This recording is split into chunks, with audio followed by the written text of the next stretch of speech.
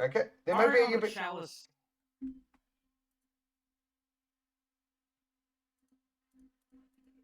It should not be on. What is it called? Because that's not up. Okay, but here we go. Firing off a mana drain. Here. Sorry about that, guys. You know, it is troubleshooting and all that. So guard here has access theoretically 5 mana. Fired off brain that land. Colorless from the mana drain. Chalice on 1. A pretty viable play in this format, I would say. It kind of shares that with like a lot of 1 mana.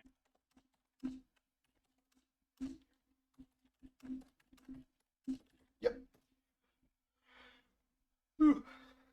And this definitely is a fun situation on this type of things, just because of how much was it called? How cheap all of the spells are and all of that. Let me pull up Right. the what's it called? The opponents list too. I think they're on a version of show and tell it looks like based on They their are, mana yeah. base. We have a shift and tell, show and tell. But looking to cheat out different things, guard is on the 4 attracts a grand spiral. There's only Arco looking to Ulamog. Fair enough. There is the show and tell that'll put out an omniscience on guard side and a 1 ring. So we're gonna get our draw and response here. Mm-hmm. Fast to get rid of this Atraxos. This Atrax are gonna find a bunch of cards. Yeah, you're gonna be hard pressed to find to beat this based on the hand that the shift and teleport was showing Arco is. We're gonna get I think this is the most played. Get a lot of matches that kind of feel one-sided. We saw it a little bit in our first one. Snowbally stuff. The Fae of Wishes card here. We got Approach of the Second Sun. On that cast.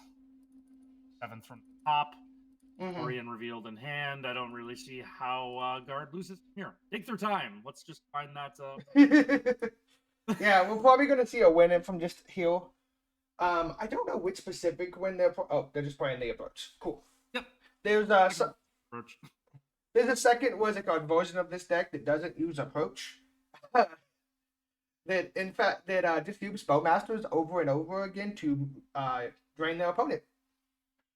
Okay, that's a fun way to win too. Approach is so much more clean and efficient. It is, but it's an extra card you have to play. Oh, yeah.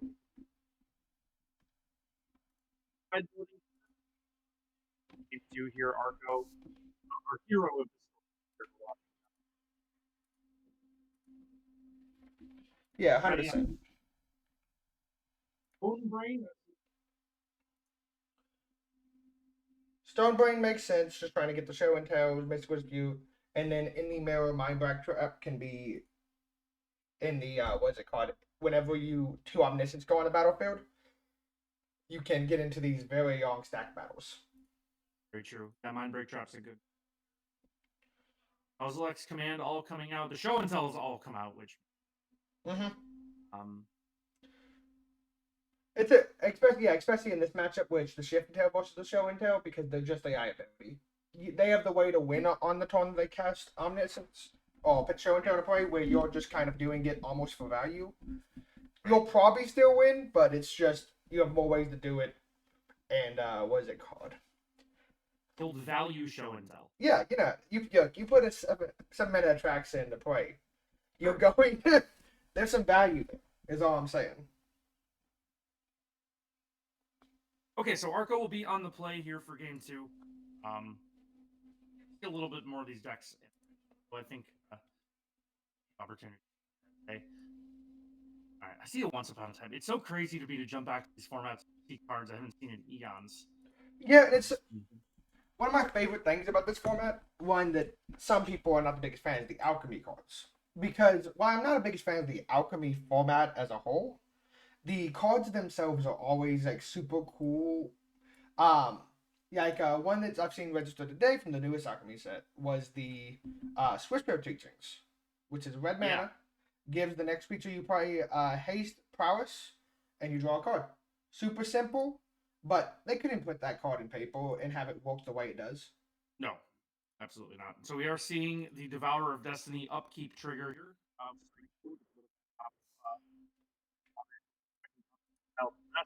Mulligan.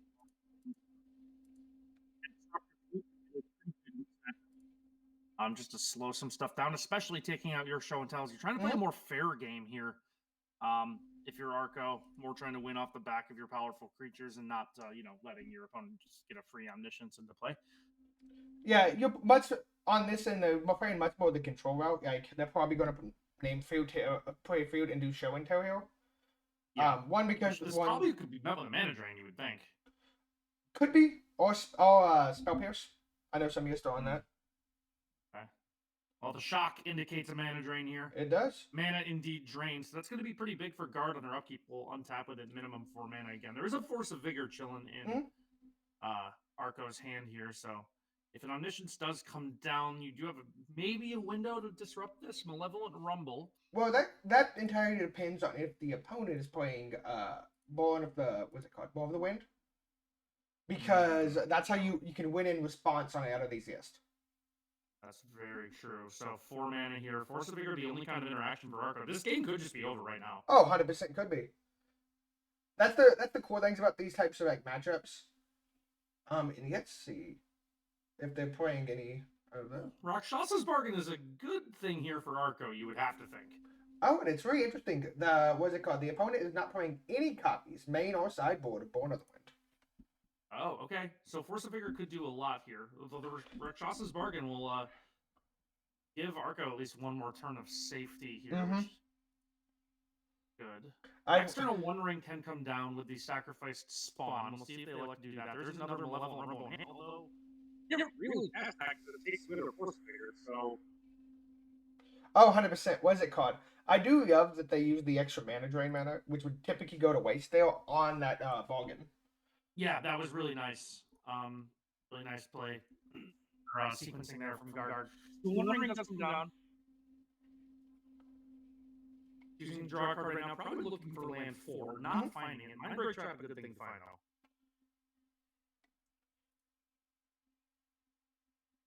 Cracked Scalding Tarn. We'll find Undercity Sewers, which will surveil 1. And that's why this mana makes so much more of a difference. You're going to dig one more card for effectively free heal, since we were able to pay for that bargain. Brainstorm from guard. Brainstorm in a fetch land format, obviously very powerful. 100%. They probably have one half of the combo if I had to make an educated guess here, since they're doing this now. For the other part, Scalding Tarn again. Yep. Either that or some interaction of some form.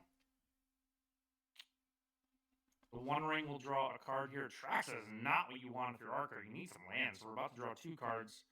There's the Orcish Spellmasters. That is a pretty mean play there.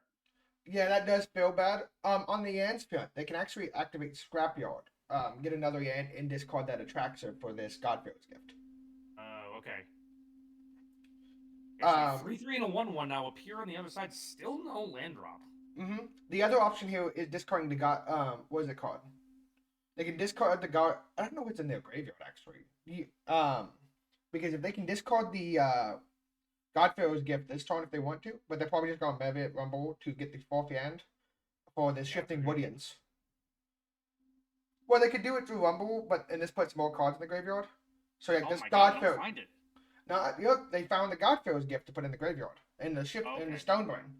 So next turn they can copy it with Woodian and discard the. I don't know if they have the mana to discard it with Trax with the Storm Scrapping it too. I don't think so. Okay. Yeah, they're probably taking Stonebrain here. If I was them, that's what I would take here. But I do admit it's a bit rough not hitting the 4th hand. Yeah, I mean that's 6 cards or 7 cards we're seeing this turn without hitting land 4. Grant, they still have 4 mana next turn due to the token Limbled credits. Yeah, we'll get the spawn. That's true. And they might be able to exile their opponent's approach of the second sun with this Mindbreak Trap. But that would require 19 land list with 4 Rumble and 3 Lorien revealed and 4 Once Upon a Time. Well, yeah, Lorien revealed though counts effectively as half a hand on each copy. Stonebrain is indeed the card they take. Yep. They will have to... Are they playing it? Ooh. Fire off this one right now. I like this. I'm not sure if I do. Let me double check the opponent's list on this one. Pretty sure I saw some spell pierces here. Well, There are some spell pierces, but that is not what came down here. So yeah. Arco is tapped out. There's a surveil land again, this time a head maze. 2 free pieces of interaction though in Arco's hand. You can pitch your tracks at 2 force of vigor if you need to. And you do have the mind break trap in case things get really unhinged. Oh yeah, 100%. They're still going to struggle to win being tapped out here due to just having, the 4 mana drain, the spell pierces more than Nike in their main deck, so they could probably count Wizard card. Oh, wait. Oh, there was Born Upon a Wind. Maybe I was wrong. Am I looking at the wrong list? Oh no, they have 1 copy. I missed it. 1 copy of Born Upon the Wind. Yeah. I found it theirs. But that time was a value cast. That time it didn't really do much. Yeah, which So keep going. not binding land again. You can't really activate the One Ring here. You'll go down to 7. Yeah, and you'll just be dead on that. They're doing it. I don't know. Or he's fired off. There's the 3 lands we needed to see. Just 1, 2, and 3 cards too deep. I don't know what they were planning on hitting here. They can Ugin Zap with the. I think you have to play a One Ring here just to live, right? I'm pretty sure. Oh, they're what? They're doing Uyamog. Yeah. Granted, the opponent can just keep every card. Oh, they did Omniscience. I didn't see the Omniscience in their graveyard. Yeah, the Omniscience got binned off of one of the Malevolent Rumbles here. So yes. This turned quickly in Arco's favor, just needing that 4th land to get that Omniscience. But yep. I mean, they found it. Yeah, they did, and now you just think they have to have a way to win from here somehow. I mean, worst comes to worst, they just activate this Stonebane by playing this Ugin Zapper. Because have they played it again this turn? They played an Oh, yeah, for yep. turn. Sorry, it threw me off because the Woody End is not on the field anymore. Right. Ulamog is exiling a bunch of cards, though. Yep. There's God Pharaoh's Gift. Yeah, and this is probably this, and then it gets the counters for Ulamog, and they have to, what's it called? Sacrifice 10 permanents. Yep. So there is the win. Yep. Puts him to 1. Puts him to 1 with no permanents in play. Good luck. You'll go.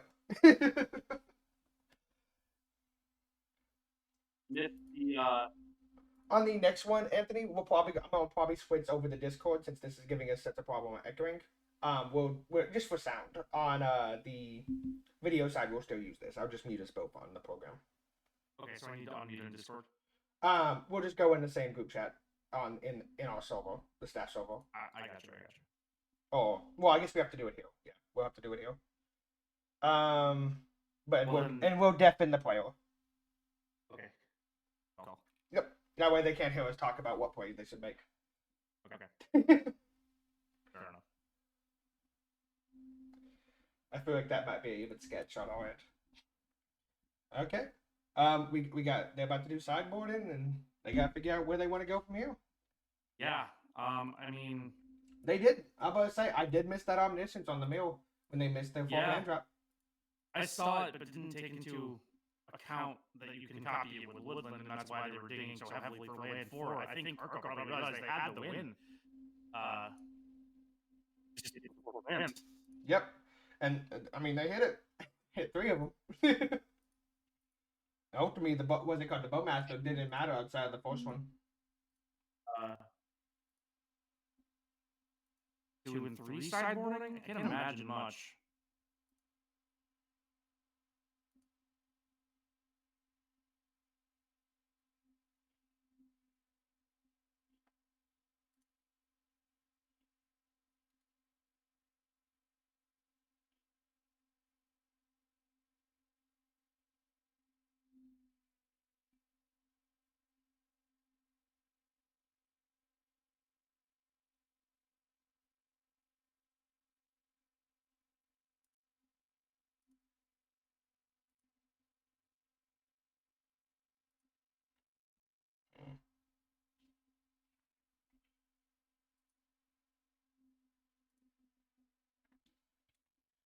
I'm kind of surprised they're keeping in these towers of the voids, to be honest with you.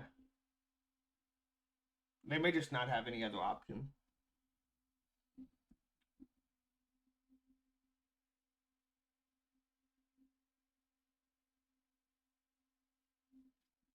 Looked like Arco might have just moved Cards game around. pieces around there. I don't think they Yeah. signed anything else in. Who doesn't just use moving around cards? Is all I'm saying.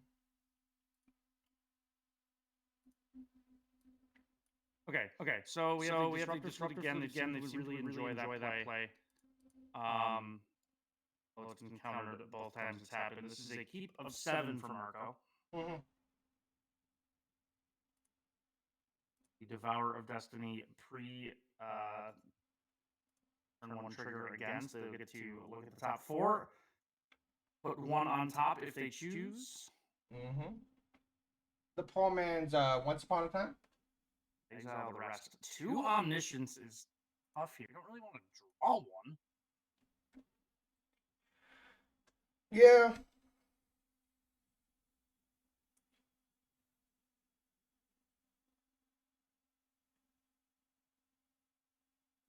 I mean, they XR too.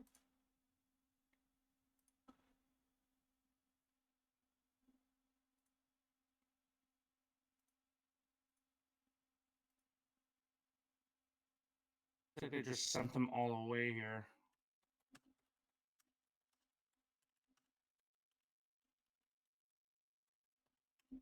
Disruptor Flute is live. There is a subtlety. There is a brainstorm on the other end.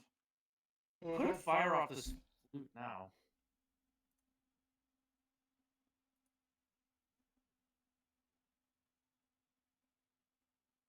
Would face the spell pierce though. So the brainstorm is live. We do have a flooded strand on board that will crack and pitch away. And now we're going to see the disruptor flute fired off Mm-hmm. with no mana available to counter it. Yeah, and this isn't one of the frog variants that you can, you're playing the Fear of Denial with no blue creatures. Right, yeah, exactly. So this is just going to happen. There is no force of negation or will in this format, so... I will say I am hoping we get Force of Negation. It was the Japanese Biobox promo, but I can't find any information on whether or not we're getting on Arena. Which typically means no, but we've also got confirmation that Force of Negation is more of a win than a if from YCJ. I like that. I think this format needs that a lot. I know you're typically against that kind of card, but I think Force of Negation is fine where the format is now. The issue I have with those types of cards are more with the days and Force of Will aspect of those, which can hit anything. Force of Negation, that's completely fair. Yeah, I understand their point in Magic the Gathering, even if I personally don't enjoy the gameplay they create sometimes. One of those things, if they're everywhere, it's kind of iffy, but if they're like, hey, I'm playing this because of X deck, it makes it out. I'm much more okay with those types of reactive spells. Yeah. I think Force of Negation is, I think, exactly what this format needs, just to keep stuff kind of like this more in check. Give you some kind of counterplay to it, because things happen on turn 1 in this format, you know? They do, but the funniest thing is the best deck in this format, at least the perceived best deck in this format, is not a combo deck. It's a mid-range aggro deck, through and through. And I think, don't get me wrong, I am well with having Force of Negation in the format, but I'm not sure if that's the piece that this format needs more than anything. I think something, I think personally something needs to happen to Energy at some point to be able to, do what we need to do on that. All right, so we have a Bowmasters on the other side, 3 untapped mana for Arco. The Bowmasters are going to get him for 2. Looks like Guard choked on lands here. Not finding exactly. Yeah, that's especially after a brainstorm. Yeah, very true. This flute gonna cause some problems too. Gonna really delay Guard's plan here. Although Guard does have 2 1/1s on the board, that could theoretically win the game. Probably won't, but it could. I mean, with these subtleties, I imagine what Arco is wanting to do here is just be able to hard cast a subtlety, block one of these Bowmasters tokens, and then next turn be able to go on the aggressive depressor and make use of the time that he's made with this flute. Even if he might not be the aggressive, that does make it a little bit more awkward to do so. Actually, no. Well, this is a hard cast subtlety. Maybe this can just block. Yeah, and this is just the value. Yeah, Like, this is a good play for Marco, I think, to get this 3-3 on board, kind of stem the tide a little bit. Nice tempo play too, because now, I mean, this is probably going to send that Bowmaster to the bottom. I mm-hmm. think they want to draw this again. They need to find lands. Yeah, they have to. So like, this is effectively a hard counter for this spell. Yeah, and it does. I think it does go to the bottom. I don't remember if subtleties you don't get to know or not. There's a Mistrise Village. You do. Okay. That Mistrise Village is not really was it got useful in this matchup. That's more for the frog and then the mirror matchups. Sure. That's more where the bug that Scuffle was talking about happens. Right. Okay. Because you get into these omniscience mirrors, and sometimes you do you have to force through an activation on it halfway through. That makes sense. So 3 lands in play now. Yeah. We're gonna get an attack back for 2. I mean, Guard is going to lose this race if everything just stays status quo. Looks like we're debating a second Disruptor Flute here. Yeah, I do wonder what we name with the second one. Yeah, that's a good point. I didn't even actually catch what the first one's named on. I'm pretty sure it's Show and Tell, but I kind of just assumed. I just kind of assumed that one, to be honest with you. You would think that would make sense to me, but Yeah. we'll see. The second Disruptor Flute is resolving, and we are naming Mana Drain. I mean, it works. It does work. That's a pretty solid name. There's a Rumble. Worth noting, if this Mistrise Village was a problem, Arco does just have a Beseiju chilling in hand. Yeah. I assume they're saving that for any kind of omniscient shenanigans. Well, I'm kind of surprised they, what is it called? Tap their Woody in here. I don't know if that's an reason, I think. Because they could tap their... Actually, no, they couldn't have enough green mana. Yeah, I don't think they're going to get to... Yeah, they would. They would. This year. Okay, so there is a Force of Vigor. I mean, if Strax that's going to blow up both flutes. No wonder they both resolved. If something's going to happen, more than likely it's going to happen now. Yep. This is going to be a Mana Drain. Yep. Yep. That's that that has to feel bad. That's actually huge for Guard because that's going to give them mana. I would not be surprised if Guard wins next turn. So, oh man, and Arco has the Force, but they don't have their green card. And they don't have a blue card for subtlety either. And Guard for sure kept in that board the win that we saw in game 2. Like, yeah. I would not be surprised if either they have it in hand or they have enough spells to find it. Because between Dig Through Time and Brainstorms, like, you sort through your deck. So there is the Dig Through Time. The only saving grace here is the Beseiju. Yeah. Now with 1 mana, this will be a little bit trickier for stuff to happen this turn. Well, so yeah, now they don't have the option to. They're not playing Ugin's Yappa, like the Shift and Tail version is. Right. So they have no way of making the 2 mana here. So they're just going to do this. It's worth noting too that 2 of Arco's Omnisciences were exiled to the Devourer of Destiny.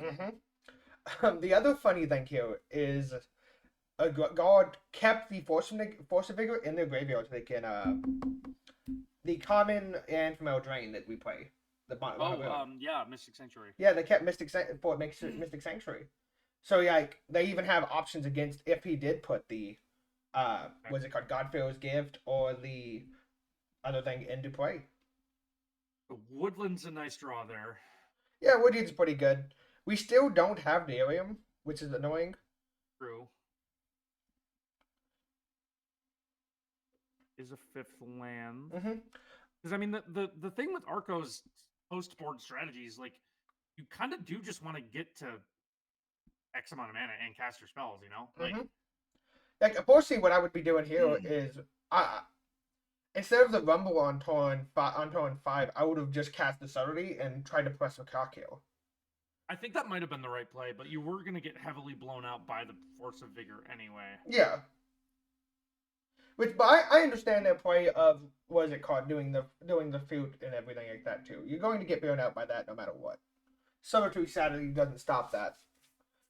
So a little awkward here too is the Force of Vigor is hard castable. Same with the Subtlety, but the only problem is you don't have the Besaju as a backup plan. That will still cost 2. There's no legendaries in play. So, neither one of them are castable, by the way. He doesn't have a green card. He doesn't have a blue card. Well, they're hard castable. Oh, hard castable. Yes. Yeah. But one or the other. We got a Demonic Tutor. Mm-hmm. I have this format. Presumably, they did not Demonic Tutor for the Hedge Maze. I mean, I've done it before. Yeah. I don't think you do that to get to land 5. Maybe I'm wrong. So we might, we're gonna maybe just see a hardcast subtlety here just to accelerate the clock by a turn. Well, it doesn't even accelerate the clock by a turn because what's it called? You go to 6, and then if they point it next turn, they go to 3 here. Well, they go from a 3-turn clock to a 2-turn clock. Is the Well, yeah, but what I mean is it doesn't speed up the clock this turn. It speeds it up for next turn. Right. Still the same amount of turns.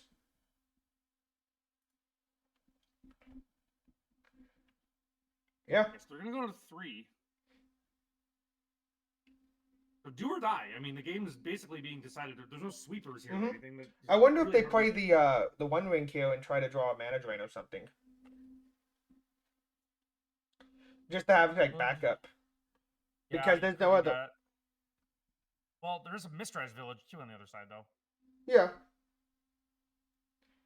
I think you just keep. Well, actually, no. So now you have Force of Vigor and Seiju, both as action pieces. 2, 3, 4, 5, 6. These are both live. You can hardcast both of these. So I think you're just leaving up both of your answers and hoping that gets you there. Because I think the only thing.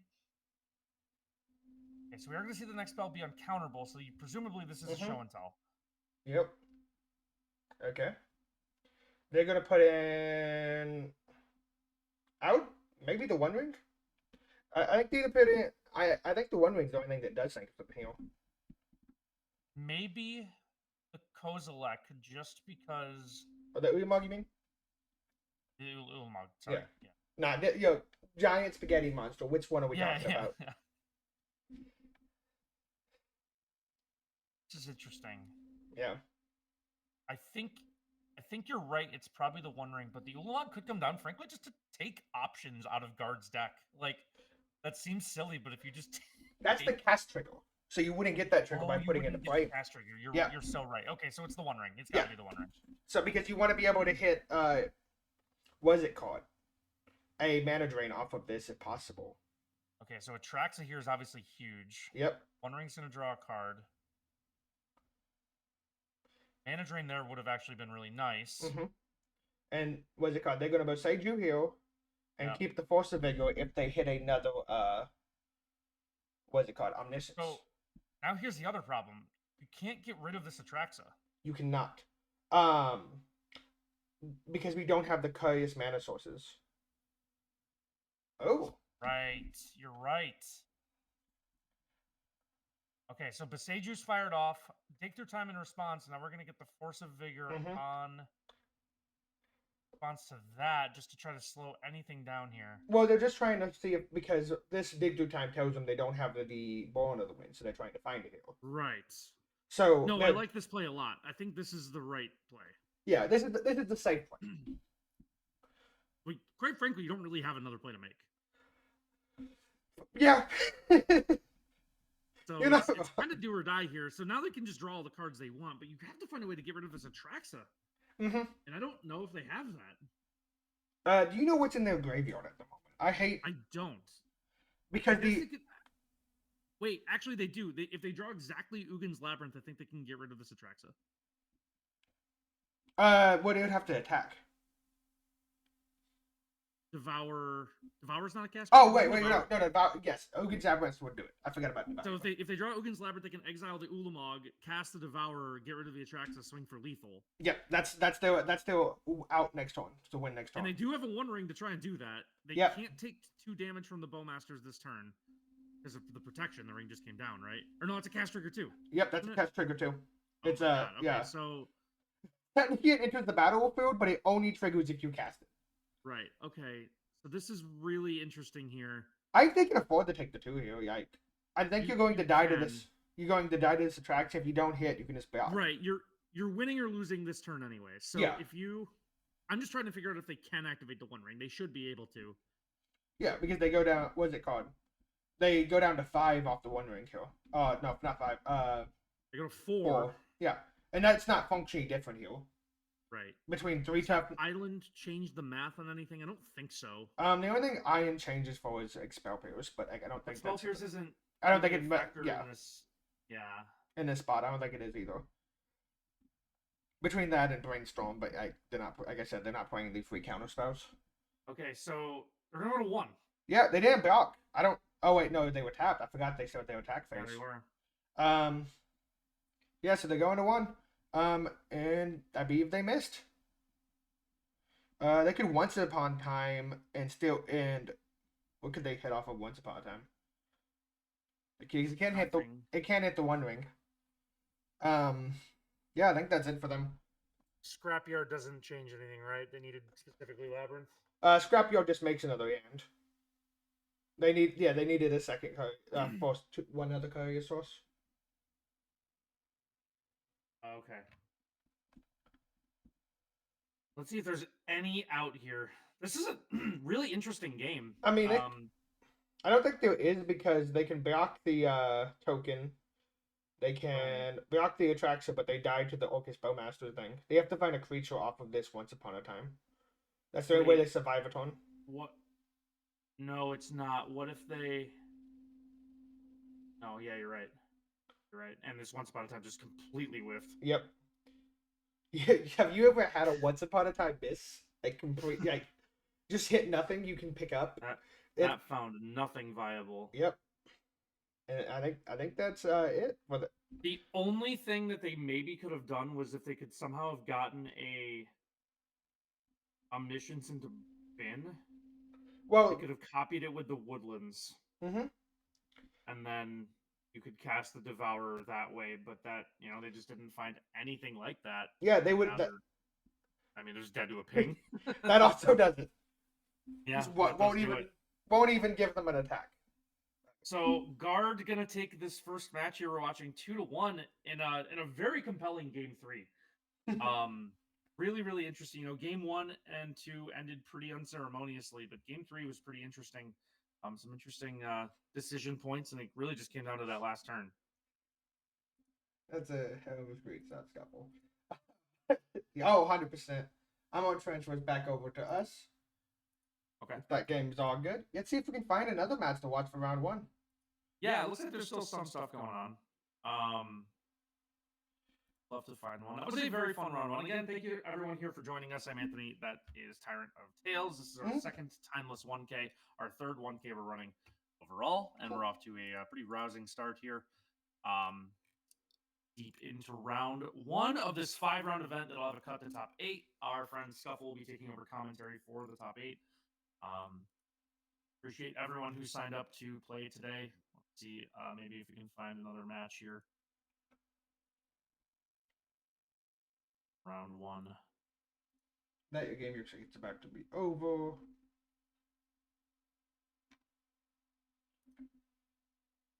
And that was over. So we have one more it looks like it's about to be over, but we can check it out. Okay. This is in room 3 for us.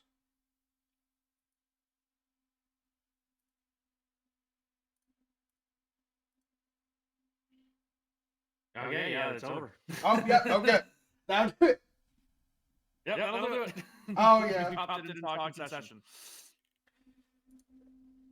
We are almost done with round 1 here. Looks like we're only waiting on a few matches to report. So I'm going. Round 2.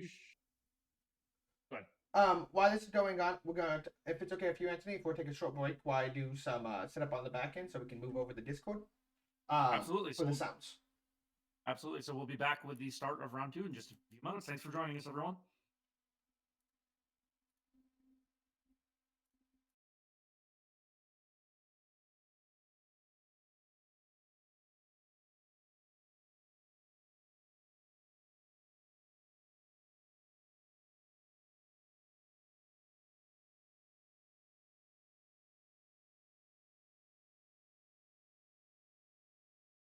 Welcome back to round 2 of coverage here from the Timeless 1K, sponsored by our friends at Nouns, hosted by thegathering.gg. I am Anthony, joined again by Fred, aka Tyrant of Tales. We're jumping right into round 2 here. Looking at L. Riley playing some Mardu Energy versus Raisaru on the other side. Mm-hmm. Who's on? Oops, it looks like oops all spells. So we turn one Ragavan from L. Riley, one of my favorite plays. Personally, big monkey enjoyer. Who is it? My We're favorite gonna thing. Chrome Mox. Go ahead. I don't know if you've kept up with the Final Fantasy spoilers, the Final Fantasy Through the Ages, or whatever that specialty set is called. I think game's over, Tyrant. Yeah, game one looks to be over. Man, do I have spy. Tone 2 Juggernaut Patio was not fast enough, it turns out. Turn one on the play, not good enough. I mean, you remember last time where that happened twice in a row with these spy points in the top 8. I do. I have magic, man. Your normal turn 2 here. 14 power on board, 14 points of damage dealt, and not much to do other than just. Let me play my Bill real fast. Yep. What hand are we going to play here, guys? Let's crack this Arid Mesa. Look. Amtraptor could be anything. And yeah, could even be I don't. There's nothing. Could be a rat. Could be anything. I mean, look, if this was a normal game of Magic, that would be the fucked up tone. That'd be the messed up tone too. Of Raptor and Johnny.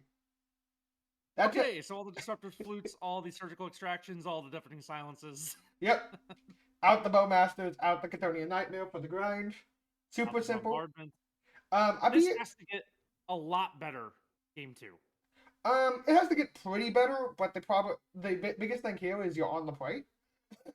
I think. True. More than anything. True. Because and of note here, he is only playing 2 Thoughtseize for on the play. So all of his disruption is 2 mana. So if opponent does what he did last turn and goes off on turn 1, all that disruption doesn't matter.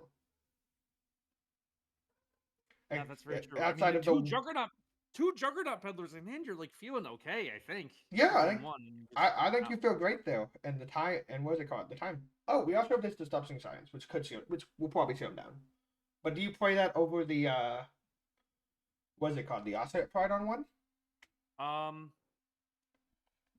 Does the surgical change anything? The surgical just changes how many creatures he puts in the play. Okay. And you can't be scammed, but that's not scam isn't good versus energy anyway. I think you just force the silence turn 1. I think you have to, right? Yeah. I just don't think you could risk that happening again. It's definitely I think I risk, but I also understand if you don't. I don't have a problem with this play. But I've also always been a risky player. Because I think I go turn 1 Deafening Science, turn 2 Johnny, and then start the clock. I think I agree with you. The other thing you could do if you want the insurance is play the Pride and the second Silence. Yeah. The problem with second Science is it's worse into Force of Vigor, but I'm not sure if they have that in their list. We can check that. Yep. We have the technology to check. Someone does. They do not, it looks like. Okay, so yeah, I think the Ajani's probably the better play, more mana. Yep. And it's just put more power into play. Yeah. The Deafening Silence does do a lot against this. Now, they can still set up, but it's just so much slower. 100%. There is a grief here. The surgical does. This looks like it's going to be try to be a scam. Yeah. And I guess it doesn't take the surgical extracts. I forgot about that. I have scam, but I can't. Yeah, I did. It's a little bit funny. What are we playing? Oh my god. That Deafening Science. What was that about? Yeah, just didn't do anything. Doesn't slow them down at all when you can just do that. I mean, Dark Ritual is the only non-creature you have to cast. Yeah. Last time they did what is it called? They went Chromox in the Dark Ritual. Yeah, you're right. So that would have stopped that line, but this didn't stop the just Dark Ritual into Bowser Spy. And that grief, getting the surgical extraction actually matters quite a bit here. because you could have kept those prize amalgams, Yeah. and this bombardment could have what's it called, pinged off, and we could have traded quite a bit. There's anything else to do here? Yeah. Right click concede. Dash the Ragavan. Yeah, Gray. I'm sorry. This is the one we chose to watch for you right now, but There's the right click concede. it happens to the best of us. There's Okay. the right click concede. Okay, well that was fast. Let's see what we can find for the next one real fast, since that one was so good. Okay, let me move my edit the phone, the call. Right, I'm sorry, I'm exiling you to your room. Let's just bring in Zach. I don't remember what they're playing, but what is it called? Zach, just a heads up, I am going to mute you. Deafen you, so you can't hear what we're saying. While we watch your game, okay? The game's already over. Oh, game's already over? Okay, sounds good to me. Well, we Right, tried. yeah, that problem Getting double ephemerate grief turn 1. Oh, it's okay. Timeless classic. The other one we watched got Torn 1 spied and the Torn 2 spied. And that's why we were looking for another game already. Okay, good luck in the rest of the event. Cool.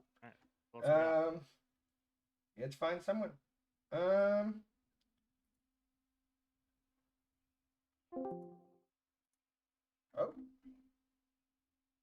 Give me 1 second. I gotta watch.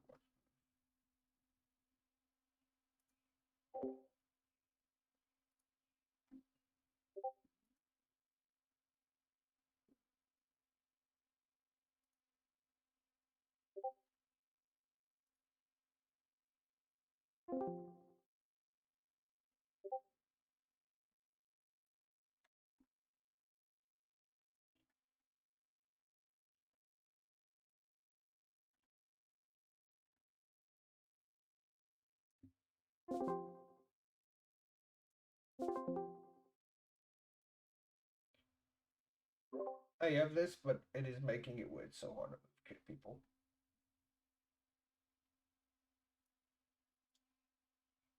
All right, just waiting to find our next opponent here. Mm-hmm. Like we might have done so. Oh, he stopped as soon as we did it. Great. Yeah, but we just trying to find the next one. It looks like that game was over quick too. Today's just the fast one.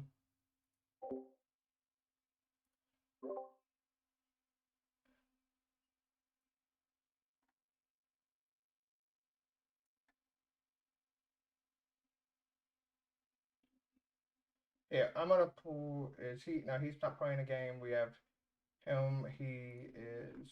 Who is messaging me? Sorry, guys. Okay, Scuffle, give me a backup match.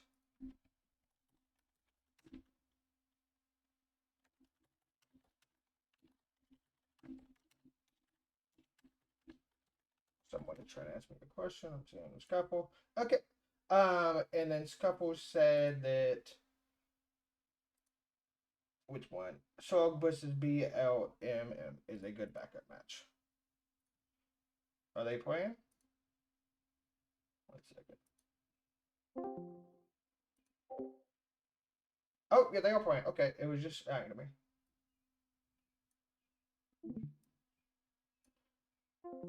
Okay, we got another backup match. Let me just get that. And then we'll be all set on stream. All right. Thanks again, everyone, for watching us here. Oh. As we bounce around round 2, trying to find next match to watch.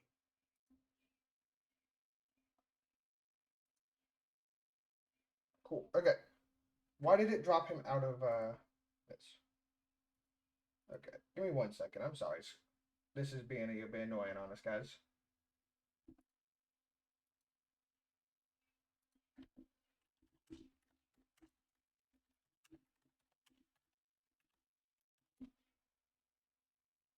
Yeah, I'm gonna message him real fast. I think it might have kicked him out for some reason.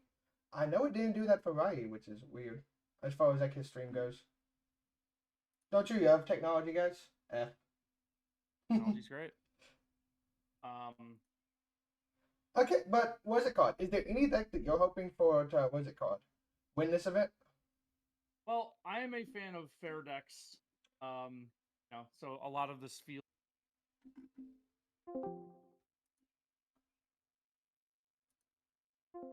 Yeah, this fair was. Sorry about that. I forgot I was going to switch over. Yep. Um, A lot of this field is foreign to me. Just in the sense of, I'm not a show and tell player. Mhm. I think the most fair decks are energy. Those are the decks that would certainly play the amount of cards that, or the cards that I like oh yeah. to play. I'm not a particular fan of that strategy specifically, but I think as far as things, probably my favorite. So, Yeah. Here, let's jump over to what's it called? Room 5. I'm going to mute them. I don't know why it's causing them to what's it called? And I believe this is another show and tell match from the version of show and tell. Let me just double okay, check. let's go see it. Cheshire, are you still in your game? Yes. Okay, cool. Okay. I'm gonna deafen you just as a heads up. Okay. He's deafened for a little bit, and we'll get him all undeafened when this is over. Okay, guys. Let's me switch over to which window I'm doing, and then we'll be able to see the games.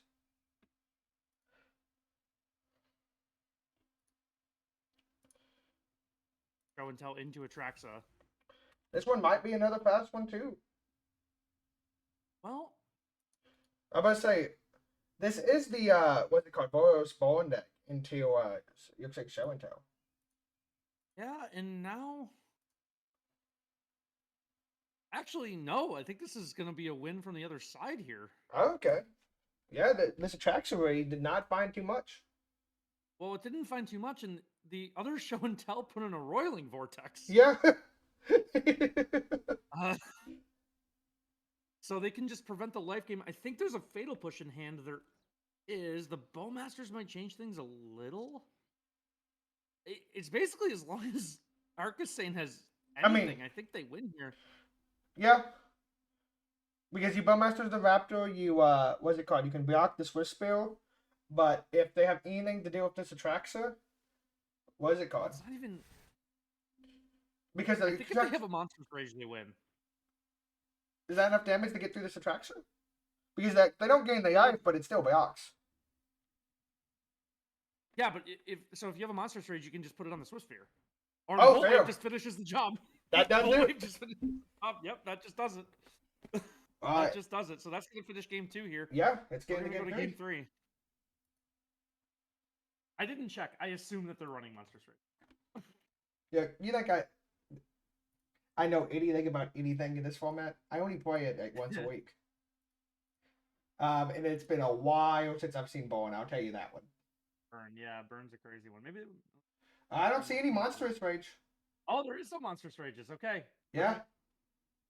False assumption by me. You've been hurt too many times. Yeah, I know. I've played too much of Standard and Pioneer and Modern. I must say the interesting one here is the 4 sailing bed. Why not get in this matchup? Versus Energy, I imagine that's pretty good. 4 Searing Blood. I feel like that's a name I've not heard in a long time. Yeah. The type of before. Oh, how about some Bump in the Night too? That's so. Yeah, what's it called? Night. Mardu Born, it looks like, yeah. That is wild in Yeah. this. Bump in the Night's kind of a hero card. I'm not gonna lie. I think for a format like this, if you're out here registering Bump in the Night, I normally am not like a big time like burn prowess player, but if you're out here registering Bump in the Night in this format, I think you're fighting a valiant battle. I respect it. There was a small period of time where Born was meta, before MH3 came out. Do you know what the best Born spell was? Like the best turn 1 play you can hope for?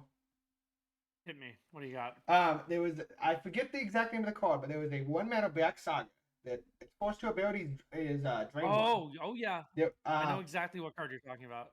Because you would go that, and then you would hit the Spectacle cards on turn 2. In turn That's 3. fantastic. It set those up. And then it would That's change fantastic. into I a know exactly 2/2 what card haste. you're Yep. talking about. Oh yeah, and it was so Okay. funny because you'd play that in the Discord spell, the enchantment Discord spell from Standard right now. The drains 2. Oh yeah. You'd play that Witch's often Talent. Yep. because you were playing. So the Bowmasters. Hmm? picks off the Dragon Rage Channeler that was fired off on turn 1 by Arcasane here, but we're gonna see what the turn 2 is here. Thinking After might be in our midst. Searing Nope, it's a Blood? Searing Blood on the Bowmasters. Yeah. Will deal 3 damage. Kill a creature. I will say they have these brainstorms have to feel a little bit risky. Why not on this right now while they're tapped out? But I believe we do have Bowmasters from the other side too in this bonus. I imagine so. We do not. We don't. There is no Oh, Bowmaster. that is wild to me. With how many No how, Bowmaster. with how many brainstorms are around here, like Bowmaster just seems like a very good bone spell. There's a Bolt Wave to go to 11. So Mhm. what? There's a Bolt Wave to go to 8. Mm-hmm. So what Chester has to watch out for here is if they show and tell Omniscience and Arcasane puts a Roiling Vortex into play, they're just gonna lose. Oh, 100%. So that's a risky play. We get fetch lands aside here.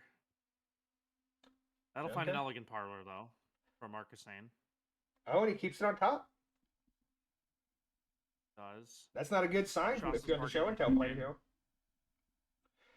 I mean, you gotta. You have to go for it. I do wonder if you're supposed to put a Traxit into play here. That's not a Roiling Vortex, Yeah, which means that's probably game for Chest Hair here. more than likely, yeah. Good old chest hair. Although, is there a chance you just get 7? There is. You're not gonna. Well, they're winning this turn. I guess is the. Yeah. I guess is the play here. I imagine so. Probably. There's a dig through time. There's a waterlog teaching. There is not a approach of the second sun, if I'm reading this correctly. What is the win con? This is one of the ones I was telling you about. With the win con is looping Bowmasters. Looping Bowmasters. So whole black hole. You basically just get your opponent down low enough and make the token huge, and then attack with the token.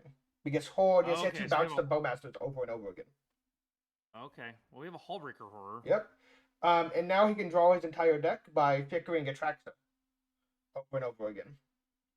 I see. Yep. And bouncing lightning bolts. Is it a long way to This do game it? Yes. But yeah, this There's game the is Bowmasters. over. This game is over. Yeah. This game is over. Whether or not the opponent knows this game is over is a different question. That's a very good point. Because, like we said before, what is it called? Most of what you do is approach.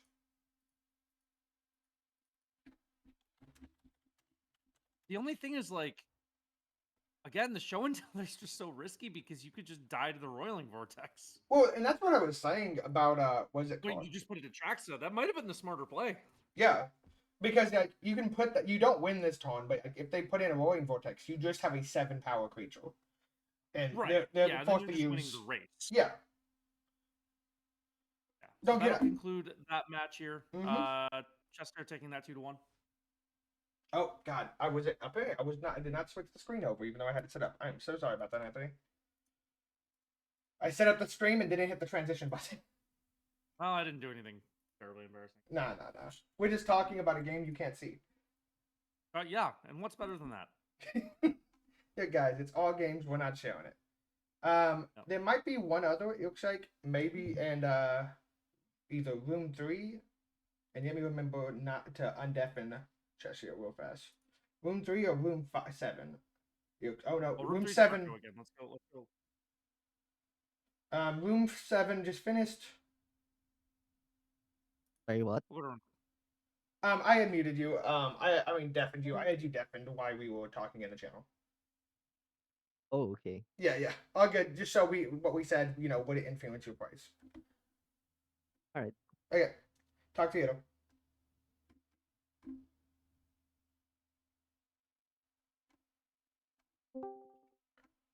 Okay. Looks like room 7's over. We can check out room 12, Anthony.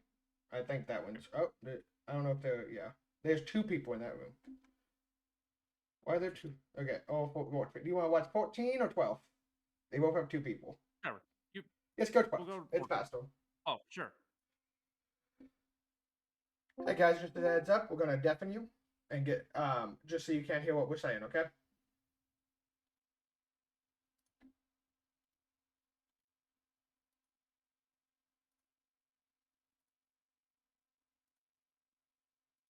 Okay, I'm gonna watch Nimble Mongoose. Okay. Okay, guys. Now that Anthony's is pretty up. Thank you, Herx. Cool. I cut you up on my end, Anthony. You gonna say something for me? Okay. Yeah. Okay. Yep. Cool. That looks much better. Wait. There we go. Okay. We cut that back this, and then you'll write this here. Okay. Cool. Okay, and we switch over to this and get the next what is it called? Thing set up. Oh, Magic Arena. Okay, room Looks 12. like we're jumping into. And we got you all set. Okay. Sorry about that last one, guys. But now we can talk about a game you can actually see. Yes. And this looks like to be Jessica Control versus Boros Energy. Yeah. So pretty interesting matchup here, kind of against the field. Not what we're used to seeing. So we got Okay, I'm going to focus on this. Okay, but yeah. It's definitely Jessica Energy is definitely more of a Fringe deckist.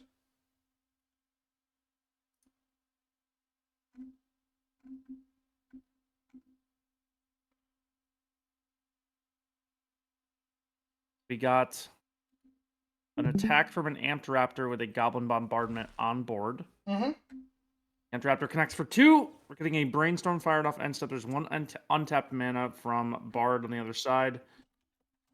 What we put back here.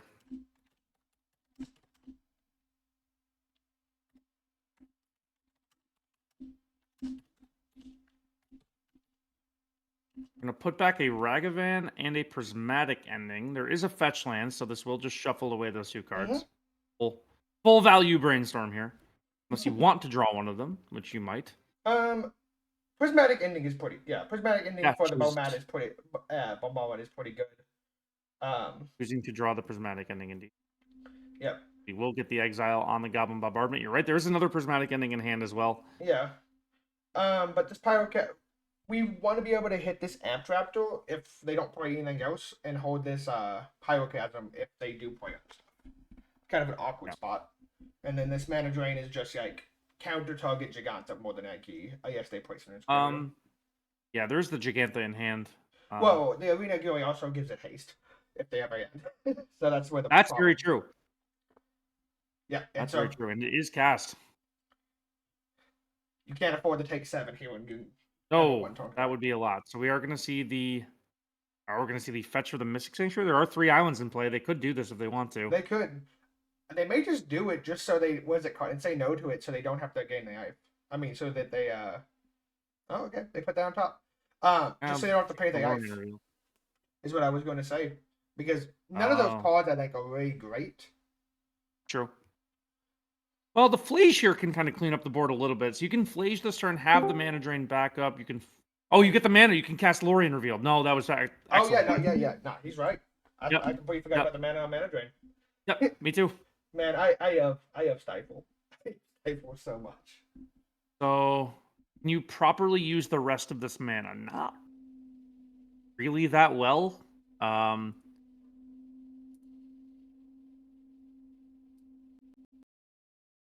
think we're just going to burn this 2 mana. We are. So we have a Stifle, 2 Pyroclasms, a Mana Drain, and a Prismatic Ending. This looks quite good for Nimble Mongoose. Oh yeah, 100%.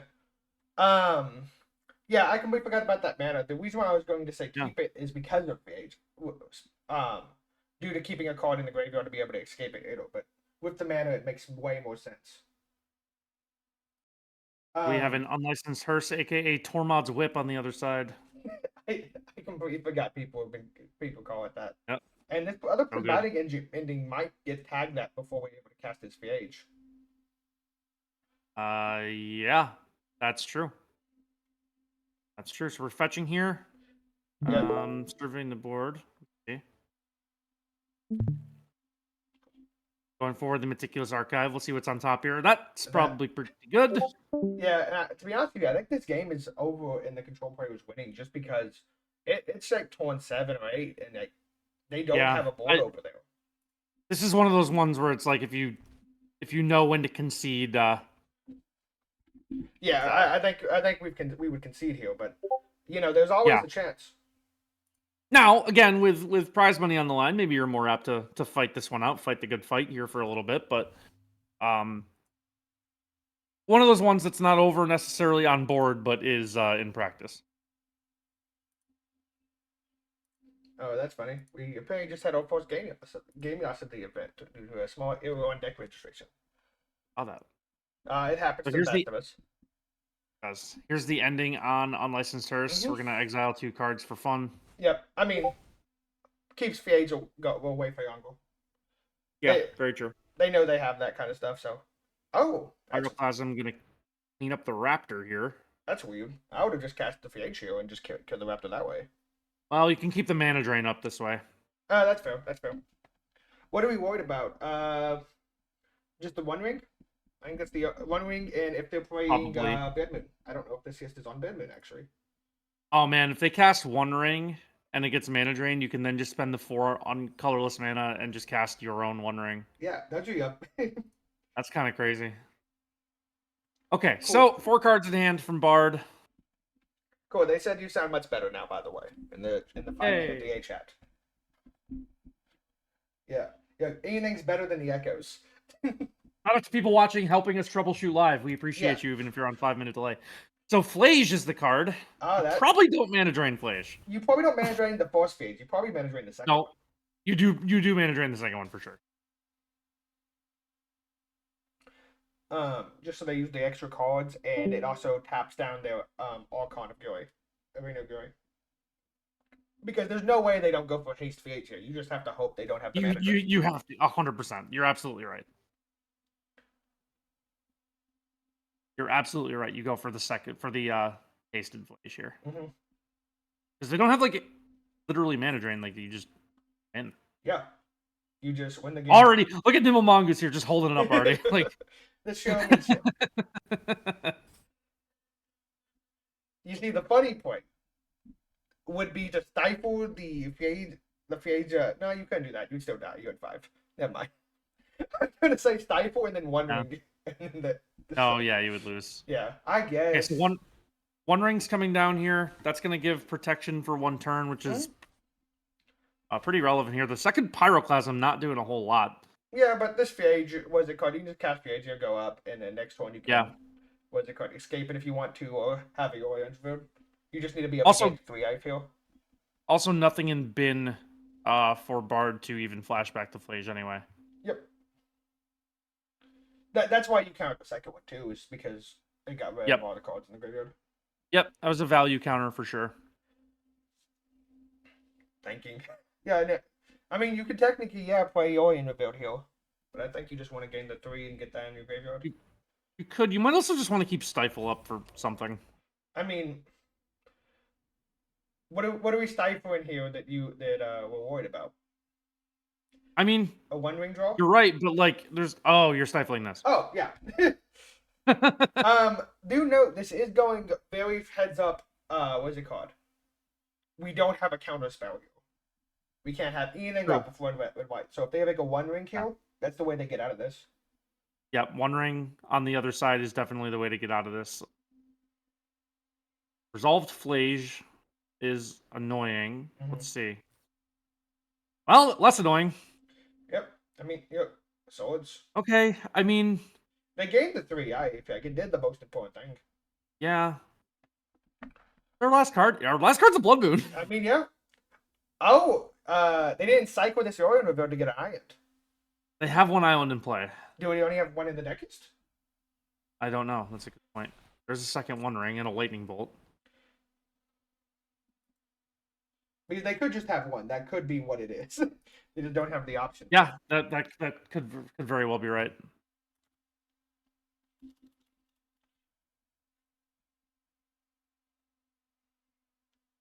Interesting here. Okay, so there's an Ocelot Pride. That's probably Pyroclasm here is going to make that almost meaningless. That's their only basic. They don't have any other basics in their deck. Only basic. Okay, so we're just gonna be in one ring fest here for a minute. Spell Pierce isn't doing a ton right now. What do you draw here?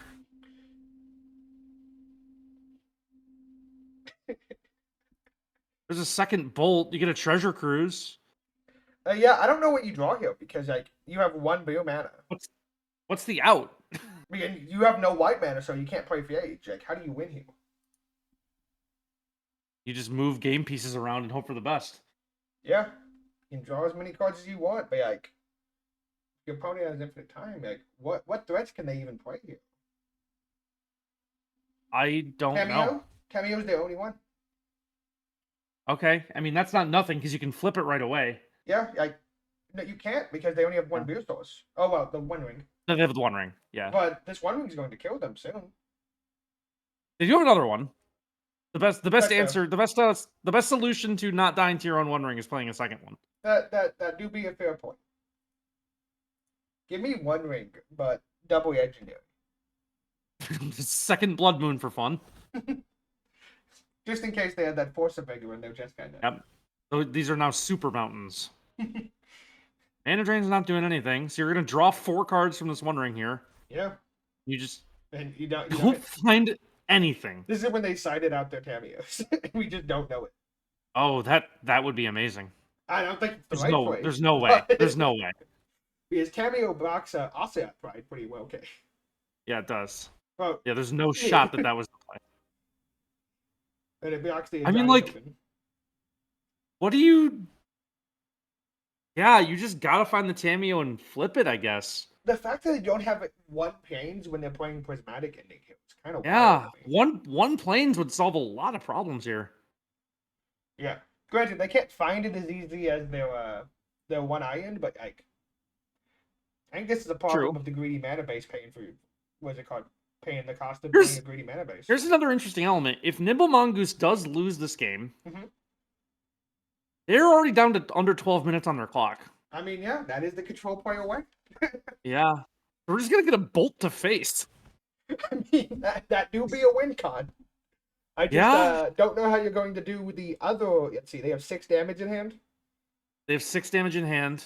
so they'll go down to 6. That'll go down to 8. I don't know how you deal with the other 8.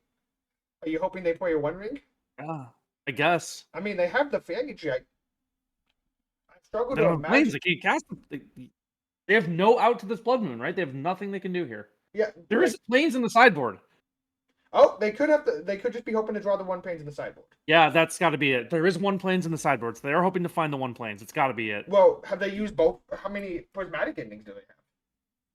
Oh, I don't know. There's 2. Then they've used both of them, and they Doing the can't whole pass list. it Yeah, back. right. There's another bolt. Pyroclasm. Pyroclasm, bolt. If they win this game, I'm going to be happy for them. But I don't. But I think they've robbed someone. So here's the thing with this planes too, though, is that if they draw it, then their flashes are online. That's their win con here. Yeah. Is find the planes, Don't worry, it's the bottom card in the deck. Okay. and you have to cast this One Ring because you're in danger of dying to the flage on the other side. Yep. Oh man, I cannot find this plane. Look, it's one pain, and they're not playing. any Wait, of do you have to save this double bolt to kill the flage? Oh, I think you do because it gets haste. Right. No, it doesn't. There's blood moons. It does not get Oh, haste. you're right. Yeah. Okay, so I'm too. okay. To be fair, Harina of Gilly has not changed the way it looks on the board state. No, it does not. So, they keep deploying little threats here. Like this guy's just like. Oh, I guess it will do something with this flashback flage. But yeah, Yeah. you gotta save the double bolt here. So This gives them 2 this threats is a, because yeah, this makes it the does. Guided Souls have 3 energy for it next round. right. Okay, they can't deal. The flage has to deal 3 damage to itself. Yep, that's where you want to do it. The other face, I Okay. guess that works. Yeah, that's not maybe what I would have done, but They I could guess be- it's just. This could be scared of the bolts. Yeah, like if they bolted Phage, they only have. to Oh, use one you're bolt. right. That's so true. Yeah. That's so true. Which was the correct play to play around. Yeah. That's so, a good. This is a complicated game. Oh, 100%. I am Magic Man. Yeah. So we are going to get the double bolt on the Flage, but you're right that the Guide of Souls is just going to be a threat now. You can stifle the energy trigger. You can stifle the energy trigger after it's targeted and you spent the energy. Be it to offensive Yep. trigger. You have to find that iron. I mean, that pains. Here's another one ring. I guess that works. I guess that works. Okay. I think Nimble Mongoose will still win this game, but I don't know that. I don't know that. Goblin Bombardment doesn't do a lot here. It does if they draw on a Johnny next one. That's the only way. You're it very matters. right. Yeah, that's very true. The Hey, not you- but oh wait, they can't attack here. Okay. Yeah, they just gotta keep playing these one. You're in the danger zone because Which number one ring Who's is gonna- this? Do you they're just know? gonna die to their own one ring. I think this is 3 or 4. They're just gonna die to their own one ring And they got unless they find the planes. they have to stifle this Guide of Souls trigger. You have to think they sighted the planes in, right? That I have to hope. Because they can see it. This is open deck here, so they saw the bedmans. Yeah, you have to stifle this, right? You have to. Oh, you're effectively dead. You're gonna 1. And like you die to your 1 ring on the upkeep. No, they would die to the Goblin Bombardment, right? Oh yeah, God, you wouldn't even get an upkeep. But like, either way, they're dead in some way, shape, or form. Yeah, unless you draw the planes right now. You have to draw it this turn. Okay. I mean, that brainstorm gives them an extra 3 Oaks. You can brainstorm for it too because That they don't find it here. nothing. Oh wait, Ragavan So now Dash. no, Ragavan dashes and makes a treasure. That's what they're gonna go for here. Oh yeah, Ragavan does dash to make a treasure. I didn't now even think about the treasure. Yeah. It makes the white mana. You're able to go Phage. So what it's actually gonna do is take this Guide of Souls down with it. Because there's Yeah. no way you're gonna let that treasure happen, right? Oh, You strike for the trigger. they're gonna Yeah, this is great. This is the next civil gaming. So now they get the treasure to make the white mana. They can cast the Phage just to gain life. Yeah. You have You to. have to. Yeah, you have to, and then you have to hope they hit the page next turn, and hit with the what is it called? And You hit with have to Ragavan Phage to again. gain life. Yeah, That's what you have to do, because that's the only out. you have to have the double white for the next. Well, no, I guess we got one more phase in the hand. We have one more in hand. We got to somehow get a second white source though to escape this phase to actually win this game. Right. And they're always just The dead. creature. And wait, if they flashback Phage here, they're dead. Amp-Raptor wins the game. Amp-Raptor's game over. They're gonna die to their own ring because they can just sack. Oh, they can get another creature. They're gonna win. I have magic. Here's the phase- planes. Okay, so, but this Amp-Raptor kind of makes it so you can't attack with Ragavan. And You can use your 1 white on these swords, dash Ragavan, make another white, and then Phage. you're still just dead, though, aren't you? Well, they put you to 1 here. You gain 3 off of Phage, and you use 3. You can't activate the 1 ring. How many cards do they have in bin? Well, no, they have a Phage in hand. No, I'm saying how many cards does Bard have in bin because they can flashback their Phage Oh, next you're right. turn. They have to have an East 5. The You- amount you- of creatures, you have to assume it's an East 5. We've seen a Najani, a Guide of Souls, an Amp-Raptor. Oh, but they've been drawing Blood Moons and lands. They might not. Yeah. Yeah, And they just let it get exiled. that's weird. They wanted to gain the life. Yeah, but that's. I don't know how I feel about that one. Oh. I'm not sure about. I that. don't. I think that's N- worth. Yeah, not I don't in know. not in a bad way, but just like I am not sure what the correct play is here. Hitting Yeah. the Amp-Raptor is interesting, Kara. Because that is a creature Oh, that can hitting an mount. Amp-Raptor. Yeah, I think you cast it right. Yeah, well, you do. The best hit would have been a Guide of Souls. You're right. The You're fa- absolutely right. The fact this game is still going on is so wild to me. Yeah. Even after how many turns it took, but just fighting ring over ring over ring. Okay, so we are going to see the cast Amped Raptor. Yeah.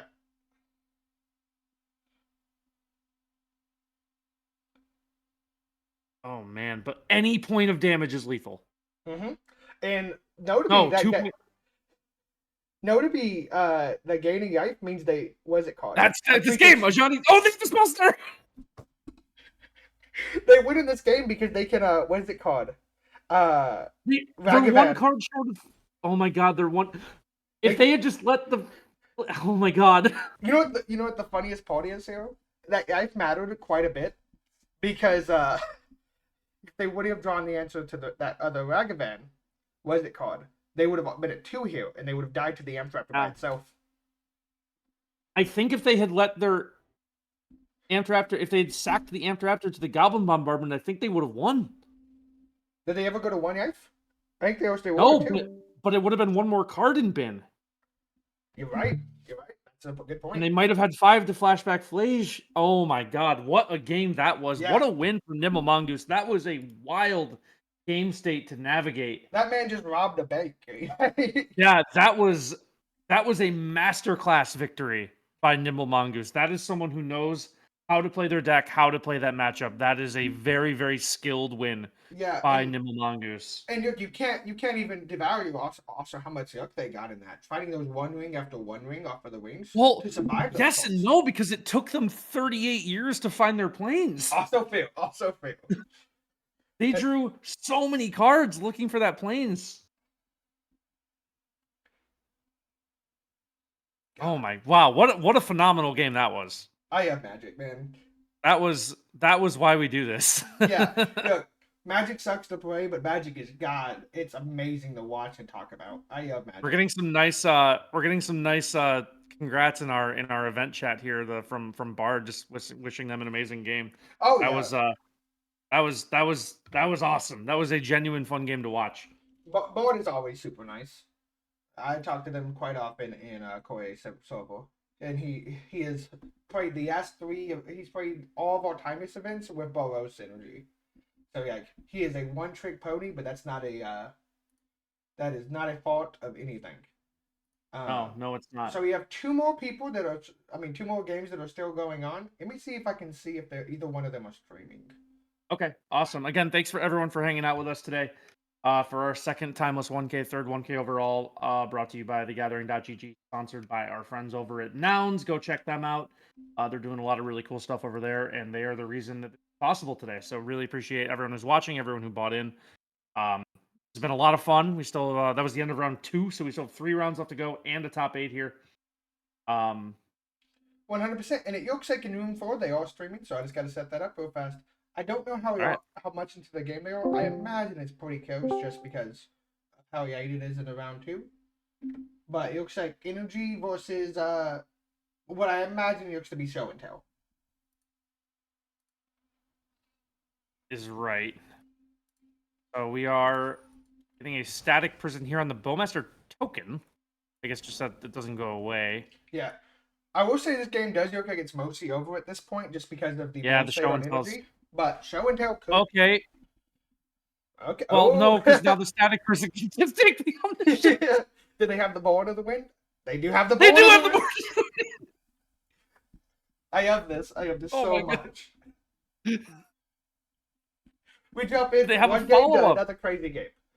I mean, Do they have the follow up? They have the abrupt decay and the static prison. Okay. okay. I mean, yeah, they're at 9. Like they're not dead yet on the board. No, they have to have action. These last 2 cards have to be action. Well, if they were action, they would have cast them. Right. Well, now there's no rush. They have the abrupt. They just conceded. I am Magic every day. Wow. Wow. All right, that was a fun one to jump in on for just a second there. Oh yeah, 100%. Wow. I don't know why I didn't do the math. Maybe they were dead on board. They almost had to have been. It was close. I'm not 100% sure either way. Okay, well that's one of them. Okay, let's see where we go for the next one. If there's anyone else playing. Dredge was playing, but I don't think that's in this event. I think that's him playing for fun while he waits for the next match to come out.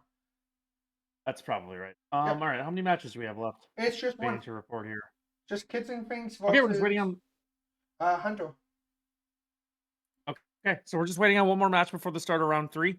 Like we've said, upside of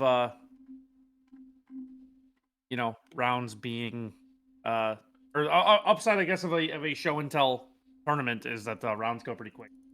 So we will be going to round 3 here shortly. Like I said, just waiting on the one match. What a phenomenal game of Magic we just watched, Sharon. It's gonna be one of the ones I'm thinking about the day. But that's gonna be hard to press. It is. Chat's catching up with us right now on the end of that game. I know. I'm watching chat too. And while the 5-minute DA does that with the hype, but that game, the end of the Jeskai control game, that they found their 1 pains. And fought through it with pages, and everything. They had used almost everything. What Just a don't fun understand. game to watch. That was an awesome game to watch. That was a genuinely engaging and thrilling game of Magic. So, like I said, waiting on our last. What's that? I was like, here I am, put my background as Chthonian Nightmare because I was afraid Mardu Energy was going to take over. Turns out Phage might be the killer of the king of the format here. Oh, it might be. That was a very, very fun game to watch, and then to pop in on the end of that other game too, and just witness the the static prison. Static prison borderland concede. Abrupt decay concede. Very fun sequence of events we get to see. A lot of people are maybe wary of this format because of all the show and tell, but you do get to see really fun games like that. The higher power level that things get, the more interesting gameplay decisions that can be based on that. So just waiting on one match to finish. And just more cards just means more complex stuff, and that's why it's so interesting because Magic rules, for the most part, are relatively straightforward until you get to the complicated stuff, and more cards as you get to that wild state of gameplay. Like, if you would have told someone, what is it called, before Tigers came out, that there was a format that Oro and Oko are equal, and there's a better Titan than what is it called, Oro in this format, because Oro doesn't see any play, and neither does Oko. Right, yeah, they're just not really playable cards in this format, which is really genuine, like you said, a crazy sentence. Because we're used to those cards being like the just banned everywhere. Pillars of formats. Yeah, I know they're banned everywhere. Legacy, I think they're both legal.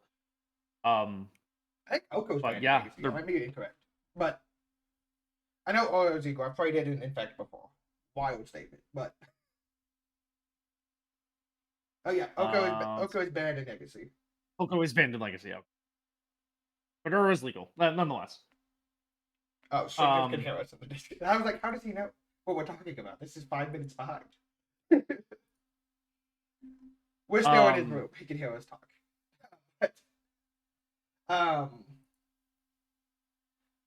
But yeah, no, that was great.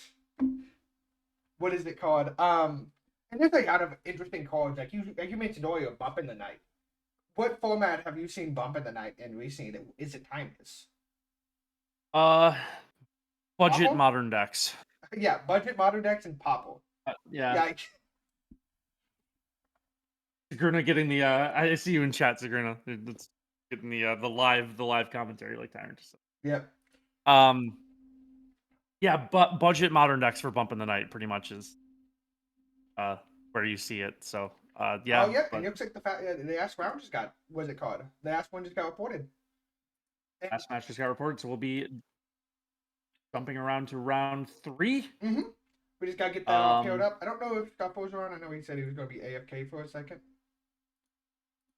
Okay. I see Bard in chat saying that they had a lot of fun with that game, even though they lost. That's 100% how I would feel about that game. That's a tough one to lose, but such an interesting game. Like that's one of those losses I would feel like I would be telling my friends like, yeah, I just lost this crazy game where I had 2 blood moons and like Ragavan had to get a treasure to cat. Like it was just that's the type of game in the beginning of the tournament. You're like, I'm so happy for my opponent. But if that happened the Yeah. way it did, I would be tilted out of my mind. Yeah, 100%. I got the bad dude 100%. down. He played 4 One Rings in a row. Yeah, 4-1 Thanks, ring. Yeah, Juan. all casting all All the One One Rings, Rings. all Yeah. prismatic endings, and it's just a Next crazy round thing. is up. Did he pair that one already for us? Yep, next round is up. Okay. So we'll just wait a second here to see what match we can jump into. Shout out Scuffle running the back end stuff for us today. Mm-hmm. So far, and Tyrant, actually, you're doing a very good job multitasking here. Yeah, minus that one Um, game where I forgot to show was watching it, but we talked about it. Well, we're Yeah, not perfect. magic happens, and sometimes it's not the players that are making the mistakes. Some of us That's have correct. some of us have to be making game mistakes in real life too. Let's see if there's anyone starting That's up to do this. It looks like BLMMM is starting up theirs. I asked him to stream audio. I'm gonna jump in the room too, okay? I Okay. don't think they've started yet, but we'll get that all set up.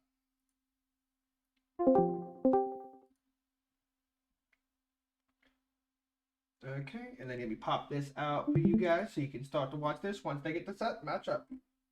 Great. So we will be starting round 3 momentarily. Thank you again, everyone, for watching, Mm-hmm. hanging out with us on this lovely Saturday. Happy holiday weekend if you're a United States citizen like Tyron and myself. It's a nice long weekend. Get the old Monday off. I love the old Monday off. Yeah. The funniest thing about that is, do you want to know when I found out this was a holiday weekend? This morning. Thursday. Oh, Thursday. Okay, excellent. When Sobo, Thursday or Wednesday, when Sobo was like, I have guest over this weekend. And I was like, why? For context here, Yeah, guys, well. I have a single guy that is by himself. No one comes to my house. Not anything wrong with it. Just I enjoy my peace and quiet, and I'm one of 14 kids, so I enjoy that very much. So, That's a wild sentence you just fired off. yeah, I have 12 sisters for the context, Anthony. I did know that. Yeah. I think I did know that. That's crazy. 12 sisters, 16 nephews and nieces, and I'm sure there's some missing in the gap somewhere. And 1 Tyrant of Tales. Yeah, and somehow I'm the good kid. So yeah, I play a card game before my free time. I don't know what that. And we says. broadcast them on Saturdays for fun. Yeah. Once again, shout out to our friends at Nouns for making this tournament series possible. We wouldn't be here without them. So, and thanks everyone for like I said, buying in today. This is a really nice turnout for this event. And we're really excited to grow these and continue doing them in the future. Looks like we're getting set up here. Me as I go through and I undeafen everyone that I forgot to deafen at the invasion. Yeah. It's a bright red marker. I can find it. Oh, and it looks like our match is starting right up. It is. So we are underway here. And let's see what this matchup is. Actually, I haven't looked at it yet.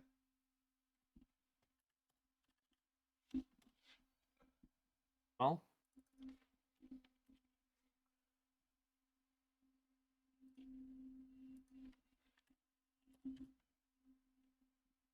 Okay, so it is. I Soul see Type- show and tell things. Yep. That's you hit what's it called? You flip a coin, you're gonna find a show and tell in this event. Yeah, that's true. Which is, That's to be honest with you, extremely surprising because show and tell has been on the down for pretty much a month and a half, maybe even longer. It's just not performing as well as we thought it was on the auto, and like it might just be a tournament deck. Yeah. Are we on video, Tyrant? We are not on video, but the game is. That's what I mean. Okay. Yep. All right. So we get a keep here from Gaffer. Resaru on the other side, I think, took a mulligan as well. Looks like. Someone in chat just brought it up. A very good thing that might happen with show and tell in a couple of other formats. Well, in a couple of other decks. I don't know if you've been keeping up with the Through the Ages for Final Fantasy, but have you seen the cards we've been getting for Timeless? No.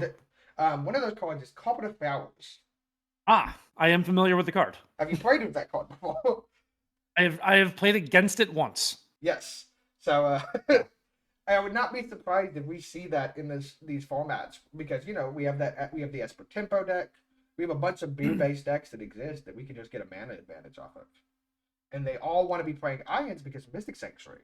So they're already That's right. Our opponents are already maximizing on those. So this looks like Oops versus Show and Tell. So this Okay. could be a quick old match here, Fred. Yeah, good. It might be. There's mana draining stuff involved. There's none in this Sure. hand. Sure. I see a Veil of Summer. Yeah, and look, they didn't get turn 1. No, they did not get turn 1. And they did not Or find turn 2 for that matter. Yeah, and they did not get an Oops creature off of their Once Upon a Time. Correct. That's true. They got a Bogart Trawler. Yeah, so it could be. At the moment, it's anybody's game. And I do really like this question of if they want to get this brainstorm or not, if they need it, because this turn 2. Oh, now they just find the mana drain off the top. Yep. Easy. Just draw it. Just draw it. Kill issue. The question is here, though. They are in a bit of an awkward spot because on turn 2 they can hold up mana drain, or they can play a Tapia and Teachings.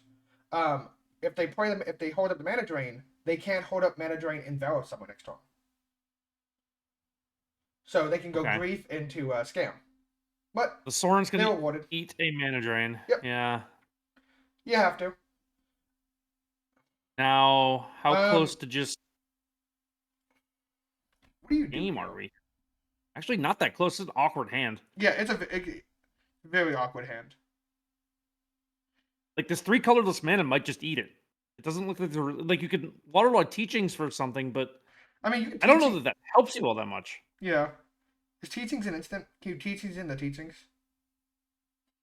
Teachings, I believe, is in. Well, I mean, you can Teachings in the Teachings and hold up Veil of Summer. The reason for that is for dig through time and stuff. Going for the assemble here. Yeah. I mean, you pick up the Show and Tell, right? Oh wait, no, because you can get a land and then you can Teachings, or you can just get the Show and Tell. Yeah. Well, you can. What I was saying is you can Teachings in the Teachings and play the Teachings at the end. Is what I was going to say. But Nothing from the other side is. Yeah, this game might just be over here I think it might be. because this is game 1, so I don't imagine they have anything in the. Yeah, what would the hesitation here to firing off Oh Show wait, and Tell is this be? the mono? This might be the mono back skip. The mono back. Oops deck. Is it? Oh! Oh no, that's just oops. Oh. I mean, look, that probably doesn't win them the game Yeah, that's fair. Seek, Confined, because they take 3, Veil. 6. They take 12 here. Yeah, so we're gonna get Brainstorm. All of this with the Balustrade Spy on the stack. Actually, what is it called? Creeping Chill targets, does it not? I don't remember. I believe That's a really good question. because if Creeping Shield targets, then Veil of Summer stops it. Right? True. Yes, it should stop it. It probably does. It almost has to target. Yeah. I'm pretty sure it does because I think I've targeted it before. Okay. I was gonna say you've probably played this. I have actually not played Oops before. Oh, that's surprising. So, I have combo decks, don't get me wrong. But I have combo decks where I get to move stuff around. And Oops does that a good bit. Creeping Chill does not target. Creeping Chill deals 3 damage to each opponent. And you Okay. gain 3 life. Yeah, so Veil of Summer doesn't stop it. Nope.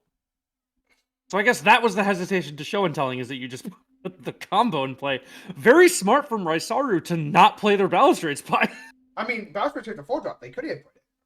Well, you're right. It's a 4-drop. I think it's 3. There's a 3-mana one that exists that has the ability that activates and does Balustrade Spy's target. That's the one you're thinking of. Okay.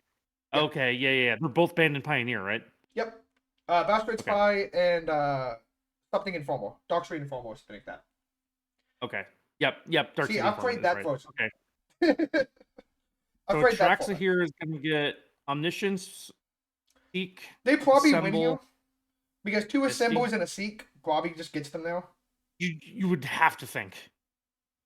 Second Omniscience for fun.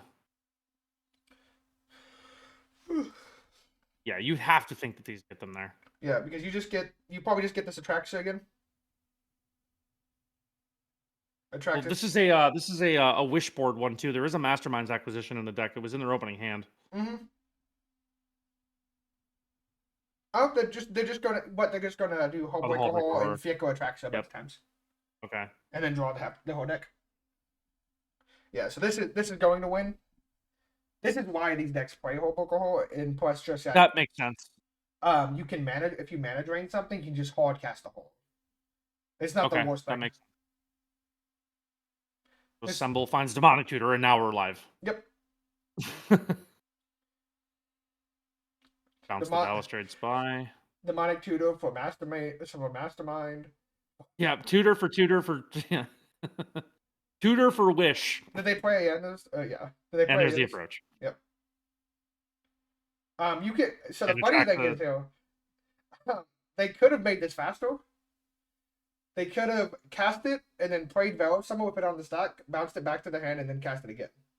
Oh, that's funny. Approaches that doesn't kill if it resolved the first time. It just kills if it's got cast twice. That's quite funny. So the second approach will end the game here. It was funny to see the Balustrade Spy coming off the show and tell, but Gaffer had enough action to play around the enabling your opponent's combo, And which effectively they did. I'm gonna say I have to assume that what's it called? This version of Show and Tell is just what's it called? Eats this what I have between the spell pierces, if he even wants to bring in the commandeers, and the Probably.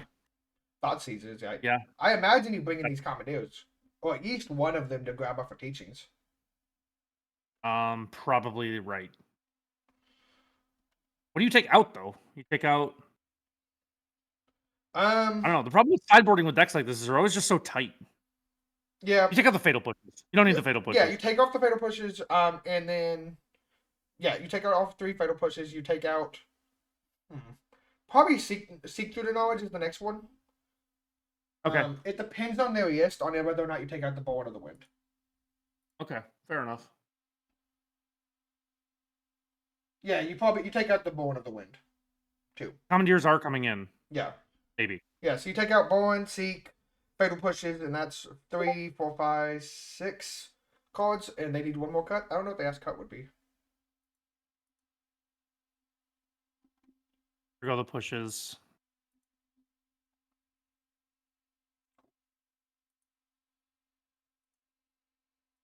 Keeping the tank on the old sideboarding. Well, like I said, that last card is more what the question is. Like I said, Yeah. personally, I'd make Born and Seek are the worst cards in your deck. They got the mana drains. That's an aggressive choice, I will say. I don't think I agree with that choice. You know what? On the draw, I think I do. That's a fair one. On the draw, I think that's right. On the play, I think I think Gaffer's likely to put them back in. But on the draw, I don't think they do a lot. They're just too slow. Yeah, that's fair. That's fair. This isn't the what's it called? Chrome Mox one. So yeah, you can't tone one hold up. And this hand's good. It's awkward but good. Yeah, you don't want to draw. Yeah. Oh, you do want to draw the ignitions because you need to show and tell it into play. That was that. Well, so Yeah, different deck. But the awkward part here is the land base with this Thought Season Valve somewhere. You're right. That's very true because they can. Oh, they They're broken. pushing I guess it. it's just too awkward. This hand's not much better. I would say this hand's worse. Yeah. Because they only have the one hand, and they have to play the brainstorm on one. They would have to play the brainstorm, and then they can't put back whatever it is. Yeah. They're keeping this one though.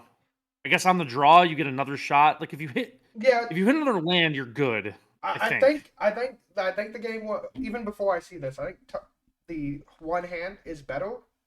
Oh, there's a brief, so that's really gonna mess things up here. Mm-hmm. So the Valve Summer wasn't going to do anything anyway. Yeah. So I think they're supposed to take the brainstorm here. Yeah. I think you're 100% taking the brainstorm. Let's see if this is just like a. It could be scam. This could just be game over too. Yep. They could just reanimate here. Mm-hmm. And then they take the show and tell. Yep. And I think that's it. I mean, if you're gonna draw, you think it's not a end. That's one. Yeah, but again, it's awkward. You got to crack the Misty. Yeah, no, it's awkward no matter what. But yeah, it's the second best draw in their deck. Yeah, that's right. The first one's a and the second one's brainstorm. Because they're going to play a Civilian here, and then what's it called? And then if they don't hit their hand drop, they get a brainstorm. Yeah, you're right. That's a good point. Yeah, you don't have to cast the brainstorm right away. The other thing this does is kind of make your hand grief proof a little bit. a little bit, but I don't think if you worry about that at this point. No, just a They may be consideration. dead We'll here. see. This 4 mana cast a spy. Yeah, 4 mana cast a spy is probably just death. You have nothing. They must have drawn it for turn. Because otherwise they would have just done Yeah. this last turn. Right. You're right. No free interaction here. So yeah, just sacrificing to spy. Gonna basically be game here. I don't think there's anything that they can do about this. So one thing that really amazed me about this event versus our last 1K that we did for time is, do you know what deck that was pretty popular last time that did not show up at all this time? No, what didn't show up? Demir Frog or Espo Frog. There's no frog in I Summit don't at all. believe Really? there's any frog at all. I'll double check. That's very surprising. Because there was one person who registered and then changed it last minute. Yeah, no Okay. tempo at all. Wow. And so like, that threw me off as far as like deck choices are this match. And like show and Which is- tell. It's so funny because you'd have to like that. I think if you're the tempo deck, you probably like your show and tell matchup a little bit. It's a weird matchup. It's a very hard matchup. And it very much depends on which version of show and tell they're playing. Yeah, that's fair. All right, so we're gonna go to game 3 here as the Silver Smoke Ghouls have come into play. The Creeping Chills have all gone, We've and done the math. we've chilled, we've ghouled, we've gone to game 3. Mhm. Let's see what the side we're playing is. We'll see if the mana drains come back in now on the play. I wonder if there's ever a question of whether or not you bring in the toxic behaviors. I know they're awkward, but like, if your opponent's They were Tyrant. They were brainstorming to try to find the commandeer. Yep, that makes sense. That's their one thing. I forgot about Commandeer. That was the one out. I did too. So 2 mana drains come back in. You're good. I don't hate that. I think that's fine. I don't hate that either. I don't hate that I either. think I buy your point of on the draw. They just don't do anything. No, they're just so slow. All right, so on the play for Gaffer for game 3 here, let's see. Both decks trying to win. Well, the show and tell deck is a little complicated. Yeah. Victory path, but the Balustrade Spy is very straightforward. We're getting a mulligan. This hand is not good. The I second think you hand gotta is pretty keep good. it. The second hand's fine. Is it? You think so? I Because guess you just fetch away. Yeah, okay, you're right. It is. you can fetch away other stuff and play this dig through time. It's not a Yeah. showy hand. Okay, so what do you do here? Do you Thoughtseize or hold up Spell Pierce? Thoughtseize. You Thoughtseize first. Because Spell Pierce, what is it called? Spell Pierce doesn't stop a grief. Thoughtseize does. You're right. You're right. Very good point. I forgot about grief, even though we just saw it. Yeah, all good. Griefless hand. This would have been the Spell Pierce hand, I think. No, I mean, no, no. grief is in there. Never mind. Yeah, they Never play mind. grief. They play grief here. Yeah. They I think you toss the body tutor for grief to the opponent if they got to their turn. I know that's weird. No, I think you're right. Because like if you draw a hand, you just win the game off of this spy. You're right. You have Well, to take grief here. Because the Spell Pierce checks the Dark Ritual. It does, but the other problem is if Rysaru just top decks Sorin. I mean, if they talk back, there's nothing you can do. You're right. Yeah, if they hit their, what is it called? Their 1 in 56 cards, 58 cards? Oh, not 58. Yeah, you're I don't right. know math. 56, it happens. The only other thing with this grief is there's not a reanimate. It would just take 1 card. Yeah. But later on, they could, if, what is it called, if something happened, and like, say you pierced the Dark Ritual, they could, they took the Dark Ritual. Taking the Dark Okay. Ritual. I guess that So does... they're okay with losing this dig through time to a grief. Mm-hmm. Is what that's saying. They're not even firing it off. No, Yeah. Brainstorm changes this equation a lot. Oh, yeah, 100%. This is a very different game now. Yeah. Nothing from the other side. So we're gonna get the Brainstorm fired off. Mm-hmm. And there's a show and tell and 2 fetches. You're to put the fetches back on top, shuffle those away. Don't need Yep. those. Play a Civilian. Yep. There's already a lot of cards in the bin too. This dig's gonna be live pretty soon. They Here. have 5 cards in bin. It's have this Yeah. one. Because they get a Right. fetch and put the 7th card in. Oh, 6th card in. Right. And still hold up the Spell Pierce. And hold up the Spell Pierce. You're right. That's huge. This is looking really good for Gaffer, who does have the show and tell in hand too. Are they going? Okay. That I don't think they need to hold up the spell pierce. I think this is fine, but like it's So a, end step, I feel like there's not a lot that happen. yeah. So acquisition's weird. You can't really bin it. You can bin it. It's not fine. It's Can not. you? Yeah, because you have Mystic Sanctuaries. Oh, you're right. I don't know how many years this is on, but you have at least one Mystic Sanctuary that we've seen. Victor Time shows 2 fetches, a sanctuary, a commandeer, a brainstorm, a horror, and a masterminds acquisition. So I think it's Commandeer Horror. It's either Commandeer Horror or Commandeer Ant, I think. you could, or you have another dig through time in hand, and you don't have any cards left in bin to cast it. Yeah. You're not probably. I think though I think Commandeer you have to take. Just in fact of the Soin. I think it's Commandeer Yeah. Horror. Because you Yeah, it could looks like- okay, they did Horror Ant. Because I was gonna say you can just Or- show and tell the Horror and keep up spell piercing Okay. without a clock. Second show and tell wasn't great. Yep. I don't think you do want to show and tell the horror because Oh, they could spy. Yeah, they could spy. I forgot about spy. right. Yeah. You can't fire Magic's off hard. that show and tell unless you're sure you're winning. Yeah. Yeah, I think this is the place they all. Oh, I agree. All of a sudden, there's a lot riding on this spell Yeah. pierce.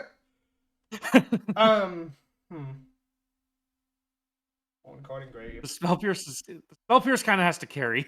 I mean, they have one hand. Yeah, it doesn't have to try that hard. It doesn't, but there's just a lot of tension on a Oh, that spell pierce is card going like that. away. Uh-oh. Or the horror is. Yeah. See a spell pierce of horror. I think they take a horror here because you can Mystic Sanctuary the spell pierce if you want to. Or it fuels the dig through time. Where like you really don't want to exile your horror. So if they take spell pierce here, it means they have like reanimate. Yeah, well what I was saying is that they take yeah, they took spell pierce. Taking the dig through time is So they- kind of weird. They took weird. dig. Yeah. Yeah, they took dig. And No, I like it because now they're stuck on this hand that just doesn't do a lot. that's fair. You can't just show and tell the horror into play because that puts the spy or the Elenda into play. Well, now does Atraxa change much? No, because if they put a Indra into play, they're playing Right, a guess again. yeah. And if they Yeah. ever cast a spell again after the Indra, you get to just bounce the Indra to hand. I think There's that the wins the end. Yeah. That's right. Because you show and tell the Omniscience, play the Horror, play Atraxa. Yeah, this play a is- show this and is tell now- again. And then Fico Atraxa again. Draw 15 cards, it feels like. Minimum. I can't Unless be there's some crazy. The other thing, well, they don't have the mana. Well, they can do a Indra. I forget this. They could have done a Indra, and the only way you get It's a punished. Progenitus. No, because that doesn't even punish. No, it doesn't. It's just funny. Well, no. So if they put in a Indra, they can hit a disenchant. Is what I was saying. Oh. Yeah. Yeah, they don't have the mana for it. Well, it's free. It's free because of Indra.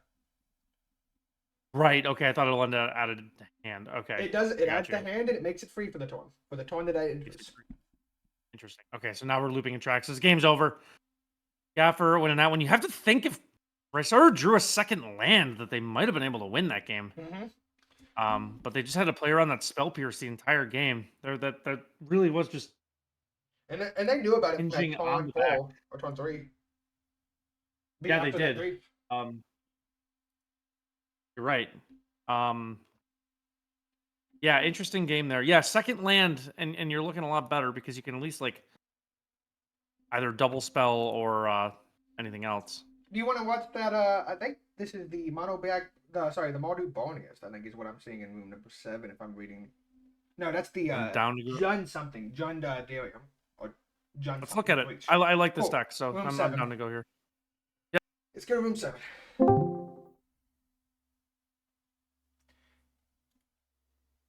Okay. And then I just gotta Alright. pull this one up on the channel. Well, we might not be here that long. We might not be. I mean, they're at 20. Oh. Or 20s. The And- artifact land? It is. Yep, that's the Sears Sonata. We have the black and the blue one. Hit a third Dragon Rage Channeler into a Brainstorm. Mhm. Opponent has a Tameo in hand, Tameo on board, so effectively 2 cards in hand. That Tameo doesn't really do much here. No. The only thing Tammy was starting to do is block and then flip.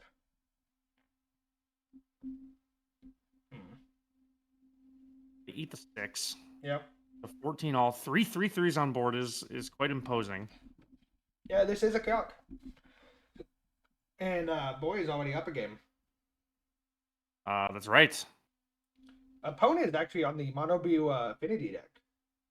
Yeah, this list is pretty cool. Sucker for affinity style things. Mhm. Gotten a lot of juice lately. There's a third artifact land. It's also one of those decks that gets to play the field package for the combo decks. Right. Means you get to play the what is it called? The 1-drop, the 1/3 illusion that when it dies draws a card. And then you get to play Navigator with Alchemy card. That makes blue creatures whenever you play enough artifacts in the turn. It makes a Thieving Magpie, if you know what that card does. Ah, I do know what that card does. I have a bird commander deck. Oh, yes. Yeah, it makes it puts a Thieving Magpie onto the battlefield. Okay, excellent. when you I hope trigger to it. see that. That'd be great. That was like last our first one of these when Servo and I both just really wanted to see a game end with the Juggernaut. Oh yeah. And there are some juggernauts tonight. They have been pettying. We barely saw one in match 1. We saw one in hand. Yeah, we saw a Juggernaut Peddler in hand. We have This- received Dragon Rage Chariotron. Yeah, this is crazy. That's 4 Dragon Rage Channelers. What is the out here? There's options, but it requires. Player of the Island Dispel Pierce is not one of them. Oh, that has to feel bad. Oh, that Ragavan. God, it requires a real messed up tone in order to get out of this, and I don't think that they have the tools with the one Tameo we know about in hand. 1 card in hand, unlikely. There's a Fatal Push Yeah. too. We're debating. Like it requires like. What is it? What would Well, no, because we're not even in, like Tormod. No, Tormod script saves you. Yep. Tormod script saves you. Playing because we get to play both Thoughtcast and Thought Monitor. You can play multiple of those in a turn. True. The first one is 2 mana. Oh, The well. 6 ones after that is 1 mana. You know what else saves you is right click concede. Oh yeah. Saves you from having to store any more Dragon Rage Chandler attacks there. So Yeah. let's get end that match and see if we can go anywhere else.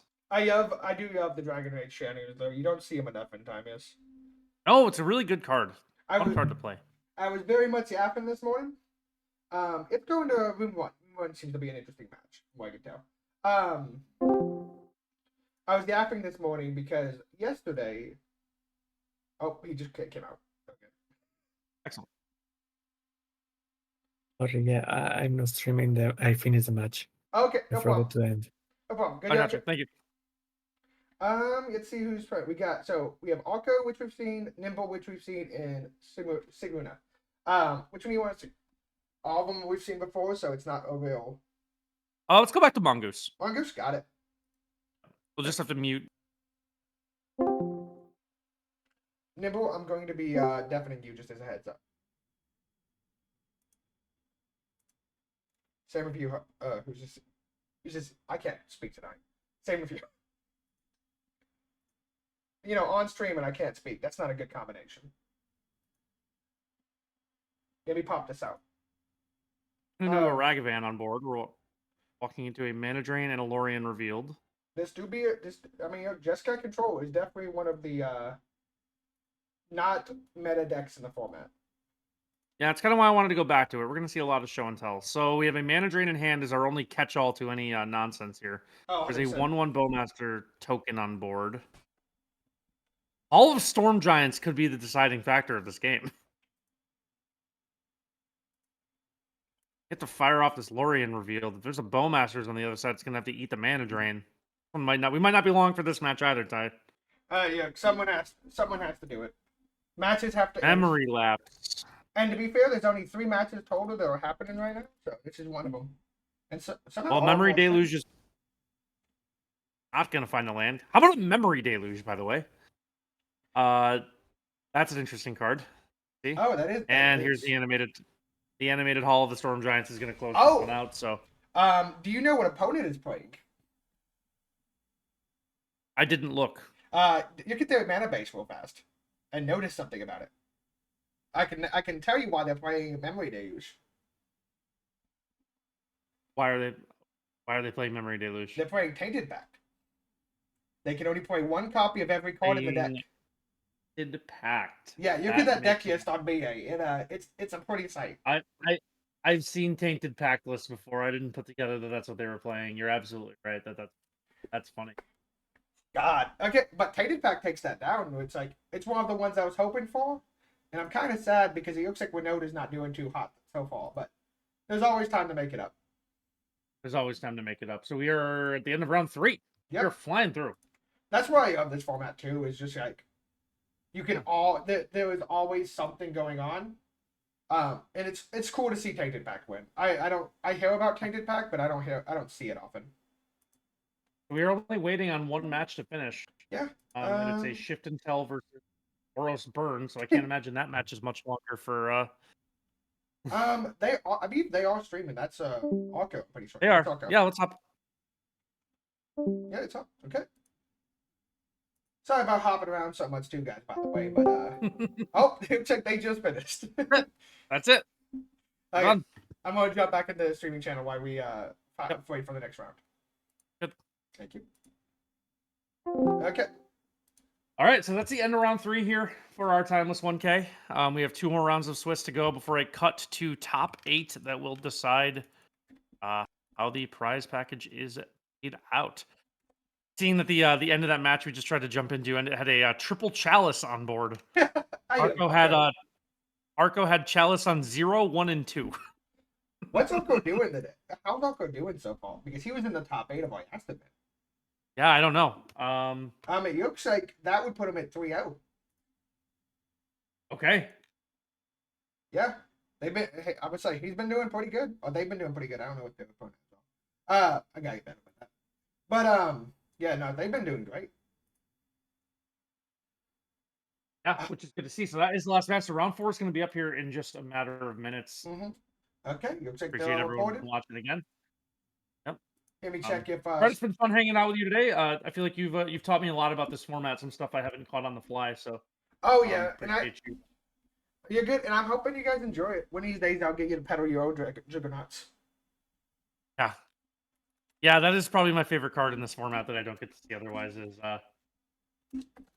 the Juggernaut Peddler. I just think that card's quite funny. It's quite funny, and every so often we have an argument with people about that card. The time people do. In my opinion, Juggernaut Petty is the best version of that effect we've ever had printed at 2 mana. And if it was that's right. If it was a paper card, it would see play in Legacy and no doubt Modern. Yeah. In Timeless, it's like 95% of the reason why you're playing Modern is because Thoughtseize and Juggernaut Petty versus all these combo decks. Yeah, I mean it makes a ton of sense, and like obviously like Peddler has like the built-in Luris synergy. Mm-hmm. Another note for it too. So yeah, it makes complete sense. Yeah, and that's the only real thing that separates it away from Modern is Peddler and then Luris. Which, like, don't get me wrong, both of those cards are very good. Luris is banned in 90% of formats because of that. Yeah, makes sense. Okay. I think Scuffle is still in the cell, but I'm gonna get started on pairing the next round. Okay. Yeah, all good. He's been doing a bunch of stuff, and I imagine he only has 2 more rounds to top 8, so I imagine he's getting ready for that one. Okay, Yeah, I assume so. Round 4 is paired. Let me get the pairs now.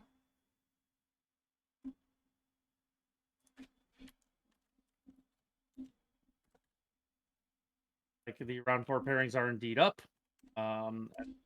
In to our second to final round here. 1 round to go after this. Okay. Let's see who they undefeated today. So far. Let's see if we can find out. Oh, this is a great thing of undefeateds. Yeah, we have 5 undefeateds. Mm-hmm. And most of them are people we know. Yeah, they are. We got Corey in second place right now, undefeated with Gogari Belcher. We got Tommy in our Discord, who is undefeated with Orzov Belcher. And then what's it called? That's the only 2 we know off the top of my head. Kitchen Sphinx is undefeated with Tainted Pact. You have to see it. And Cigar, we've seen a couple of times, is actually undefeated with Mardu Energy too. Yeah, so 5 undefeateds heading into our second to last round. So that could see how that plays out. And what is it called? There's only one show and tell undefeated. Yeah, you're right. That's a really good point. A lot of show and tell sitting at 2 and 1, but yeah, only one show and tell undefeated. I mean, I have to imagine there's a lot of mirrors kind of weeding each other out. I would think so. Oh yeah, there's definitely going to be a bit of that. Like I said, there is a show and tell movie if we wanted to try to watch that one. But let me see if I can find what is it called? If Free Your Mind or Bald is streaming. Actually, you know what? We tried to watch Johto last time. What is Johto on tonight? Cool. Or room 1. Okay, yeah, let's jump in the room one. Wait. Hey, Johto, just a heads up. I'm going to be deafening you, okay?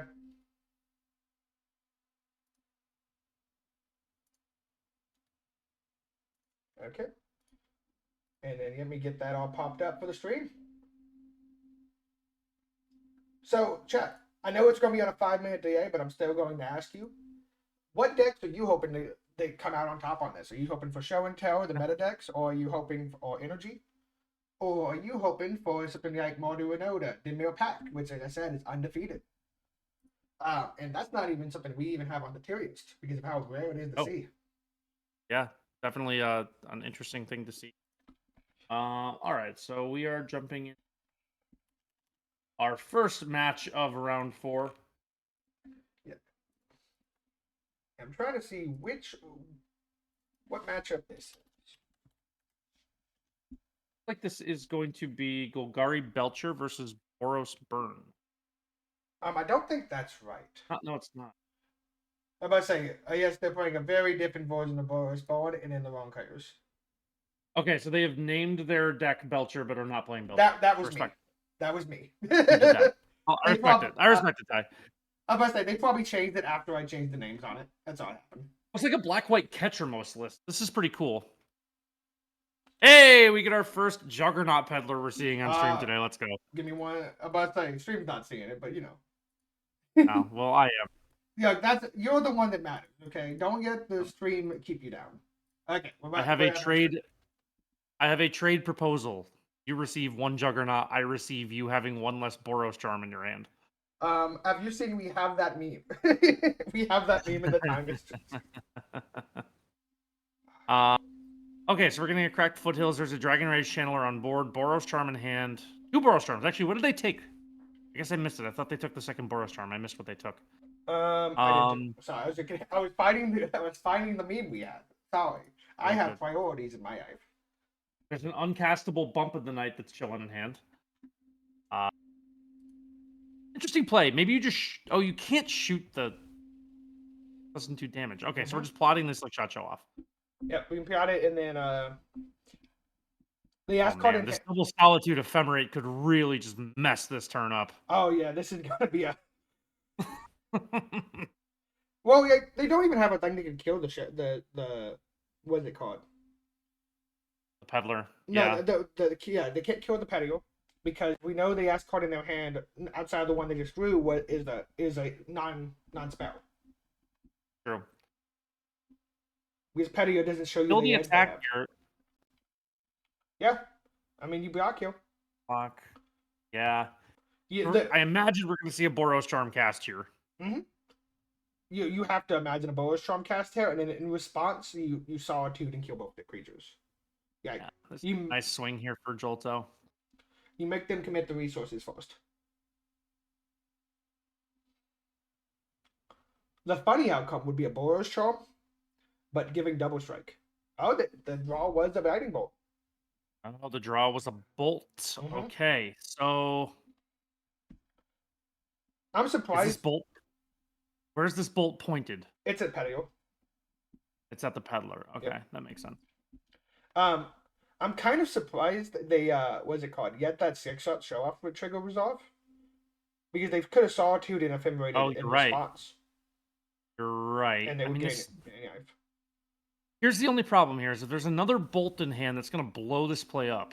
It is. But don't we know that's a hand? Because was that in their hand when Juggernaut Petio went off? There's one mystery card. Well, yes, but Juggernaut Petio doesn't show you ants. So if that's a Oh, I didn't know that. Okay, Yep. yeah, that very well could be a land then. it only shows you the spells in hand. Everything I else didn't is know that. covered Okay. uncovered. Yeah. Weird That makes sense.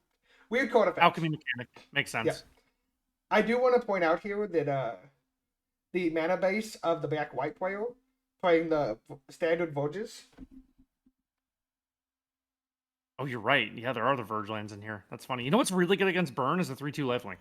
Yeah, and also just not using IPO ads. Yeah, Because and also just get into grief and see what this last card is. So it was a third Boros Charm. Mystery card was a third Boros Charm. I love that. My lord. Yeah, that's And we're just getting the early concession. I don't even think that's early. You've seen my hand, you've seen my secrets. I meant early turn wise. Okay, I'm about to say, I think they're embarrassed to show their hand. Yeah. What is the green mana in this list for? There was some pick your poisons, I imagine. Oh no! This Death Ray wait, 7. just activate Death Ray? Death Ray Just 7. activate Death Ray. Yeah, there's Okay. 1, 2. Okay. This is my kind of deck. I'm Oh, into this list from Volto. These are the kind of cards I would be playing. Oh, 100%. Just Yeah, black white grind fest that doesn't give you a chance in hell against all the show and tell lists, but Yeah, feels good to catch your most. it does feel good to cast Catchers until it gets solituded. Oh, Until it Swords and Piousons. Oh. That's the problem with Catchers in this format is Swords and Yeah, there's a Piousons. lot of exile. Yeah, there's just a crap ton that kills it. Granted, we also have a lot of stuff that exile stuff as a cost.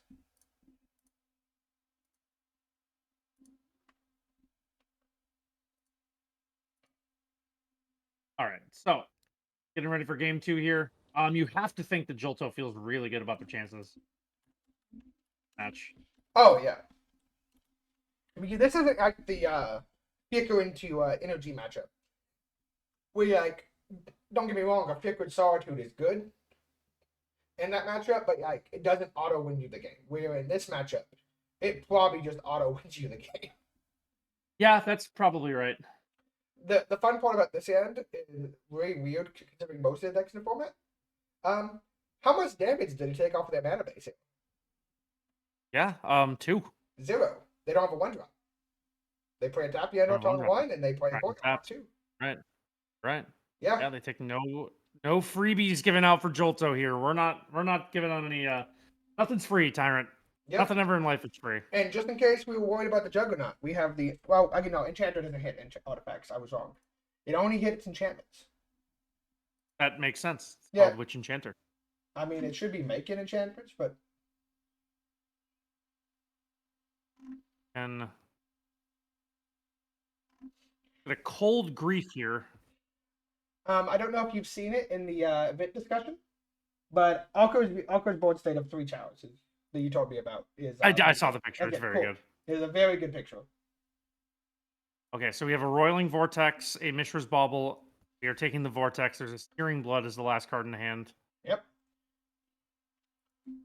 So Delirium on this Channeler is going to be on. Mm-hmm.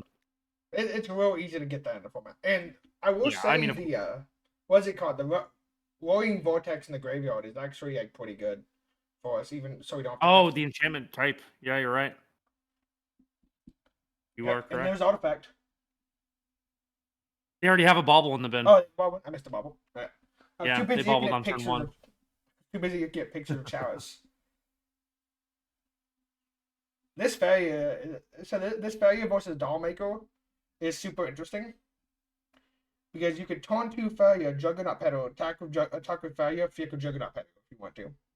The only problem is this Juggernaut Peddler is going to eat this Searing Blood real hard. Yeah. But you could also block versus the what is it called? This. Dollmaker is interesting. Because the token becomes not legendary.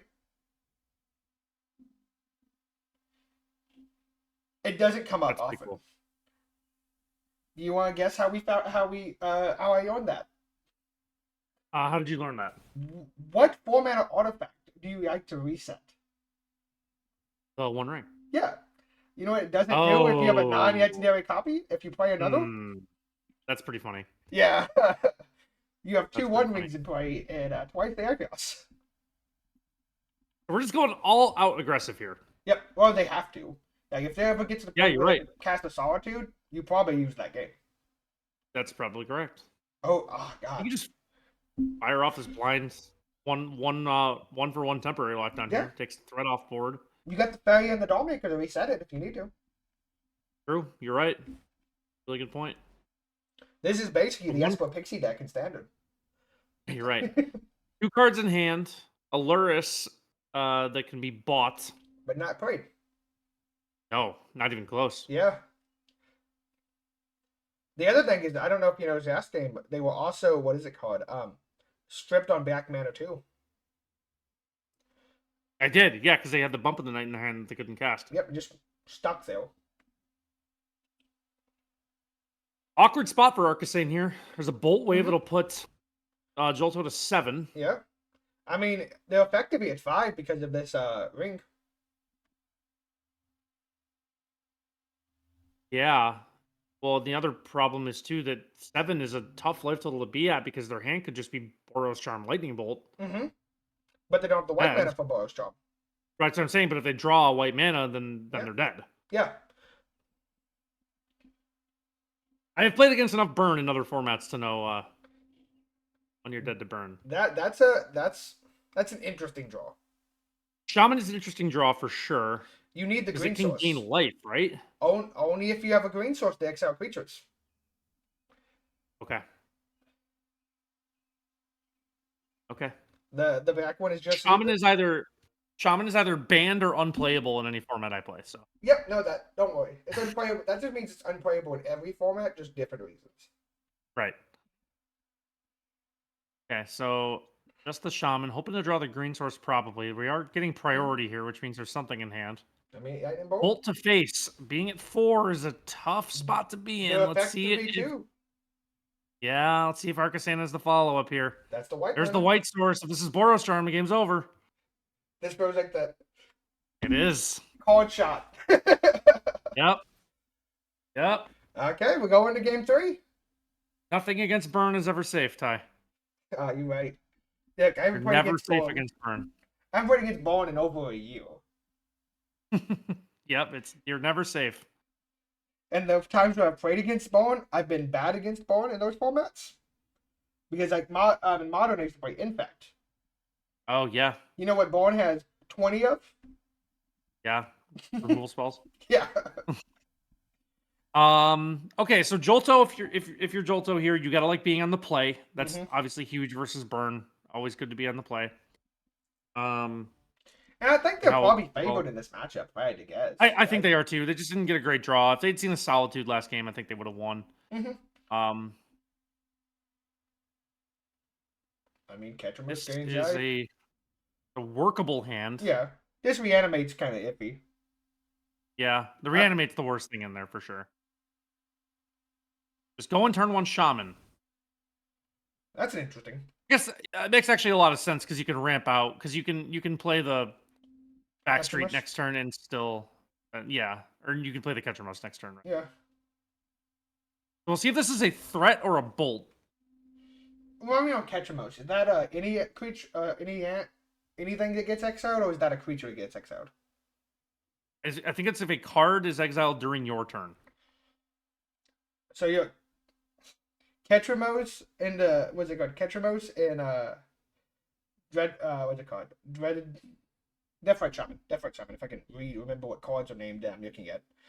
Deathrite Shaman is super cool as just a draw engine.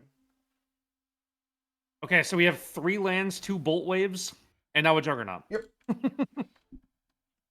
And we're going to get this land exiled for the second Deathrite Shaman here, which you're Mhm. feeling pretty good about. These Bolt Waves can do some damage, but you do have some life gain now.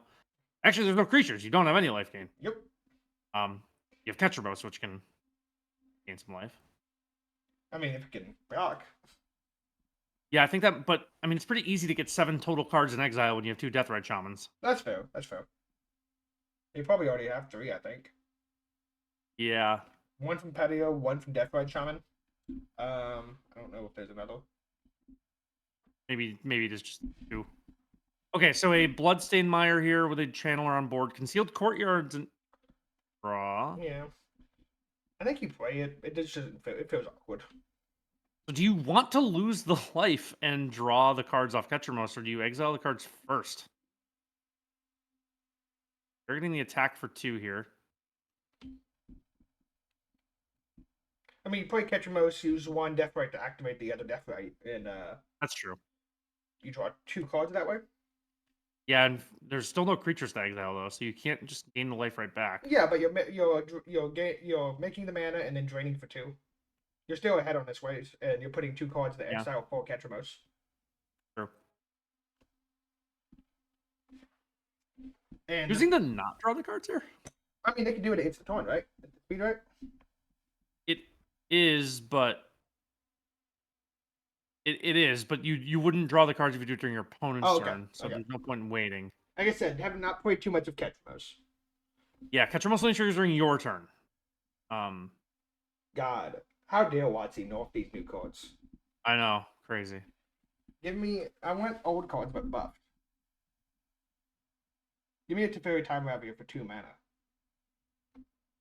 Sure. Unbanning Pioneer. Let's go. Okay, so we know that they have a lot of lands in hand because Yeah. the Juggernaut Peddler only showed us so much. There's 1 Bolt Wave. There's another Channeler. That's pretty good. Yeah, that'd be their draw for the turn, or draw for S-turn.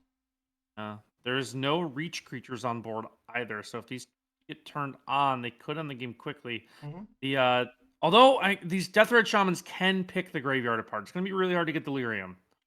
Yeah, because I think one of their types is the ends right now. So like, if they get forced to attack, they can't. What's it called? Deathrite can pull them down from the ground and they block. Yeah, you're right. These Deathrites are really good in the face of these Channelers. But again, the no creature thing here is a real problem because like your life total is 10. You gotta get this Ketchermos turned on, which you should be able to do. Mm-hmm. Oh, I don't even think you can do it next turn. I think you draw another way to exile a card. There's only 2 cards in exile. Shaman can pick off 2 more right now and then 2 on your own turn, but it's only 6. Yep. That do be a graveyard. So This is when I found out Anthony lied to me about how Ketchermos works.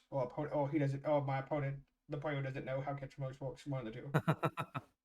okay, well, Peddler's really good. Peddler was a really good draw because now Ketchermos is going to be turned on. Almost doesn't even matter what else is in the hand because you can just cycle the Juggernauts out, right? That's still Yeah. that will still go to exile. But also gives us information about how bad our opponent's hand is. Right. Right. Yeah, Juggernaut and 2 lands. Jolto has to be feeling really good here. Because Ketchermos can start attacking. I think you want to put a creature in bin just to frankly gain you more life, right? Yeah, that's fair. But I mean, again, you know your opponent's hand is just not good. Yeah, I think that's the But- reason why. I think if we didn't know what opponent's hand was, keeping that to Fiaco or Juggernaut Patio would be interesting. Yeah. There's another card that's going to get exiled. This will lose a life and draw a card. No, this is for the just gonna make a Ketchermos mana. player. Well, it'll trigger Ketchermos. Yeah, but Right? you said gain AI. Oh, Lose yeah. a life and draw a card. Yeah. Yeah, like I said, who plays your spells anymore? Who casts creatures? So now we're going to basically gain 1 life because this will draw another card and lose a life, but you'll gain 2 from the Shaman. But now the most important thing is Ketchermos can attack. Yep. That's what we're seeking out to do here. So, do Oh, you grief away the Juggernaut? No, I there's no way. Oh, because it gets a type in bin. I didn't think about that. Yeah. What I'm thinking is you grief away the Juggernaut because you know that their last two cards are lands. It kind of takes away the only thing they can do. It puts 2 types in bin, and they have a end on the battlefield. Or you can just concede. Yeah, they chose the correct play. I think is what's going Yep. on here. They right click conceded. So that will do it for Jolto winning a match. I imagine that they were pretty happy to get win their match of round 4. Let's see where else we can go. Let's see. We got. Oh, Kitchen Beak's not playing. We have a. I haven't seen Sam before. I don't think. You want to see if we? Let me jump in there and see. What's it called? What they're doing? Room 12. Yeah, room 12. Okay, this looks like a show and tell versus energy matchup. And it looks like it's over. Well, game 2 is over. Yes, game 2 is over. I was like, what game Probably. Definitely. Yeah, definitely. Definitely now. I guess that bargain could have whiffed, but yeah, there's now with the Traxa and Waterlog teachings, it's over. So we're just gonna wait this out before we go to game 3.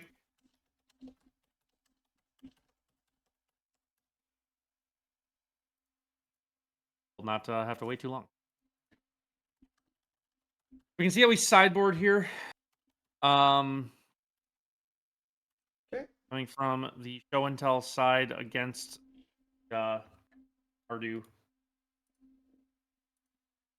Room 12. Cool.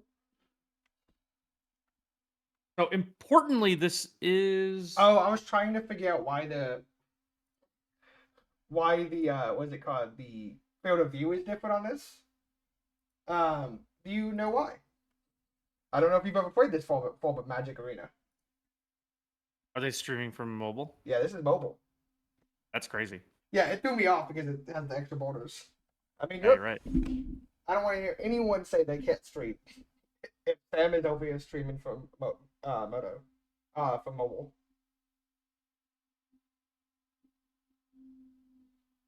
Okay. All right, so get the ley line of sanctity hand here.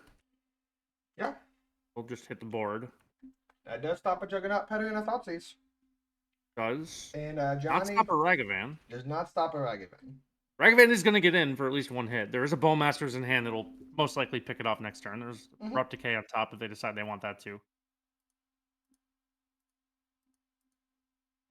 But one free attack from your Ragavan is pretty good here. We did shock in a lands. What this follow-up is. So it's just going to eat the Abrupt Decay. The Abrupt Decay cannot kill the Ley Line of Sanctity. Yep, you cannot. Granted, what is it called? That Deafening Science is important. And there's an Ajani. So now taking out this. Well, no, the Ajani doesn't care if you kill a Ragavan, right? No, just cats. Just cats. So.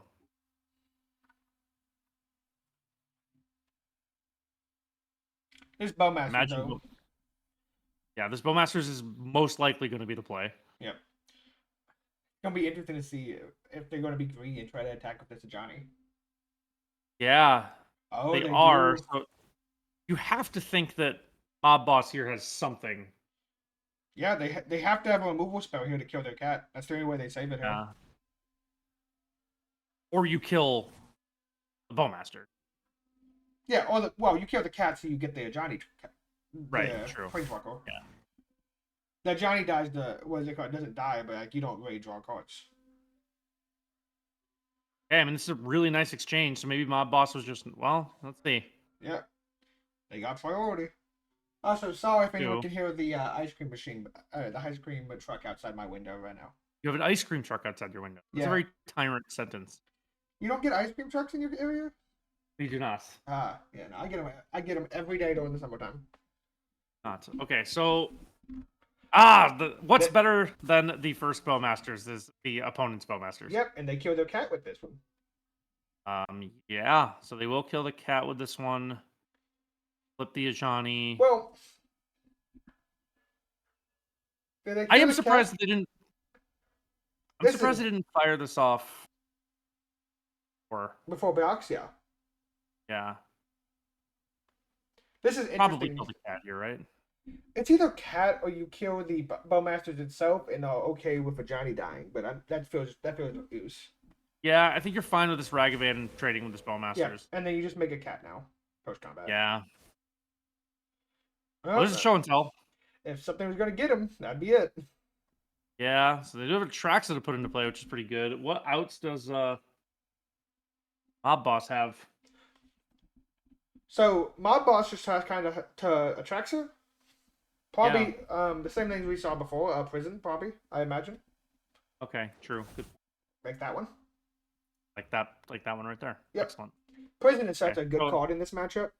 Yeah, all Trax is gonna do though is draw like 5 cards. Yeah, but that doesn't matter. They don't have an omniscience in play. They're tapped out. You're right. There's That- a deafening silence on board anyway, so even If they the fun Ooh. Calling Witch was a good hit, but Calling Ritual is an insane hit. I believe they're dead if Mob Boss draws a red permanent.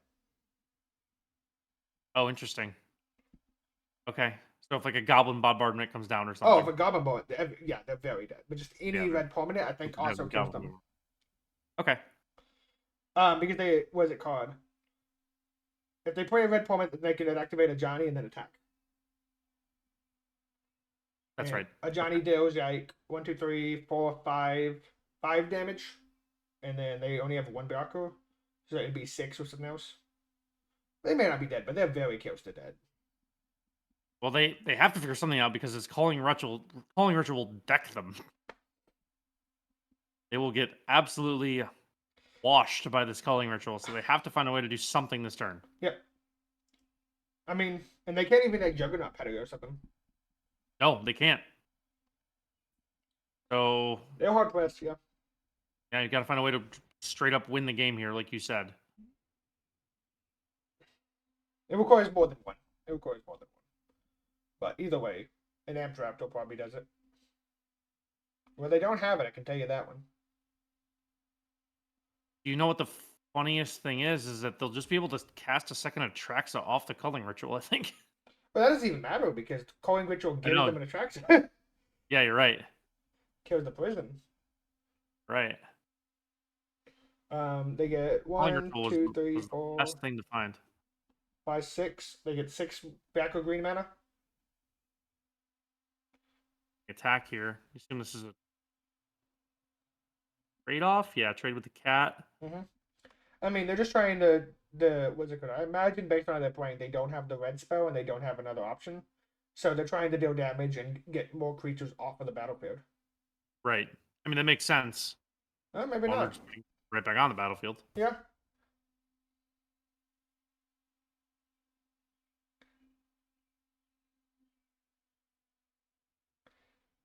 And Iluris. Yeah. That's not a great turn. That's not where you want to be if you're a mob boss. Oh. No, this Calling Ritual is just gonna end the game. Yeah. Be really tough to beat.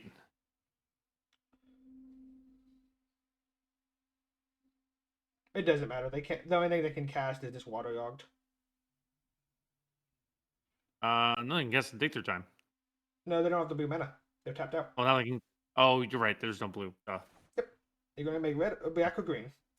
Well, So I'll have to settle for this attraction. Oh, You can they cast can- Rakshas's Bargain. they can cast Bargain. Yep. That is a UI when you do the coast. Yep. Yeah, right. Do you wanna? How does the Force of Vigor sounds good? Yeah. Bobby Bargain. Yeah. Yeah. Let me discard 5 cards to hand size real fast. God, I imagine. And that Calling Ritual was a really important find. Yeah. How many of those are they playing? I wonder. This is for Sam. I assume his real name is Sam. Yeah. 2. 2. Okay. That sounds about right. Yep. All right, so we're discarding Traxa Watery Grave, Waterlog Grove, Misty Rainforest, and Mystic Sanctuary. You do just have the show and tell into Omniscience next turn. You can also just attack with your Atraxa. I don't really see how Guard loses from here. Well, 100%. hang on. Maybe I speak too soon here. I mean, he can get it. I don't know how he does either because of the show and tell omniscience amount. Yeah, Yeah. the only thing is this is not a roiling vortex list. Yep. Well, Roaring Vortex is mostly just the what is it called, the Borneos from before, because it's Right. kind of awkward in Mardu energy because of Amp Raptor. Sure. Of course, if you're just going to take out this disruptor fleet, Yep. What are we discarding? just a bargain. Yeah. Because they, what's it called? They just win heal. If you're thinking show and tell, Yeah, the I mean, the game's omniscience. over. Yeah. Well, just in general, just even I think even Yeah, if they didn't have the show and tell in hand, they would still be winning. Right, yeah, I know. But the show and tell into Omniscience, into Hallbreaker Horror, into Dig Through Time is just gonna, I mean, it's completely over. Guide of Souls will, show and tell will put a Luris into play on the other side. That's, that's fun.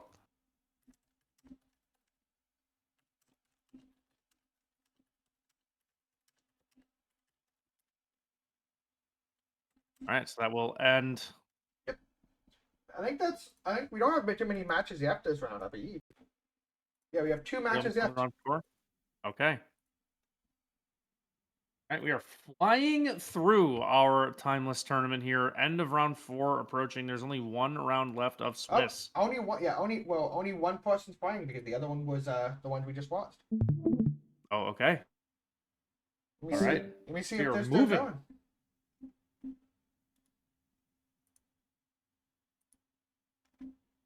Is that the Arco match or is that someone else? Yeah, that's the Arco match. Just jump into Arcos in room 5. Coming in right in time for game 3. Oh, nice. Just saying, you guys know we are deafening you just so you can't hear what we're saying.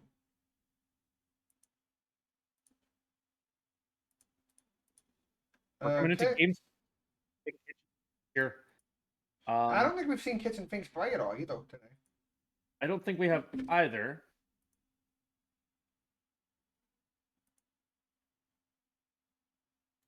This is our last match of round 4. Round 5 will be up just after this. Mm-hmm.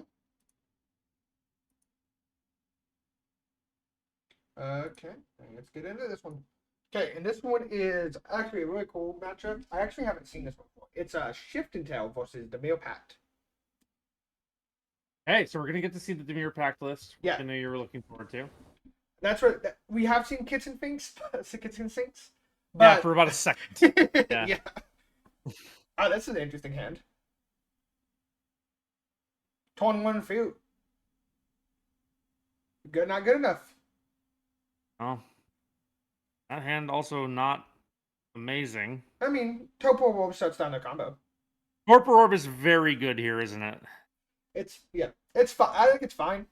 I don't know if it's very good because they do just play a Booback control deck, so they all play True. all the 2-mana counter spells and the 1-mana counter spells. True. Flute's a nice draw. Maybe you can bait out a counterspell next turn. That's got to be the idea here. Because they have no chance of winning. They have to have Right. at least 4 mana in play. So end of turn, you play Flute, try to bait a counter, and then you slam Torpor Orb, and you're feeling okay. You're feeling fine. I don't think you. It's like an auto win or anything. But I think you're feeling fine.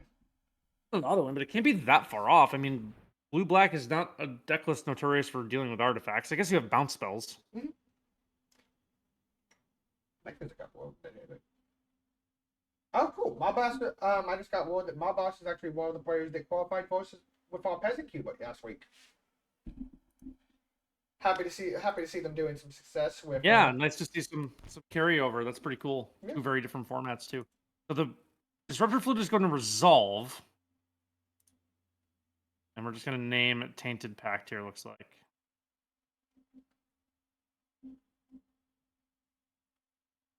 We are. Mm-hmm. Man, I love a good Tainted Packist. Yeah, that's Lurian revealed. That's a great draw. Yeah, gets into blue mana. Yeah. Yeah, I mean this is a long game play. I guess you can get a Surveil land. Yeah. I'm kind of surprised they're not just. Well, I guess maybe they're worried of. No, they don't have Force of Vigor. I don't think they do at least. I'm gonna be honest. It's really hard to hit read this deck yes too. By reading This it, is a complicated one. I don't think that they have any way to bounce an artifact. If I'm reading everything correctly in the main board east. Okay, well that matters because it's really hard to win with your ETB trigger when you can't use it. Yeah. I think you're right. Oh my. I don't even. Okay, look, I do gotta mention this. Do you see what creature is in the sideboard? There is a psychic frog in the sideboard. We've done it. Sorry, I had to draw some attention to that one. I gotta ask about that one, Elon. We've done it. We have the technology. King to Dust is cool here. Yeah, that's good. Taking the grand reveal. What? Yeah. Oh, you know what? They have one out. What's their? Adawara. Okay, yeah, they can bounce it and combo that extra. That's the one out. Yep. One out is Adawara. I don't think they have anything else. One out makes this live. I mean, it doesn't make it great, but it makes it live. Yeah, that's better than sometimes. Yeah. Yeah, I'm scouring this deck list looking for anything else, and don't. We are just relying on that Adawara to get us out of this jam. I'm about to say, are we about to see a Soul of Phyrexia, or are we about to see a Kha'Zix command? I'm about to see it, Cosmos. Oh, speaking of which, do you know what Phyrexia and Scrapyard does? I briefly read it. It Okay. Makes another one of itself or It something? does. It does Spinos too. Once you have 3 of them. Okay.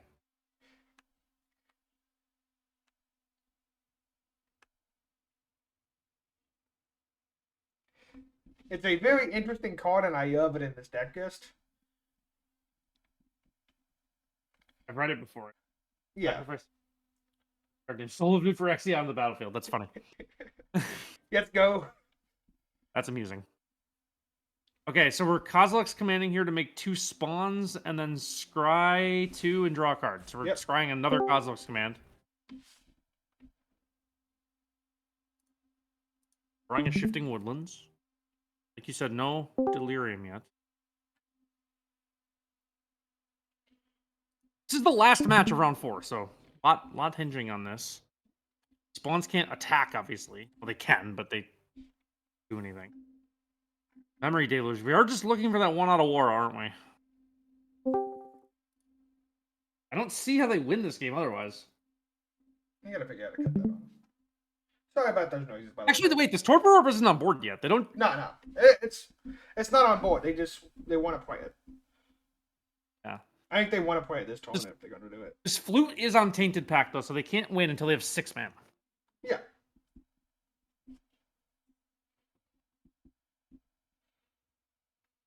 So it is just at least buying some time. But yeah, we're not safe here. I mean, there's no counter spells in hand, so if we don't just jam this Torpor Orb, like, you're probably going to lose. God, when's the last time I saw Impulse? Right, I know. I saw the Impulse cast earlier. I was like, man. And Timeless? Tainted Pact does Tainted Pact does. That's all I'm saying on that one. Okay, so we're getting another Kozilek's command here. Mm-hmm. To make more spawns and then scry and draw again. What are we looking for if we are Arco here? Just a way to win the game. That's Yeah, it. looking for the show and tell, I guess. Show and tell. Honestly, show and tell doesn't even really do anything right now. No, but like they're drawing how many cards here? Well, they're only drawing one. They're Oh, okay. scrying a bunch. Yeah, I assumed Cosmic Commander was a better card. Okay, Oh, it needs to be better. Is what I'm saying. yeah, of course. Well, there's the show and tell. There is the show and tell. You have no follow up. Yeah, that's the awkward part. Yeah, you have nothing to do here. Yeah, we can cast our Topo Orb, and then we can make our Soul of New Phyrexia. You can. You know what? I forgot about the Soul of New Phyrexia. You're right. I think that's the only thing that we can really do here that matters. And like Omniscience just means we can actually expend our mana because it does cost 3 of our Yans to do so. If I see this Soul of New Phyrexia, this will be my favorite day ever. I think. I've never seen it activate. I just assume no one's ever done this. Yeah, I assume no one's ever done this.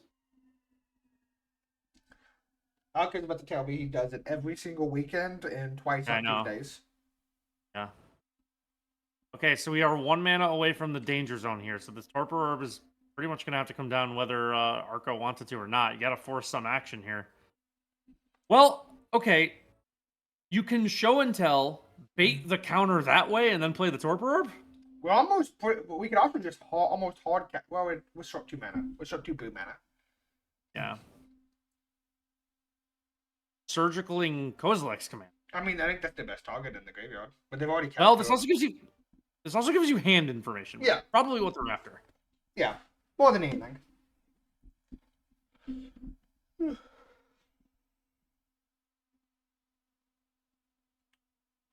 Surgical going to take the Kozilek's command, and more importantly, like you said, like the main reason to cast this is to look at the hand. Mm-hmm. Well, that's Got to be why we're doing it. Yeah, that has to be. Is it? Well, the other problem is this: you've already cast 2 of them. You've seen 2 of them cast. And they don't exile them. Oh, right. So yeah, that was just to look at hand information for sure. Or either that, or just that. Oops. Oh, or not. Ah, We don't know. Maybe that's some next level strategy. Maybe that's the mind game. Oops, I've seen that. Yeah. I mean, these scrapyards also discard cards. I wonder if we're trying to cut on Shifting Woodland. But that's Maybe that could be there's not true. much in the graveyard either. Yeah, you're right.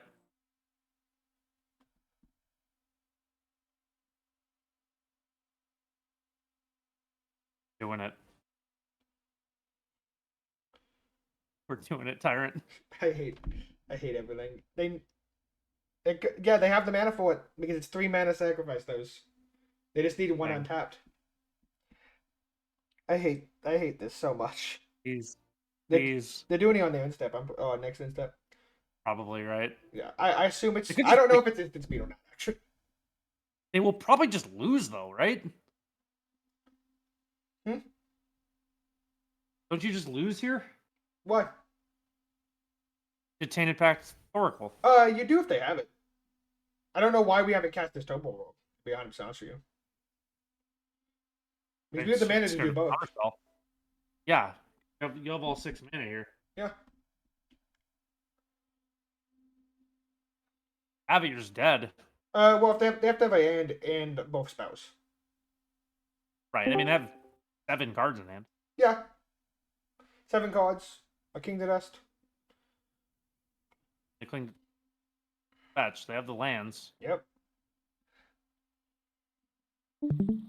Yes, the 9 minutes left on clock for the Tainted Pact Boil. They don't have it. I mean, Come on. no, come on. Oh, what a draw. That is a draw. Now they basically have to have 2 counterspells.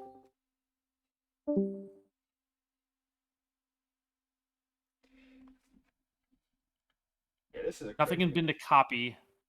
Wait, but What's up? you have something you can copy because if you turn on the woodlands here in a second, right? I mean, you can the Woodians by discarding a card to one of these scrapyards. That's what I'm saying. Or, yeah, because the Stonepoint Exile This stuff. This is a Counter play. spells exist. I have chat. Yeah. Counterspells do exist. Stonebrain's gonna hit the stack. You have to imagine this is a counter. They can't let this resolve. There's the spell snare. But now the woodlands can turn into a stone brain, and you can crack that.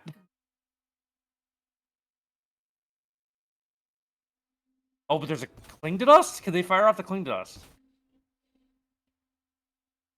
They can fire the King to Dust. It's 4 mana.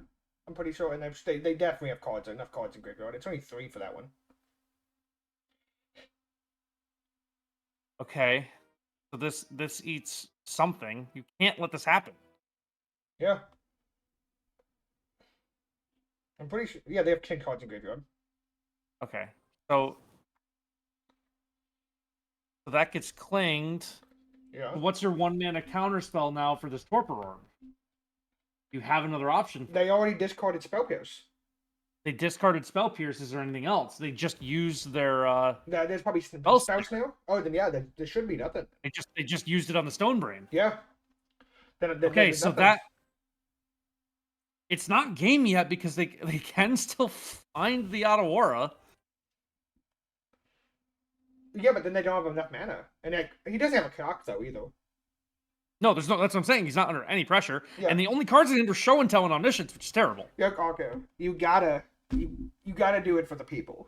Put me. Well, a it's. I know. I need this. I need this Soul of Nuphyrexia.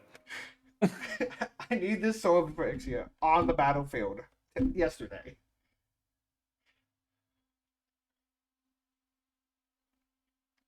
Like you can show I it. need. I need this Soul of Nuphyrexia. We're gonna draw something lame like Atraxa, and then just get this Show and Tell Omniscience thing off, and I'm gonna be upset. It's like whenever it was a Oh card. wait, no, wait. They can't. Atraxa won't trigger. Yep, they get traction won't trigger. Okay. It do just be a 7 mana spell. A 7 mana 7. Come on, Arco. Come on, Arco. I believe in you. You see the eye, Narco. I say. Give me. You know what we want to do. You know what we have to do. Oh, come on. Well, Why? I What are we can't- discarding for? I can't ban him Oh, for doing no. this, so we still have a copy of Friction Who Scripture. has one? Yeah, this is right. If Yep, we still want to need the do one. it again. Come on, Arco. You know what you got to do. Yes! Soul of Nuphyrexia has hit the board.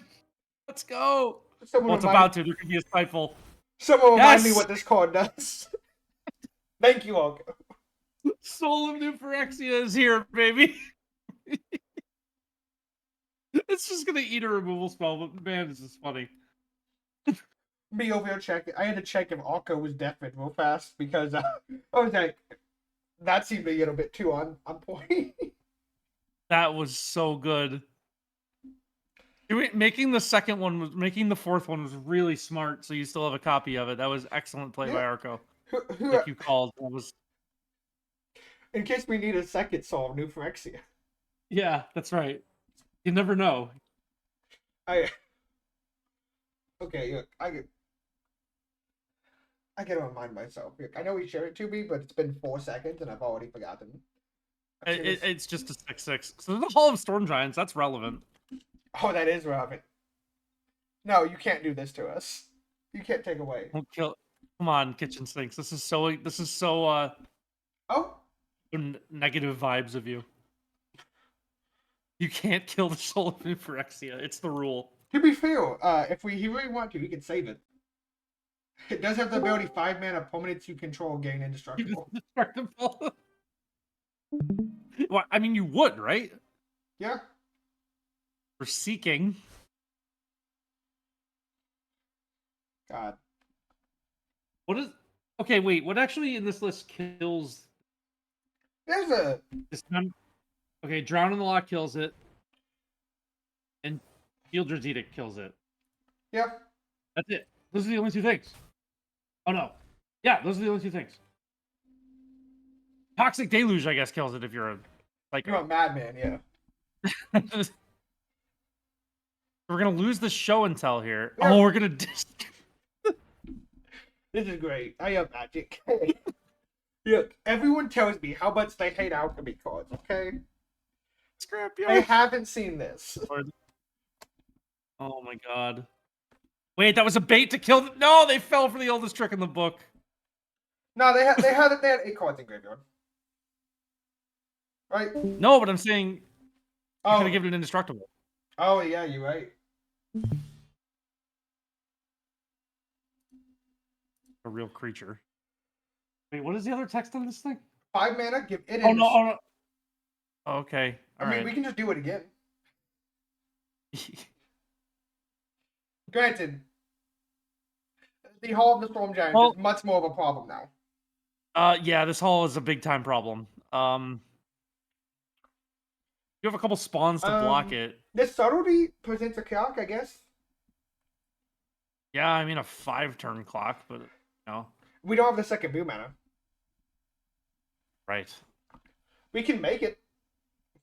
We discard the Omniscience here, copy it with Woodland, and then cast subtlety. That is a line. Is that what they're doing? I think that's what they're doing. Yeah, This is 100% what they're doing. that's what you got to do. Yeah. Wow.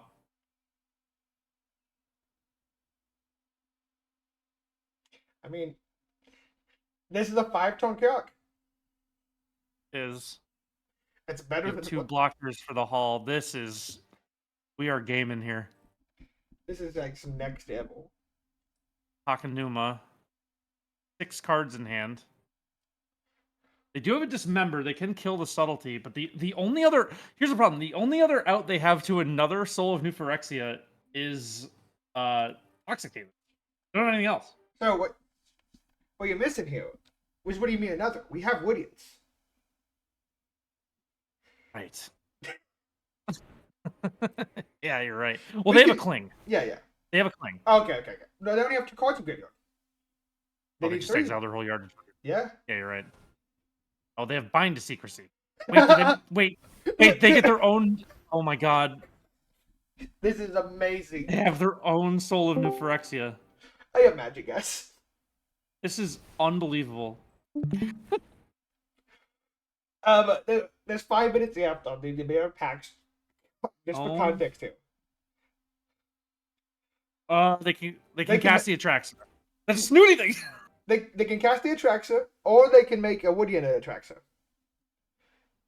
That's what I'm saying. They can Woodland Omniscience to cast Attraction that way. Well, they can also just discard it to Oh, and they could have attacked. yes. That might have been the better line. I think that might have been the better line. So here's the other funny thing: this Soul of Phyrexia is live. They can exile this and give everything indestructible if they Yep. need to. Oh my god! You attack with the Subtlety. This is a crazy game. Does Atraxa change the calc? No, I don't. They were 15. No, it doesn't. It does, but I say it's an awkward amount. Okay, so there's Demonic Tutor. So what do they get? They get out of Wara. They don't have enough. I guess they can do it end step. They have enough. They can combo here, right? No, 'cause the Disruptor Flute. Oh yeah, you're right. They have the Torpor Orb and the Disruptor Flute. They have 2 hate pieces, so you can't just get out of Wara, bounce 1, and then combo. Yeah. I'm sorry, my opponent has shown me every card in their deck one at a time. These are all my good cards that I have one of. I don't think I'm missing anything outwise. I think it's just out of Wara. Yeah. Okay. I assume they. Actually, I don't know if they would have a Mystic Sanctuary. I feel like having the Iron count would be hard sometimes. They do not. Yeah, that would be because the There is Iron no- count would be almost Yeah, there is no impossible. Mystic Sanctuary. So, okay, so they have. Oh man. Yeah, no, that is a question is a Well, hard to read. okay. The only other thing is that the other out they could have to this is they could have Meat Hook. That is in their sideboard. That isn't in the sideboard. Oh, you know what they have? They have Blood Chief's Thirst and Damnation in the sideboard too. They do have more outs to just to these things. But the Damnation, I mean, there was a Soul of New Phyrexia that could just exile. I mean, So Damnation doesn't really help. yeah, and like even if they do that, these Woodians make Atraxas. Right. Woodlands would make Atraxas. I have to imagine this was out of war. So the out of war bounce Atraxa. I mean, you're That dead to can't it. be right. They get an attack of their Soul of New Phyrexia. Is that important? But it gets no, it's a trample.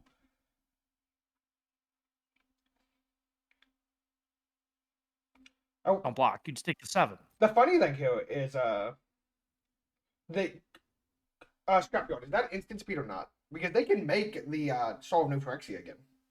They can. I think it is instant speed. But then you lose your copies. You might actually need your copies. Well, you can just make a new copy off of what is it called? These Woodians. Woodlands. The Woodians Right. offer so much complexity in this matchup market. Yeah, they really do. They could be anything, even a Woodians. So, okay, them bouncing Atraxa too maybe means they have a counterspell. Could be. Honestly, Kitchen Sinks might lose to. That's why they made the play. They have to force clock. That's why they bounce the Atraxa. They have to just force damage through. Well, there we They're go. discarding the Atraxa. Kitchen Speaks at 3 minutes. Alco just hit 9. I know, but I understand. But that's what I'm saying. That they had to bounce the Atraxa because Kitchen Sinks has to attack here because they have to win the game. Yeah. Okay. Yeah. Like, Devourer of Destiny is pretty good. yeah, it can't kill soul. Can't kill soul. You're right. Creature with a what's it called? Permanent with Kyle. Yeah. Actually doesn't do all that much then. It Wait, could- does it take out Hall of Storm Giants? No, colorless. Yep, Kyle. Okay. So we're just animating woodlands here to attack with the Traxa? Yeah, more than likely. And Yeah. does this just eat cling to dust? Yeah. Oh no. Okay. Oh, they don't have enough cards. Yeah, they don't have enough cards. I guess Wow, okay. that's 10. So they're gonna They go to they're going to 2. 20 life is really healthy, and you still have the Soul of New Phyrexia in bin. You can give all your stuff indestructible if you have to. Mm-hmm. I have Wow. magic. Wow. Okay, they got teachings. Have teachings. Does that do anything? I don't know. That's the part about this. I just don't know. Enter a card with flash. I'm trying to think of like anything they could be doing here. Like, Hullbreaker roll? They have a Hullbreaker roll in the list? no, their only creatures are Thassa's Oracle, Orchestral Masters, and Snapcaster. Snapcaster do anything? I don't believe so. They've exiled 90% of their deck. Either. The problem is too they've committed to not winning this game with their combo. Yeah, with that auto wall bounce. Yeah, They got the they Snapcaster. grab the Snapcaster. What does the Snapcaster do?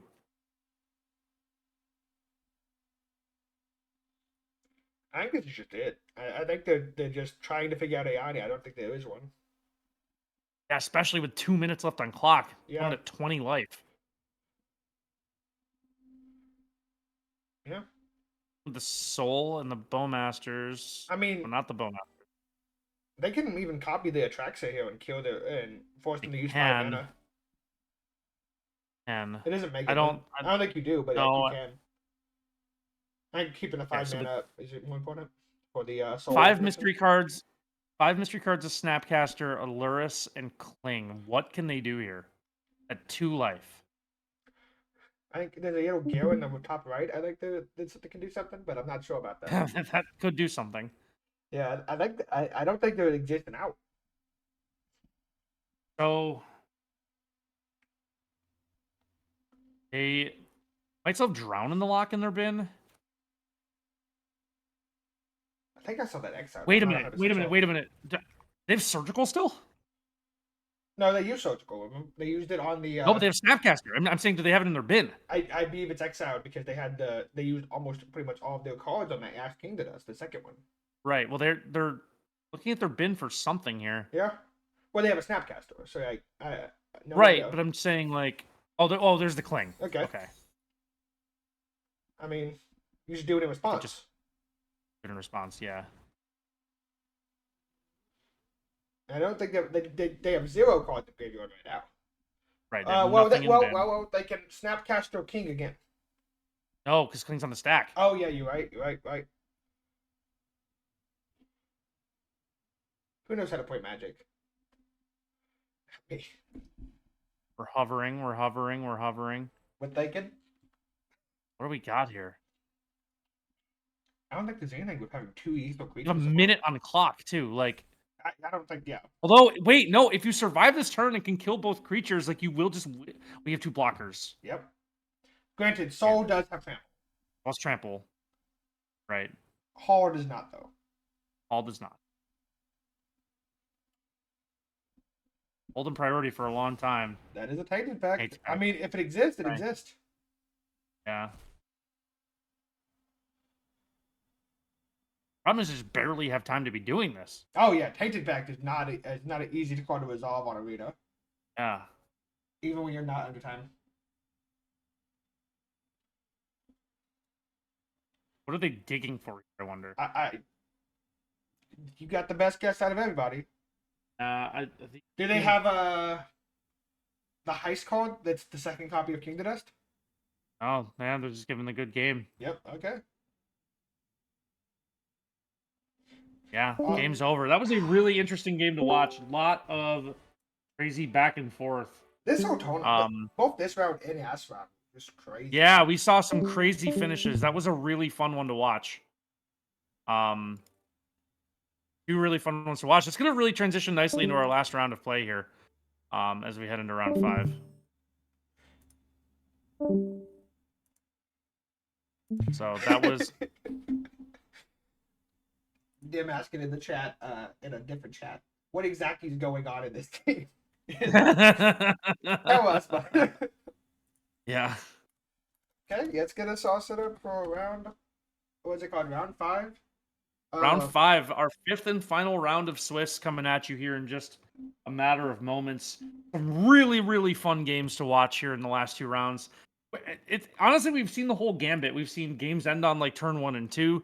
We've seen games like that where it takes a lot of really interesting thought and some really cool lines from Oh yeah. From our players here. So no, super, super cool stuff. Hey, it's been To watch.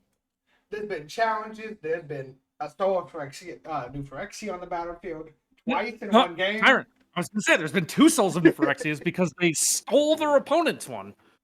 You know, how many times has that happened? What that might be the first time. Especially since they didn't steal it, they made a copy of the card.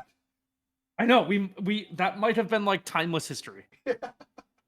Man, I love Magic, man. Yeah, that might have been timeless history. So we are waiting for our last round to get paired. Want to thank everyone again for buying in and making this a really fun event.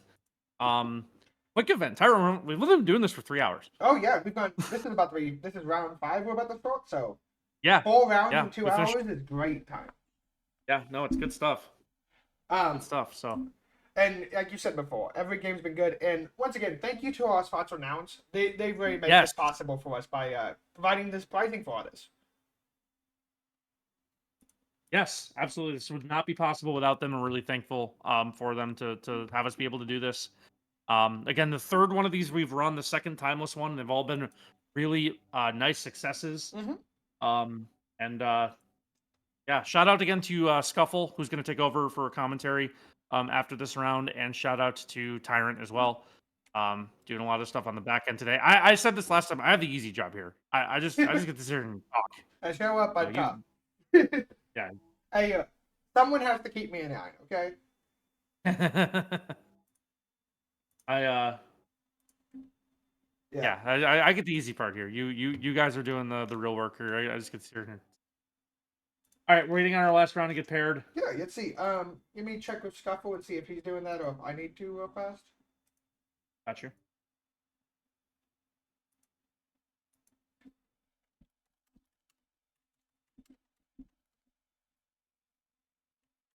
All right, waiting for our 5th and final round. Again, we will cut to top 8 after that round, and this is a 1K, so we're paying $1,000 in prizes to the participants in top 8. Thank you again, everyone, for taking your Saturday here with us, whether you're watching, whether you're playing. It's been a lot of fun, and we got one more round of Swiss fun before 8. Yeah, and we know it's Memorial Day weekend, so we're happy you guys are spending it with us. Yeah. I know some of you are probably stuck in airports watching us on your phone. That could be true, or you know what? I'll say the quiet part out loud. Maybe you're trying to avoid your family. You're right. You're right. I mean, I'm by myself right now in my house. I'm not here to judge anybody. Okay, I just paired round 5. Let me just send that out to the players, and we'll get that all started. All right. Sounds good as we get ready for round 5. I'm going to jump into the streaming channel, Anthony, if you want to join me in there. Oh, someone in chat made a really good point. Snapcaster doesn't do anything because they had Torpor Orb on the field. Oh, yep, that's a great point. I completely forgot about Torpor Orb. That's a miss by us, yep. Yep, I did too. There's a lot going on in that game. Yeah, say the least. Okay, I'm jumping up to the streaming channel. I'll be right back. Oh, well, if you'll meet me there. Yeah, so shout out to our chatter who pointed out that Torpor didn't do it. Or Snapcaster didn't do it. Wednesdays we'll learn how to read, Anthony. Well, yeah, there was a lot of stuff going on there, in fairness. That was a pretty easy thing for us. I don't feel bad about that one. The 3 Woodyards, I think there was a total of 7 or 8 Phyrexian scrapyards at one point altogether. Yeah. You know what? I do like that that they saw the line of just having to push damage through, so you just have to bounce the Atraxa and then hope for the best. Yep. because that was not a not a thing I think a lot of people might have done. I think a lot of people might have been trying to figure out how to win with their combo, and they recognized that they Mhm. had to just push damage through. So, So let's see if it looks like some people are getting started up. Let me see if I can find anything we haven't seen yet. That's going to be hard. We've seen a good number of everything nowadays.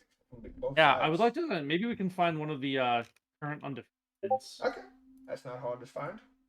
There's 2 undefeated, so it's Korai and Show and Tell. I don't think Korai's streaming. Let's see if the Show and Tell is. He is. He was streaming earlier. Oh, he is. Yep. He's actually one of them we Let's watched. go- earlier. So yeah, it's room 1. Okay, room 1. Let's go to room 1. Got it. Okay, sounds good to me.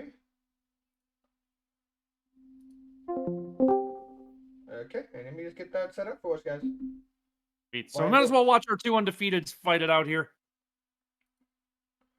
So who do you think is going to take this out? Gogoy Belcher or Sultai Soto? Oh no, we haven't seen the Belcher list. So, Yeah. Very curious to see. This is an interesting matchup. Again, 2 kind of combo-y decks. Some Ship in the Night decks. Ship in the Night's not fair. There is actually a lot of interaction that's played. This is a really hard format to play no interaction in.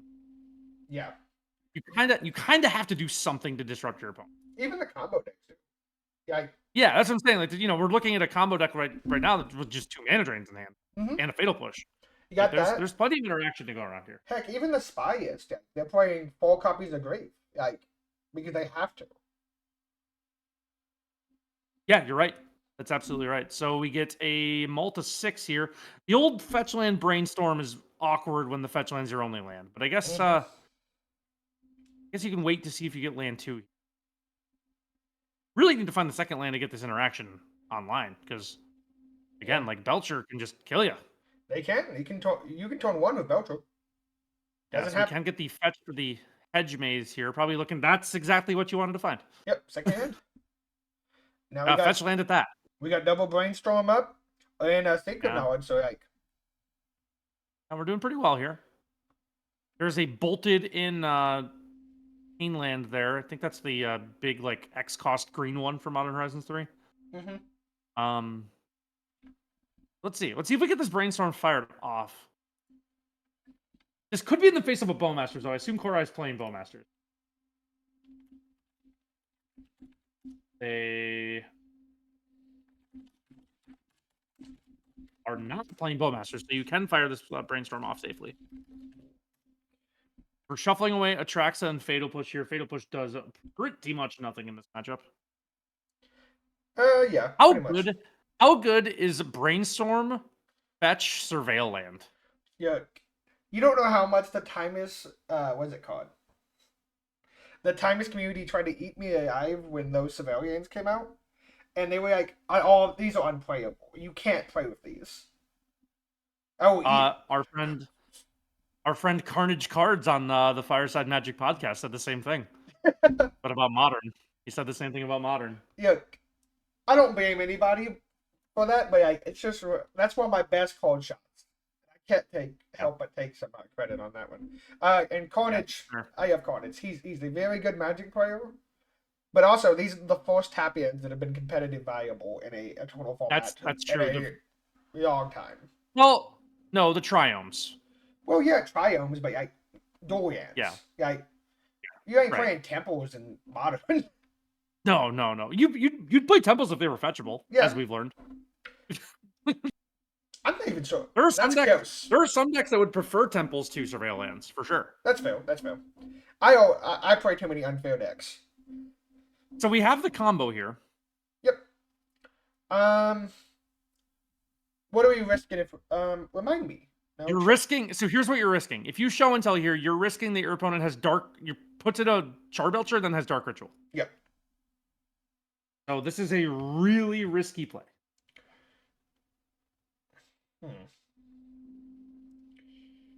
And you can go for this. I'm gonna say there's no real reason to go for it either. Yeah, I'm just saying that I agree with you, but you could have gone for it. It would have been a mistake, probably.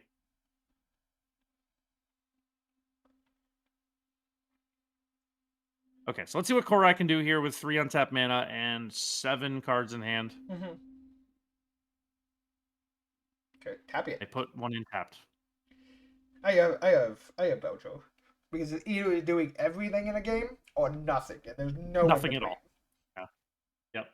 Yep. We are in a standoff here. Yeah. Show and tell really is dangerous against this deck, isn't it?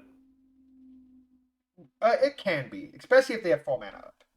I think Yeah. you have to go for it here though, because this one at least requires them to have Dark Ritual, right? Or is it 4 Yeah, mana? it did last turn too. Yeah, but that's what I'm saying.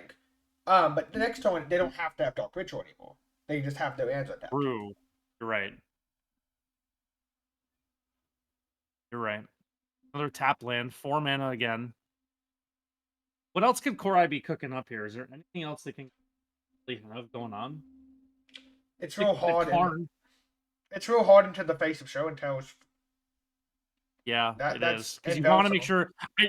I think if you're Korai, you got to make sure you have the mana up to Belcher if the show and tell does hit the stat. Mm-hmm.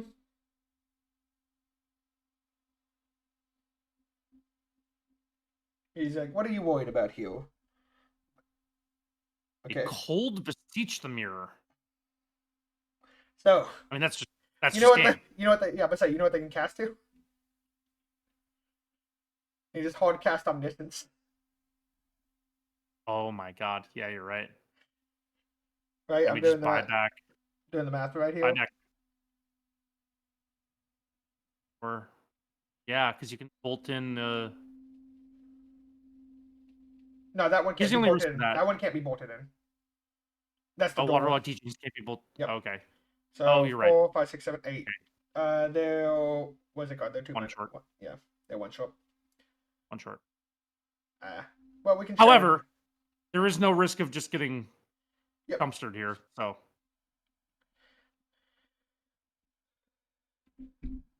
Okay. Leyline of Sanctity doesn't do anything here, right? No. It depends. Oh wait, doesn't it? It depends if they're playing the Bowmaster one. But Yeah, even it's playing the then, Bowmaster one that actually does a lot. well, kind of. You probably still win the game. You just don't win it this turn. Sure. That's the difference. Like, you We probably- can just bounce it with Hullbreaker Horror anyway. Yeah, that also. Oh yeah, you're right. Yeah, I completely forgot that you could just cast Yep. cards. So we dig into dig and Waterlog teachings again. Yeah. So we're just moving cards around here. There's the horror. There's assemble the team. Got to think we're Gotta say we're like 99% to win here, I believe. yeah. I think that's probably all she wrote. It's okay. We got games 2 and 3 maybe. Yeah. Though I will admit, Mastermind. it would be pretty funny if Corey just went, "Nah, I ain't playing game 2." Yeah. I that would be surprising, I think. Yeah. For those who don't know, Although I will say, Four Eyes a lock for top 8. You could just do that. yeah. And for those who don't know, Corey is also one of the Timeous creators, and it runs one of the biggest solvers for Timeous. Right. I imagine if you know enough about this format to be watching 1Ks for it, you probably know that Yeah. already. But There people might that be don't- some new people in chat who just like watching some. If we've seen some people pop in say they don't know Oh, much about Timeless, which is fair. It's you know, it's more niche format. okay, We're and moving game pieces around here. We have 2 Atraxes, 2 assembled teams, a ton of stuff in hand. All Yeah. Breaker Horror. they're not moving There's Born enough. Upon a Wind. They're not moving enough cards around. Okay, Yeah, they but can this be is figuring these attractions. true. Another dig. They have to find those Big. masterminds. Is the problem. There it is. They just There's the masterminds. Okay. they didn't even want the second card. Oh. Yeah, no, yeah. That's exactly what I think Korai was waiting for there, was to see if they found the Masterminds acquisition. They were, of course, going to find it. Yeah. Um, So I imagine we bring in Thoughtseize, Commodore, Spellpierce, Verisummer. Probably. Let's see what's in the sideboard for Do we Belcher bring? here. Just Do you bring in? Force of Vigor. Do you bring in Close and Grip? Oh. I don't know how. It's an interesting call. I think it may be a bit Yeah. too much. So does that even help? So what it specifically answers is that Dark Ritual line. You're right. It does answer the Dark Ritual line. That's a really good point. Or like if you put your omniscience into play, you get priority first. Oh, okay. So you Okay. get a Croatian grip with it with 1 second. All right. yeah. That works. That's a good call. Yeah, the veils come out. That doesn't seem that good here. I think the abrupt decays. No, it's Belcher. Belcher's a 3-drop, right? I always get it mixed up. Belcher's a 4-drop. Belcher's 4. I think the decays have come out. Decays are doing here. I guess you can hit a flute with Are them. they playing the What are 2 they mana playing? ramp? There's a couple of DS that play 2 mana ramp. Okay. God, Belcher. It's a guitarist. Da. Yes, I mean, they're the playing. attractor. They're playing 3 wizard rockets, 1 solar transformer, and then what's it called? 4 Chromox. And then there's the out of targets Oh, from Corn you want to be able to get. That's a very good point. Okay. What is Wizard Rocket? I don't think I've ever read right. Wizard rockets is Tapped, you can X hack it.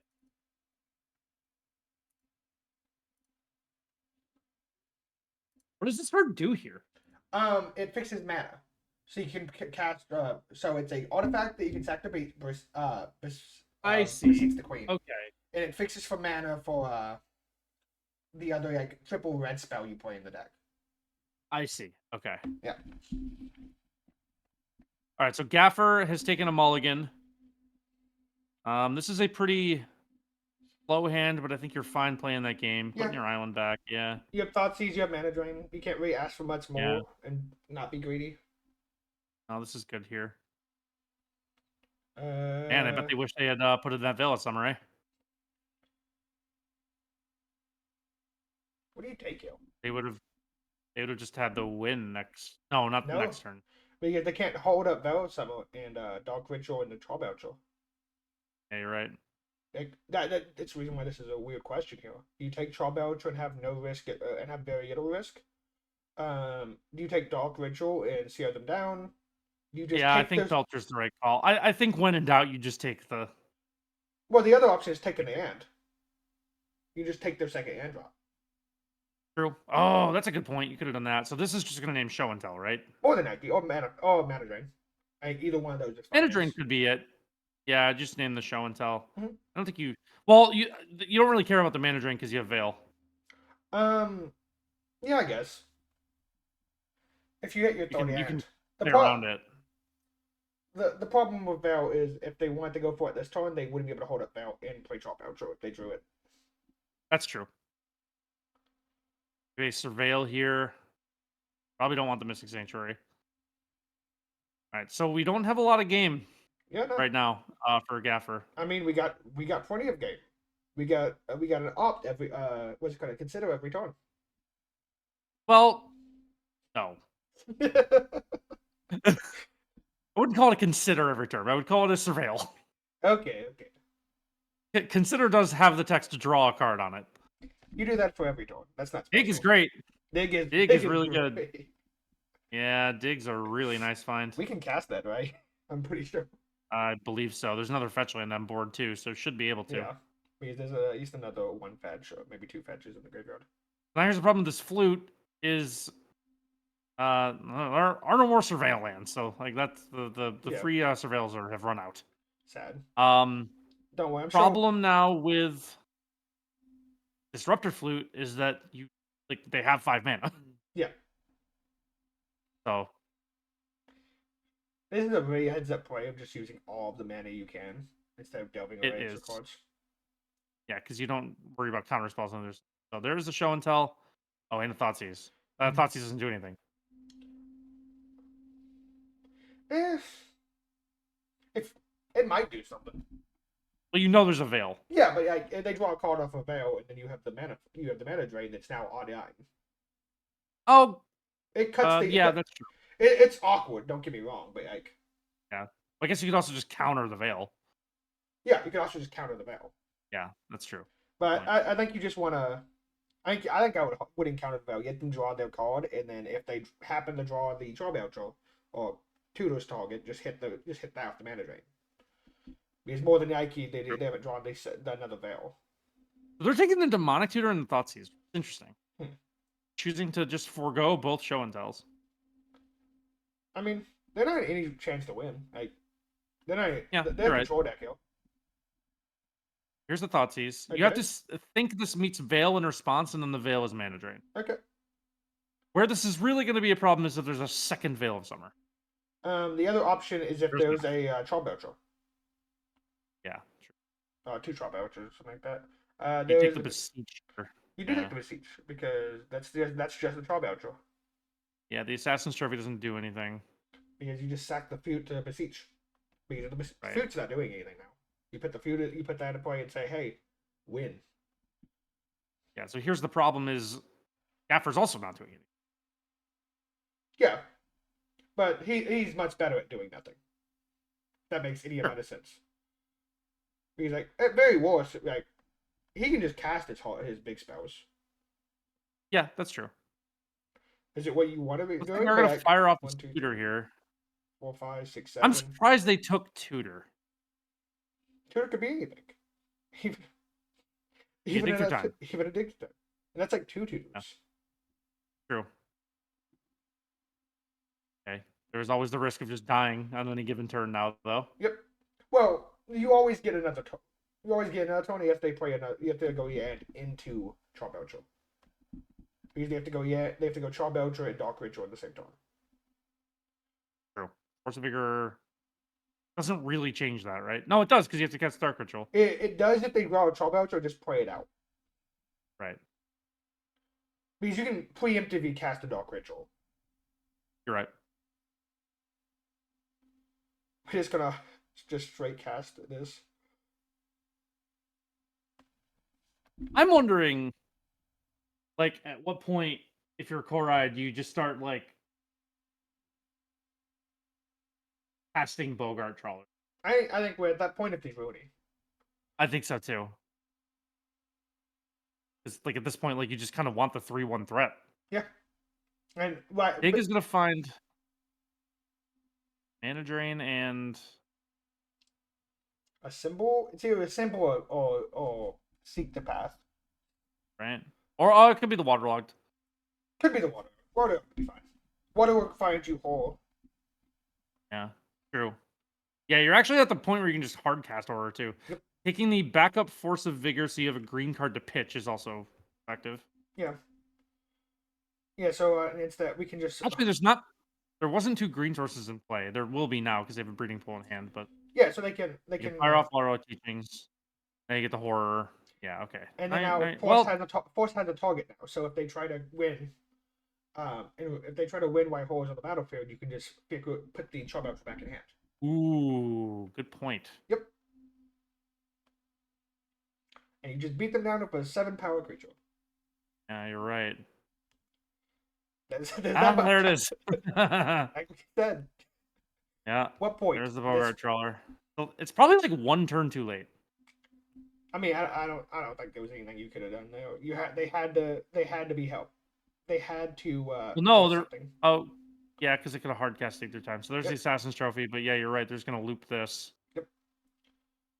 1, 2, 3, 4, 5, 6, 7, 8. We're 2 mana short of hard casting and Omniscience. They could have let their Assassin's Trophy resolve and then cast it. Yeah, but it didn't matter if they have no cards in hand. The Waterlogged Teaching is a really good draw now because now, if Belcher is the draw, there's the Dark Ritual. Well, they don't have enough mana to do both. Not right now. Yeah, they do. What do you mean? I'm saying they can. If Charbelcher was the draw there, they could have Waterlogged Teachings for Mana Drain. Oh yes. Sorry, I was still on the whole break or whole Ayup. No. Yeah. I think you let the Beseech resolve. Yeah, I don't think Beseech matters here. The only thing that punishes you is a hand into that, but even then you have the teachings, like you said, for Mana Drain. That was a tough play too because they had to waste their Dark Ritual just to cast the double black card or the triple black card. That's that- unfortunate. That's why Wizard Rockets are in the deck. Yeah, true. Believe it or Good not, point. the old version used to play 8 with that effect.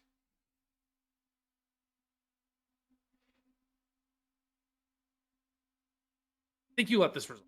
Yeah. Uh, I can It's always like understand not wanting it resolving, but I think that's the wrong feel. That's always like the thing with tutors is like, or draw spells is like, do you counter the draw spell or do you counter the thing that gets drawn? Yeah, I think it's usually right to counter the thing that gets drawn.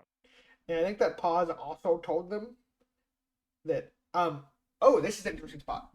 So you know what they could have tutored? Another removal spell. Yeah, Buff Decay. Oh, not Buff Decay. Sacrifice. It appears that they didn't. Yes. They would snap that off faster than anything.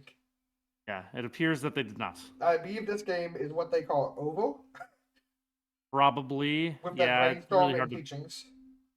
Yeah, you can't really beat this horror from this game state. You had a window there where you could have, like you said, tutored the removal. So we get the Belcher. Belcher's just gonna get spell pierced. It doesn't even need to. Just bounce it back to hand. I know. Yeah, the game's over. Gaffer takes the undefeated match of Yeah. round 5. 2-zip. One thing I wanted to mention about Jaffer's gift. I don't know if you noticed, but he does have a white source, which a lot of these decks don't. What is the white source for? Attracts it, so you can hard cast attracts it. Hardcast attracts us. That's smart. Smart. I don't know if There's a it's- hologram. Yeah, you're right. I don't know if it's the correct guy, but I do think at very minimum it's interesting. I think you lose very little. That's my take. Yeah. I think you lose very little. Okay. Let's see if we can find another match. Yeah. It's gonna be my last round of coverage. I'm about to say, So I appreciate everyone. Stuffle did ask if we want to keep going. I don't. I was going to mention to you when to break, but we can talk about that in a moment. Okay. Sorry, but that was me. Let's see if we can find anybody. It doesn't look like they're playing. Orko is playing again. If you want to watch that, Nimble's playing, and Sam is playing. Let's watch Nimble. Nimble. Okay.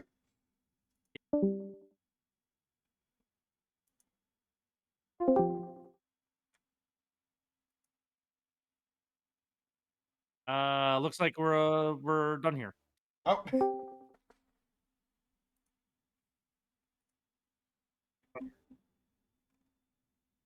A winning state here from Nimble against this board state from Jolto.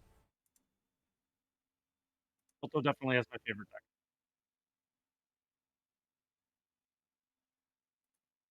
We have a you know what one here? Sunfall. Sunfall would be pretty nice. Sunfall would probably turn this game. Sunfall would win this game, no doubt. 1, 2, 3. That's make it 6-6. Style their entire board would be pretty well. Oh yes. All right, what else do we got here? There's not too many left actually. No, we're almost at the end of round 5. Yeah, and we are going to take a quick break in between round 5 in the top 8, just so people can get water and figure out what coverage is for that. That is 6 people left. So we got the show and tell mirror, and we got Simic show and tell versus Simic show and tell versus shift and tell. Show and tell versus Simic shift and tell. Whichever one. Tell me Yep. where to go. Cool. Yeah, let's just go to let's go to Arco. Arco's always a good watch. Roommate.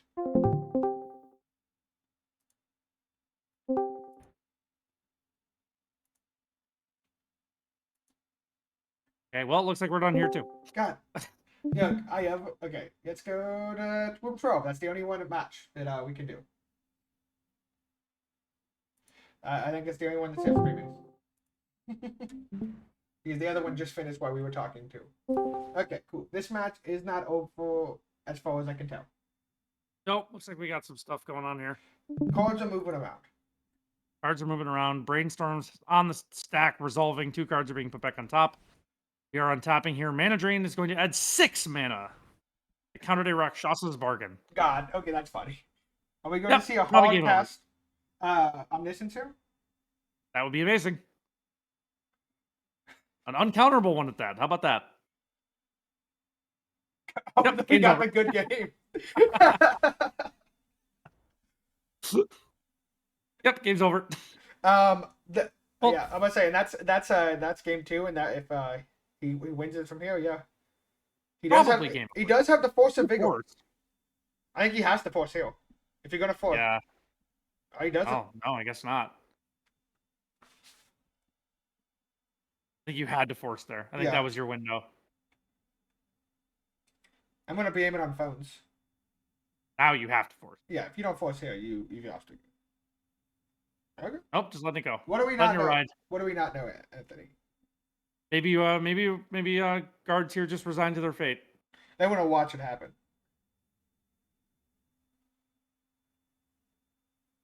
Maybe this is what they were afraid of.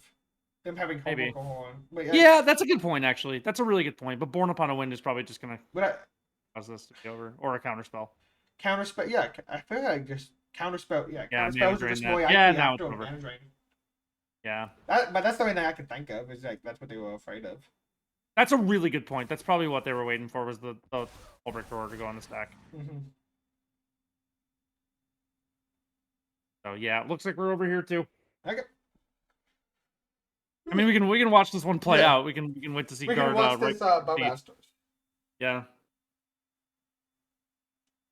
Come on, you Yeah. know, Cappy, Let's you just want watch to do this. it. Let's just watch this Bowmaster loop.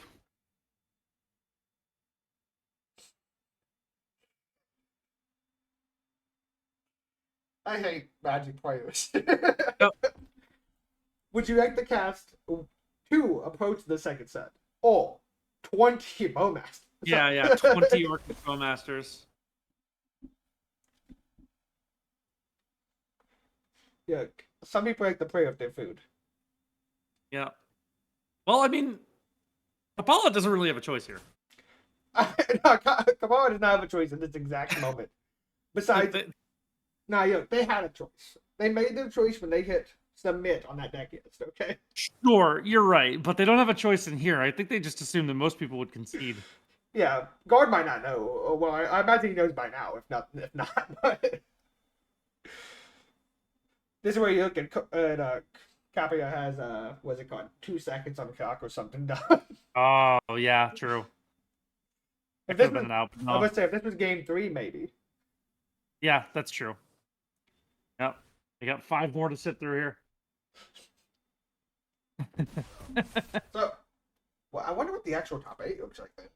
Because we I don't know. This is the biggest orc army I've ever seen, though. What do you mean? Well, this is the biggest orc army I've ever seen, and someone not be already dead. Yeah, right. Exactly. I think most orc armies in the game don't end up at 16-16 like this one's about to. This is when he starts targeting himself. Yep. And there is the good game and the resolution of our last game of round 5 here. God. Fun rounds of Swiss. We're gonna have the top 8 coming up. I think we're going to take a little bit of a break before the top 8 starts. We definitely appreciate everyone hanging out with us today, watching, playing in the event. It's been awesome to watch. We've seen a couple very memorable games. Oh, 100%.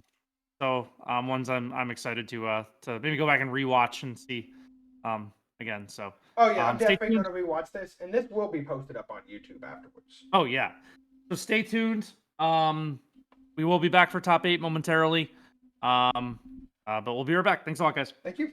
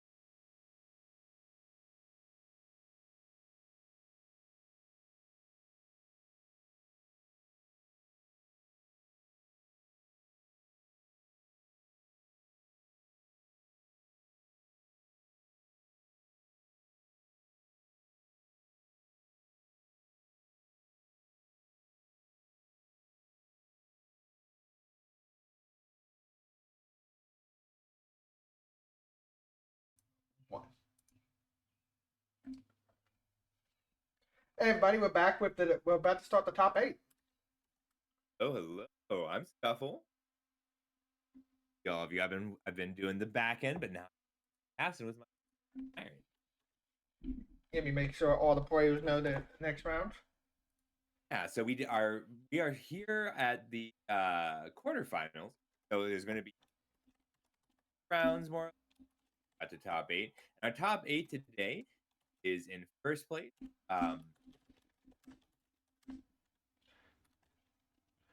If you hover over their name, it will give us their username. It's just not Okay. easy to do.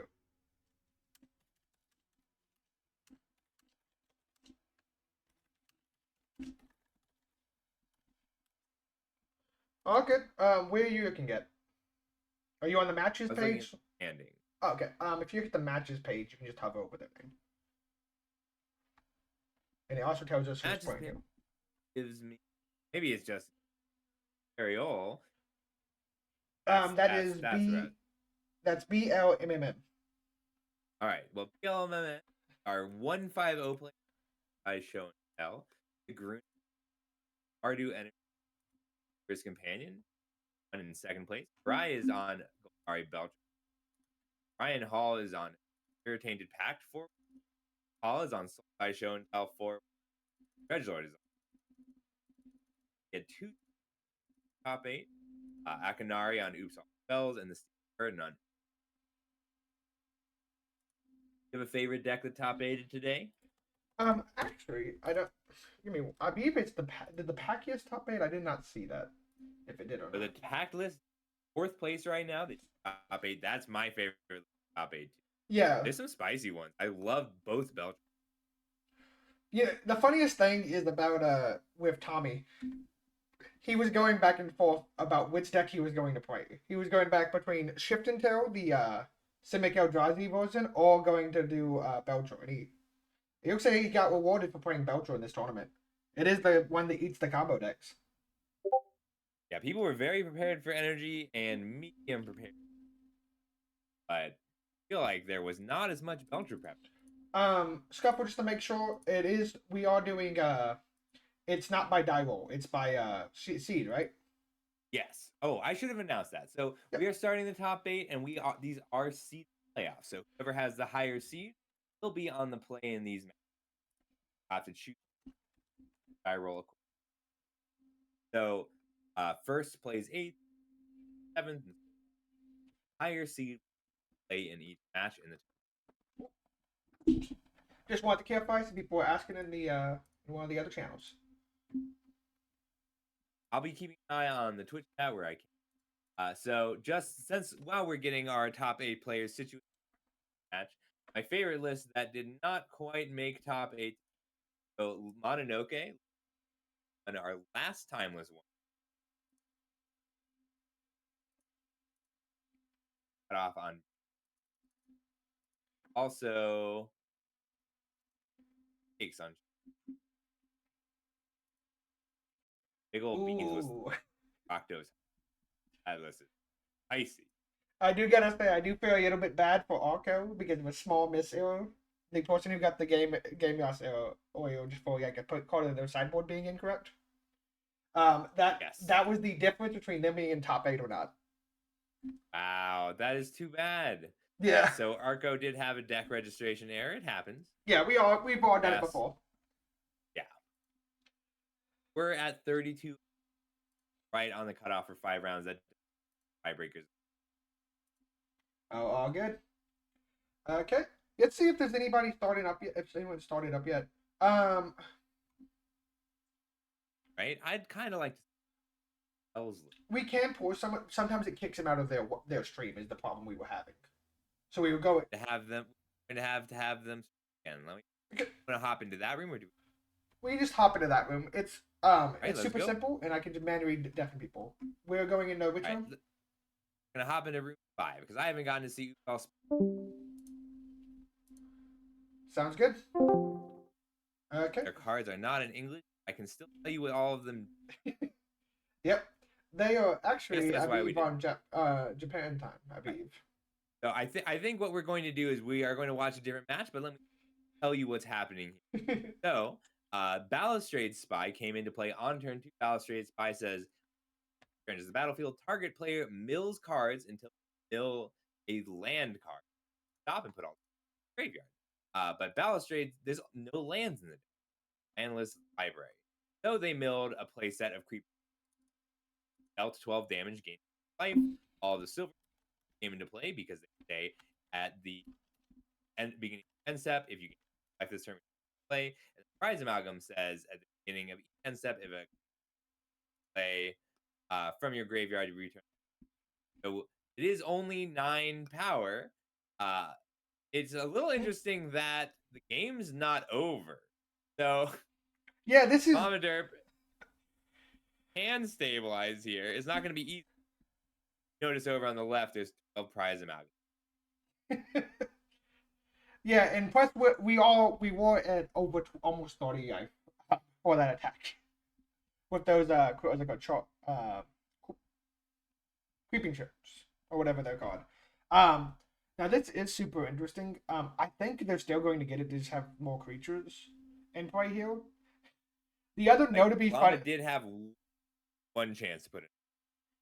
The other notable fun fact is Ragavan. If they didn't have enough, Ragavan almost won them that game because it exiled the wall. And so I believe there was only Fascinating sideboard. Mm-hmm. It's just a complete transformation into Belcher because it's already a landless deck. It's not as consistent Belcher as Belcher build, but it is surprising.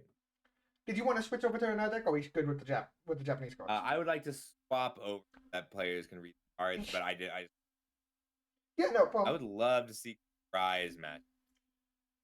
Yeah, we should. I just can't show two at one time. I got you. I don't see Karai streaming right now. Who is Karai's opponent? That would be Hunt. Dredgelord. Dredgelord? That's right. Dredgelord is streaming. Let's go watch Dredgelord. Cool. I don't think I've watched them yet today. There. Hey, my mic is not working. Okay, give me 1 second. Let me see what I can find. Okay. Um, Either I need to be turned up. yeah, I can cut you. Also, Because we were using Anthony's settings, so I cut you up to the max right now, and it's got you about halfway in the peaks. Chat, let me I know. can turn up my sensitivity. How's that? Okay, that's much. Yeah, let me cut you a tiny bit. Okay, Okay. there you go. My sensitivity was about half, so that should help. Okay, Thank you. let me finish setting up this guy real fast, and we'll be all good. Room 15, transition over. Okay. All right, so we came in the middle of. All the end. It's like- All right, at the end of the game. That can happen. That looks like a turn 3 kill through a show and tell. It happens. It happens. Also, chat. It does. This is a combo heavy meta. So Karai is on Golgari Belcher. I think that generally the Golgari Belcher deck is a lot faster for a little bit less consistency. But we don't usually see a Golgari build. Yeah, normally it's either Orzhov. Normally it's the Orzhov build that we see, but neither one has been incredibly popular recently. So Karai is running, and so usually the Orzhov build runs the Sorin, and sometimes even Necropotence and Glenelendra Archmage, the 7 mana, 4/7 lifelinker. That's really strong. And Karai has forgone all of that for Karn the Great Creator out of the board. I think that generally just makes it much more like there's a lot more reach. There's a lot more that Karai can do with a wish board. Okay. Yeah, and it definitely is. I will say the Sony Enterprise does give a bit of a backup that works on a different axis and creates this guessing game. Especially if cards like Field and Pithing Needle. Where do you want to name Charbelcher? Do you want to name Sorin? Yeah. Well, Karn itself can we've seen a few games where the combo deck just couldn't answer one of the hate pieces. But with Karn, there's answers for just about everything, and there's hate pieces. And you can. Karn is, as always, an incredibly difficult card to play with because Karn can pick up a Vexing Bauble, or Karn can protect its own combo. Karai can also even just grab the Charbelcher that they need to win the game. Oh, 100%. And they could just like start stone raining their opponent over and over again a taunt. Unfortunately, Yeah, they can liquid control it. metal Karn killing a land every turn is a very painful thing. Yeah, it's painful to feel too. Hey, Yeah. Yeah, so Um, Dredgelord is running Bowmasters in his build, which I think is a great idea. Like, it's always a function of how hard do you want to go on the combo in this kind of deck. so I don't know if this is one of the is, but were you able to catch the ones that don't run approach to the second sun? Oh, so they have, I mean, once you have Omniscience in play, I guess it doesn't really matter how you win. So And all of those sideboard slots are valuable. So what they usually use in that case is they fickle. We got to see it on Ass Match around 5. They fickle 2 Bowmasters with a Hullbreaker Horror, and that's their win Okay, con. I like that. And it looks to be that's what this is trying to do. So they're playing 2 Bowmasters in order to kill and be good against Brainstorm decks. Yeah, it's great against Brainstorm decks, and it also helps a lot with where these decks tend to struggle, which is against something like Mardu Energy, because Mardu Energy can put down a turn 1 Ragavan and then Thoughtseize you. Oh yeah, and like getting your things hit by Ragavan or just using the mana advantage in that situation, especially versus. Here's like, Dark Ritual. Oh. Yeah, it's huge. Here's Dark Ritual for a turn 2 Karn. Okay. Let's see what Karn's getting. This is quite possibly the most important decision of the game. Could be. Oh, in the Yeah. what's it called? The Vexing, the Chromox here. Yeah, so Vexing Bobble is wonderful.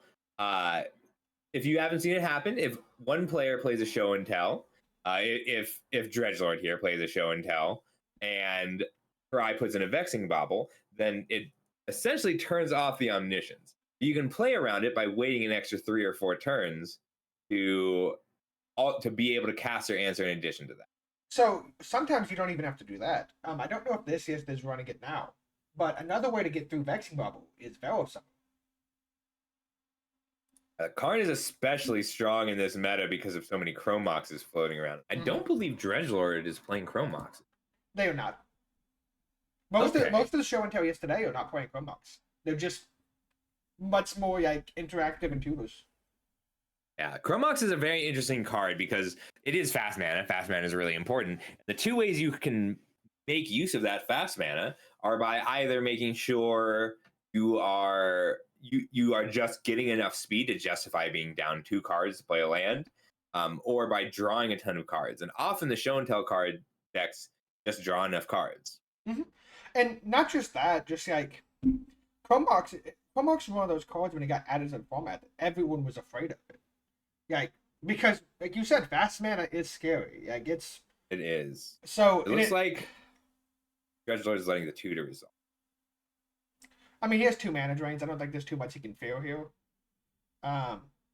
Because like they have to be able to spend 4 mana on that Goblin Charbelcher. So either the only way that they were able to counter it with like a Veil Summer is if they go like Channel or double Dark Ritual. Channel is so strong. So here's a sneaky Bowmasters to pick off this Karn. Great card here. That's good to hear on the sound. So Bowmasters, so Karn picked up Vexing Bobble and Goblin Charbelcher. Bowmasters killed it, and now Dredgelord actually has the ability to attack Cry down. Like they are ahead on board. They do. And also this Charbelcher really doesn't get them play the show and tell at all, even if they have the combo in hand. He just he uses them the game.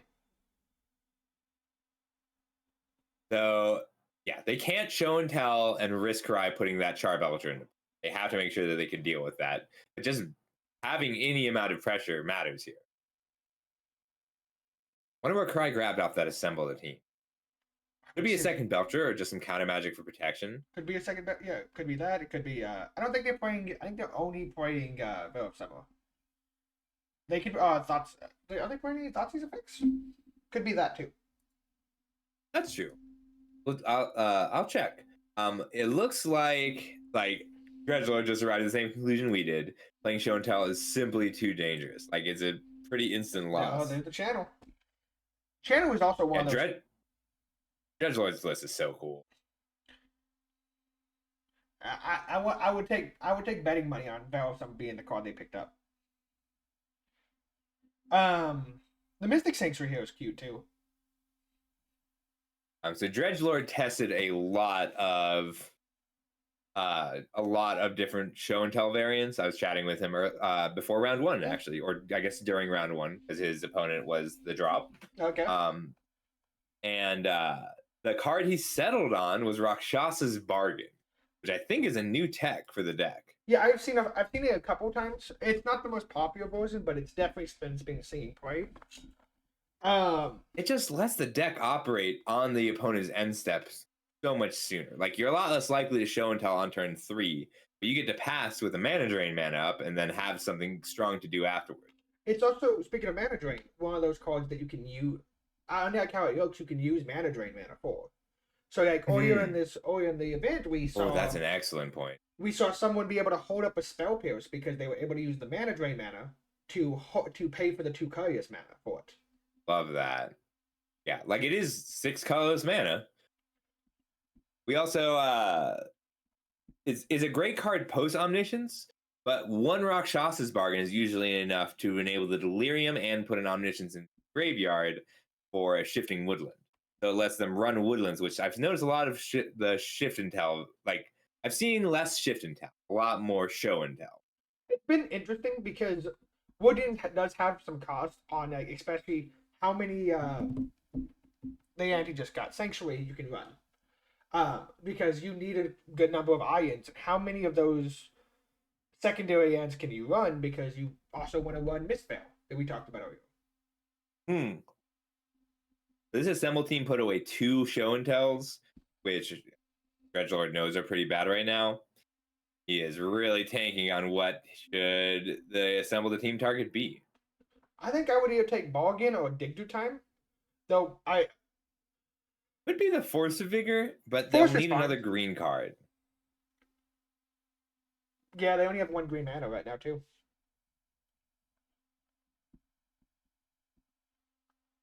Trying to go through the library. Force now. Oh, Okay. that's a main deck Croson Grip. No, this is game 2. Is it in there, man? You're right. That's a sideboard Croson. We were debating earlier if you brought that in. Because you can go. This frees up your show and tell. Because you get priority first. A Sigrun. I don't actually know that Karai has any non-cardboard sideboard cards. Let me check. Yeah, 2 Disruptor Flute. There's 2 Force of Vigor in the board and an Abrupt Decay. Everything else is cardboard. And one of the Disruptor Flutes is cardboard. You just bring in the second copy so you can, in case you have to Demonic Tutor for it. Still leave the first copy in the board. It's very, very well assembled. This feels weird. I think Karai is one of the most well equipped to play this style of deck. I wonder if our player was made a mistake here. He just had opponent put a Charbelcher in play. That was a known Charbelcher as well. That can't counter the ability. They can counter the Atraxa. Their Atraxa? Yes, they can counter their Atraxa. I think our player was right. His mistake. Yes, it happens. It does. You make that mistake. It's one of those mistakes you make one time. Did only deal 35 damage. Yeah. That's one of those mistakes you make one time and you never forget that mistake. I think you do want the extra Bowmasters in this matchup, and you probably need Leyline of Sanctity. You don't want to need Leyline of Sanctity. I feel it's really bad to bring it in.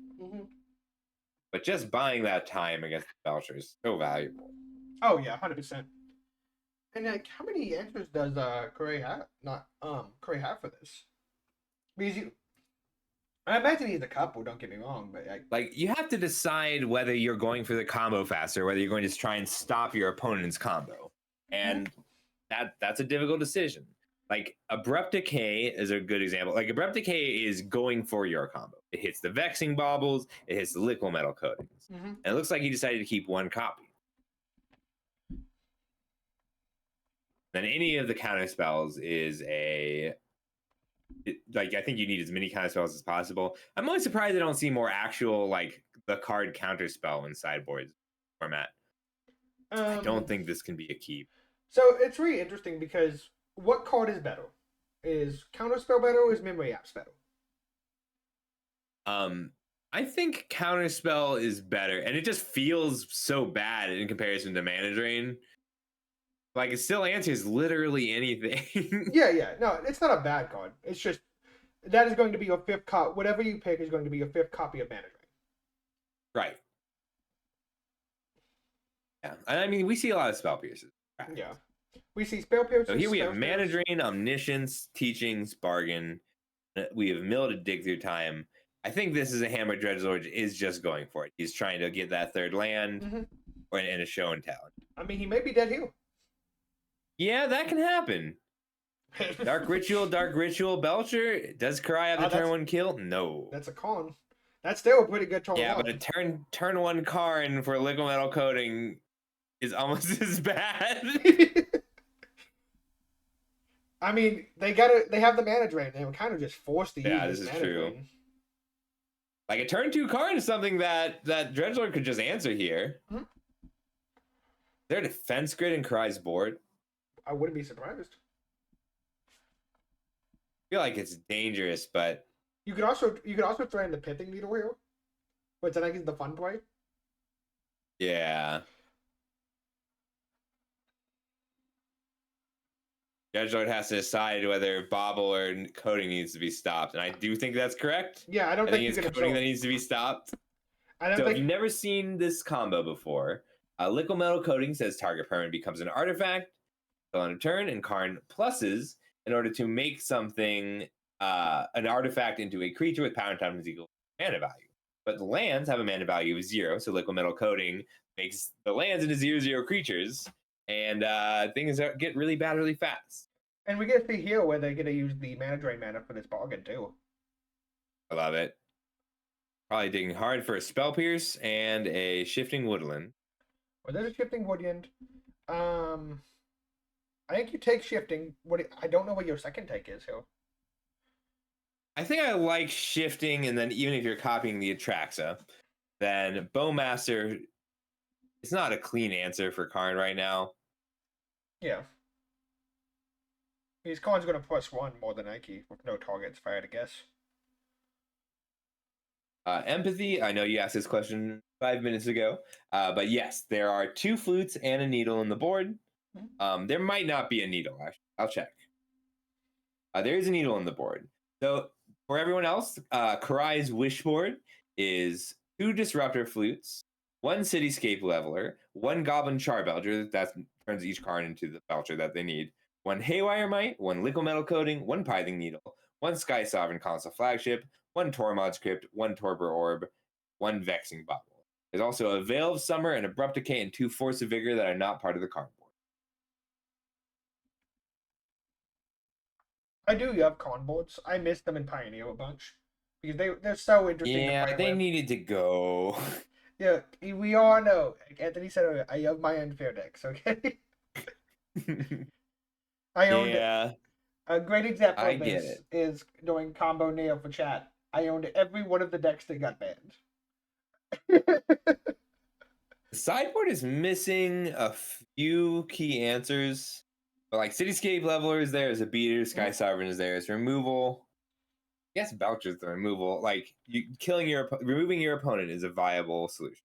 I'm kind of surprised it's Cityscape everywhere, not Meteor Golden. I think Cityscape Leveler brings with it the option of looting it away. So like you probably pick up Cityscape Leveler against decks that are stopping you from casting spells. Mm-hmm. That's fair. So my brain was going more to when someone show and tells. It's an option you can put in with and threaten that interaction. That's true. It does take out the Omniscience, but I think you'd rather play the Bobble because if you let ability go on the stack, they can Born Upon the Winning combo out. That's fair. This is a tough brainstorm for Dredgelord. So he's got Spell Pierce, Bowmasters, and Teachings. 2 Teachings. Looks like he's putting back Omniscience in the Teachings. Mm-hmm. That's the second Omniscience, so that one's not so hard. Yeah. The 4 value brainstorm.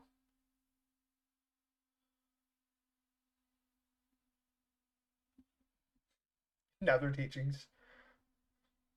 I wonder if it was worth casting the brainstorm, and then fetching with the brainstorm on the stack. No, there's no way. No. Or you want to fetch the surveil land, then brainstorm with the surveil on the stack to put the omniscience into the graveyard. That grants lethal next turn without casting a spell. That would be fine. It's just I do think that's an awkward line of play. I don't think that's it is better. So that line of play is something that they could have done on end step. So like I'm not. It's just an interesting line that this deck can take. Something I appreciate about it. It gets the omniscience in the graveyard, and that gives delirium for shifting woodland. Dread Jordan's having some fun with the emotes today. I do love a nice set of emotes. I do too. I'll buy my mug.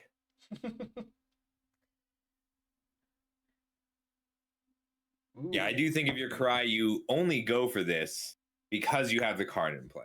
Yeah. Karn hasn't actually wished for a Belcher yet. Karn gets to wish for a second Belcher right now. Yeah.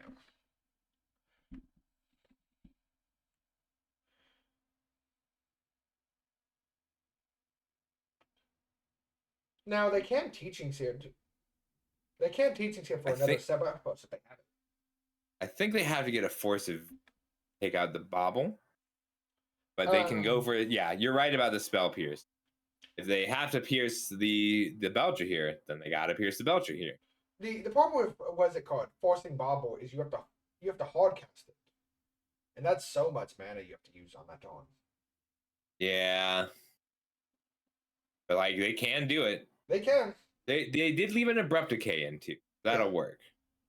Yeah, that's an instant. Yeah, that would also work.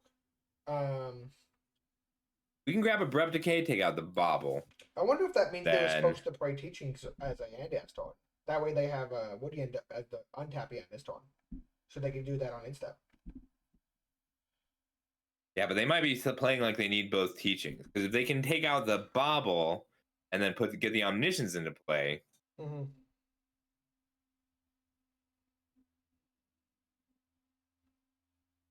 I mean, it's a difference of is their show and tell in hand. Yeah. They can also teachings for Veil of Summer too. And that effectively ignores the bobble. This is true. I don't know that he left. Might have left only one Veil of Autumn in, or Veil of Summer in.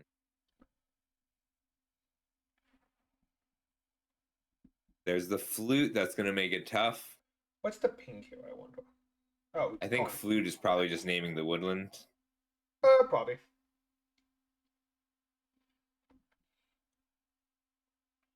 I think that's the biggest threat here, because they what's it called? They know the risk.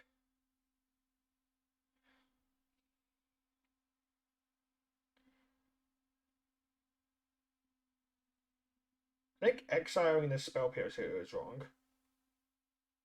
I think they're just trying to keep delirium as closely as possible. They're a little more interested in exiling instants. Yeah, so that's fine. I just mean because we still have our Mystic Sanctuary, correct? Oh yeah. Yeah, we haven't used the Sanctuary yet. I love that the mana bases are so interesting. You only really have room for one Mystic Sanctuary in this build because of the woodland. Mm-hmm. Are they playing you need a lot of blue mana. Are they playing the Mistfell? The Mistfall, whatever, the Tarkirian? Yes, one copy. Okay. Yeah, this has to be a very chaos mana base then. All right, no show and tell.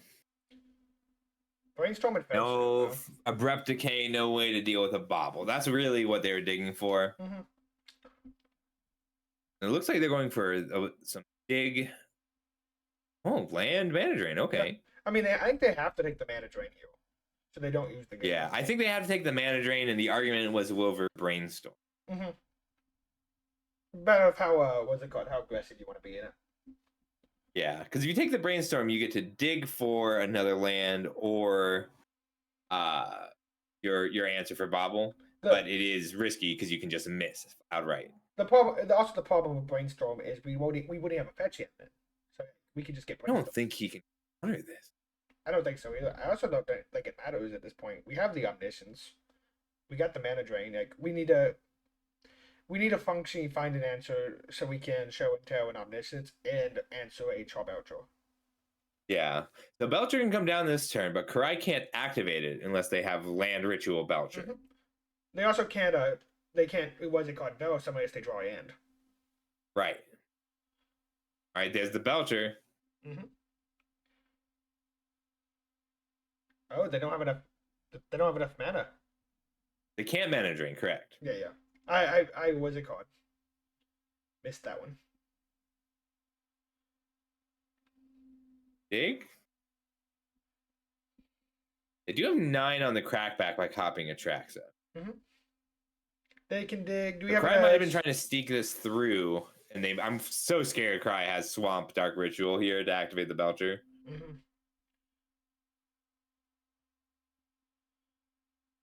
Force might be better. Grip is a little safer. It takes out the Bobble, but Force takes out Belcher and Bobble. Even if you're paying all 4.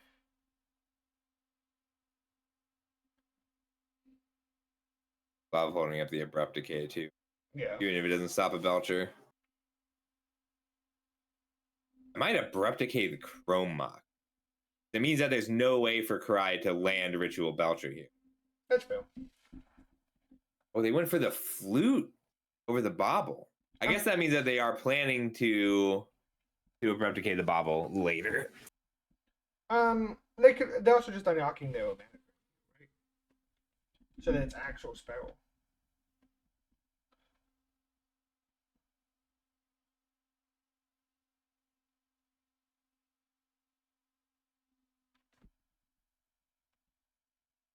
I love that Force of Vigor makes the cut in these decks.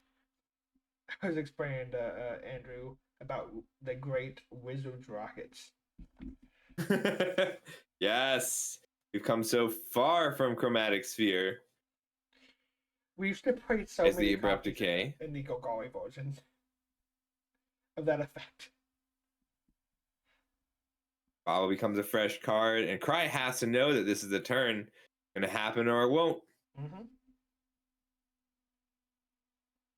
Game 3 is very close either way. They can 2-mana dig here.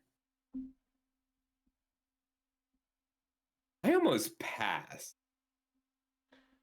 I think it's interesting, Kill, because if you hit Show and Tell off of this, you can freeze Show and Tell here and probably win the game. Like, I'm Karai, and I'm keeping 4 cards in hand, but not countering any of the spells that kill my artifacts and enchantments. Then I'm holding Dark Ritual Belcher. Well, he doesn't have any counter spells. He's not playing. Yeah, then I'm holding Dark Ritual Belcher.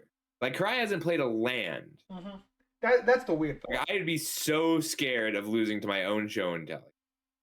Well, that's what I'm saying. He only has 2 mana right now. So, well, I guess, yeah. But Dark Ritual, yeah. I get Yeah, I'd be so scared of Dark Ritual and Char Belcher. But it looks like Dredge is fearless. Let's see if his gamble pays off. He does get to respond to the Belcher activate. It would feel very bad to have that happen twice in one game, in one match. Oh, look at him. He's really taken. Making the attack first is a good idea. Are you going to do it? He's not going to. Yes. I respect that Yeah, so good. much, though. It's the smart play, don't get me wrong. But the content play, okay? Ooh. I don't think I drain this. I think I just dig. Yeah. I don't think this matters too much when you're at 14. Well, this does scale down your clock, I guess. Because they kill in 2 tones right now. Well, yeah, we do have lethal next turn if we can get to Delirium, because there's an Atraxa in the graveyard for the Shifting Woodland to copy. There's a Veil of Summer, but we'd rather get it out now.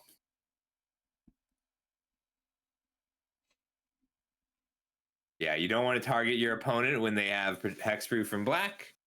Or they're about to. Oh, wait, you can't target your opponent because they have Hexproof from black. Guff was trying to tell us this man to cheat. We do still get 3 mana. Just because the spell can't be countered doesn't mean we don't get 3 mana. We're 1 mana short of casting the Omniscience off that mana drain. Yep.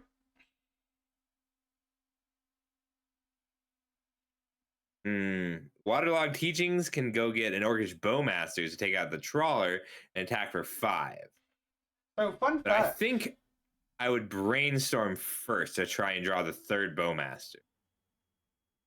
So fun fact for those who try to pick up one of these decks on Arena, when you're playing both Mana Drain and Dig Through Time, there is no way not to use the Mana Drain mana. Even if you go full control, it automatically adds it to the mega. That's really funny. I love Arena, You but can't float colorless. but so That is a really good play because they get to hold priority after Show and Tell resolves. Mhm.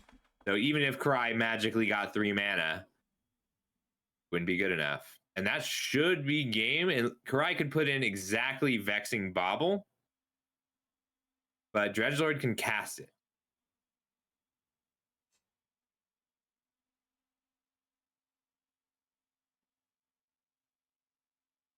I think that Dredgelord was actually looking for a line to get the kill the fairway here, but instead he just found the infinite combo off the top. I think this is where you jam Show and Tell. yeah. There's no risk. But he does not agree. He got. I can get behind this, playing extra safe. Like I he's don't sticking even with think- Plan A. I don't think it's even playing extras. What are we afraid of? Force of Vigor? Yeah, but you get to play all your spells in response to Force of Vigor. I think I would have gotten behind this play if Dredgelord had one more land in play just to hold up that Croson Grip. Mm-hmm. But this 4 extra mana does let him Show and Tell with a lot of extra play pattern available. I mean, we can just hard cast Omniscience now, right? That was an option. All right, here's Omniscience. What does Cry have? Nothing. Wild. Is it a... No, it's not Force of Vigor. There's the Hullbreaker Horror. Yep. That should do it. Yeah, that's just game now because now you can use the Bowmaster and spells to find a second Bowmaster. Yeah, you can even win it fair by just blinking his Bowmaster 3 times. 4 times. Because you have to kill the Well, so Trawler. he just has to kill the Trawler. Yeah. Oh yeah, you're right. And then Passing attack. off missions for the simple pleasure of bouncing a Bowmaster.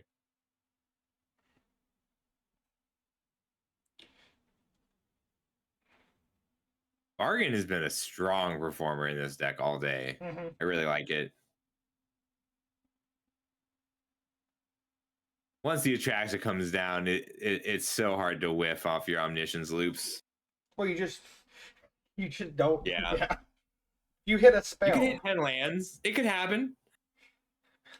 Okay, we hit 10 I had it hands. happen. 10 hands with no cards in hand. Yes, I have whiffed my Atraxas before. Scuffle, you need to be studied. I have whiffed things you wouldn't believe. I struggle to believe Yeah, there's a god. this is one's foregone. Yeah. As long as Atraxa hits at least one spell, or at least as long as Atraxa hits at least 1/3 of a spell, then it's over. And then this is actually the last match of game 1 of the quarterfinals. This is the last one this spring. So once this is done, we'll be moving into the semifinals. Awesome. So we're almost done with this whole event. This one went by fast. Oh yeah. Why aren't all of you guys playing control? Come on. I want to see Jessica. We had some control decks. They still finished pretty quick. Just a fast format. Oh yeah. Most of our rounds finished well under the time limit of 50 minutes, usually like that you usually see at paper events. I think we Even only with saw, all the I think we already saw one. What was it called? One go even close to time. yeah, that Arlo match, that was a good match too. It was. Well, congrats to All what was his name? I'm sorry. Dredgelord. Dredgelord. That was Moving on Dredgelord. to the I know it's semifinals. confusing because he's not playing Dredge. He's also that's not his name in it. On MEA or on what's it called, Discord. not Discord. Magic Arena. That's just what I know. All right, let me see if we can. You want to pay the round or should I? You got it. Whatever Alright. one you want to watch, I'll also try to set that up. Let's see who the other winners. So while we're getting that round paired, thanks again to Nouns for sponsoring this event. We do this every month. If you are interested, go ahead and hop into our Discord. Tyron, can you link our Discord in the Twitch chat when you get the chance? Yeah. Yeah, but go ahead and hop into our Discord. You can be a part of choosing which underserved format you would like to see next and finding a date that works for you. We try to do polls as much as we can for this kind of event. We want to accommodate as many people as possible because you are underserved. That's what we're here for. Match players and teams. So we are ready with our quarterfinals. It's going to be Gabriel versus Kapala. And I think that is a show and tell mirror. And I really hope that this is the deck I think it is. Akanari versus Hunter. Oh, I really wanted it to be the Tainted Pack deck. Oh, So we have a Sultai show and tell mirror, and then Sultai versus Oops All Spells. I would kind of like to watch the Sultai versus Oops All Spells from Hunter's point of view. So I don't know if Hunter is streaming. let's see if we can find it. Do we have the ability to DM Hunter? We should. Let me just find his name. Wait, that's Dredgelord. We're gonna be staying right here. Oh, that's Dredgelord. Okay. Yeah. So we're going to be staying right here watching Dredgelord. I want to see the Oops All Spells deck play, but we do not actually have the ability to watch it from the other. Well, we can watch it from the other point of view. It's just going to be in Japanese. Yeah, that's the issue on that one.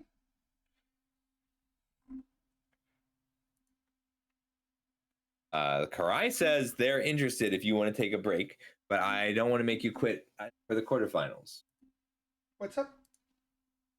Karai says they're interested in casting if you want to take a break, but you do not have to take a break because I do like casting with you. No, you could. Yeah, get Corey. Let's take a little break while I get him all set up on the program.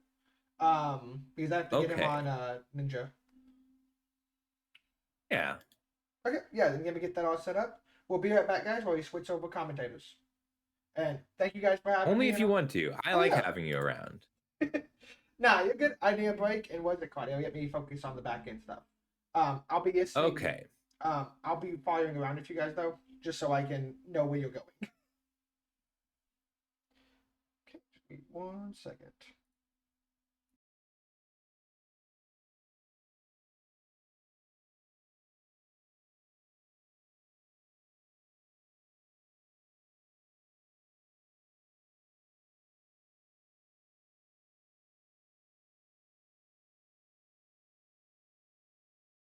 All right, looks like he started, so it's perfect.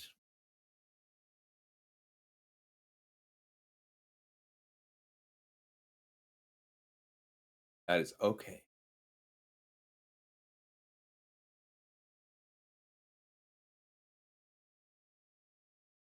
Now you were 4-1 coming into this, locked for top 8.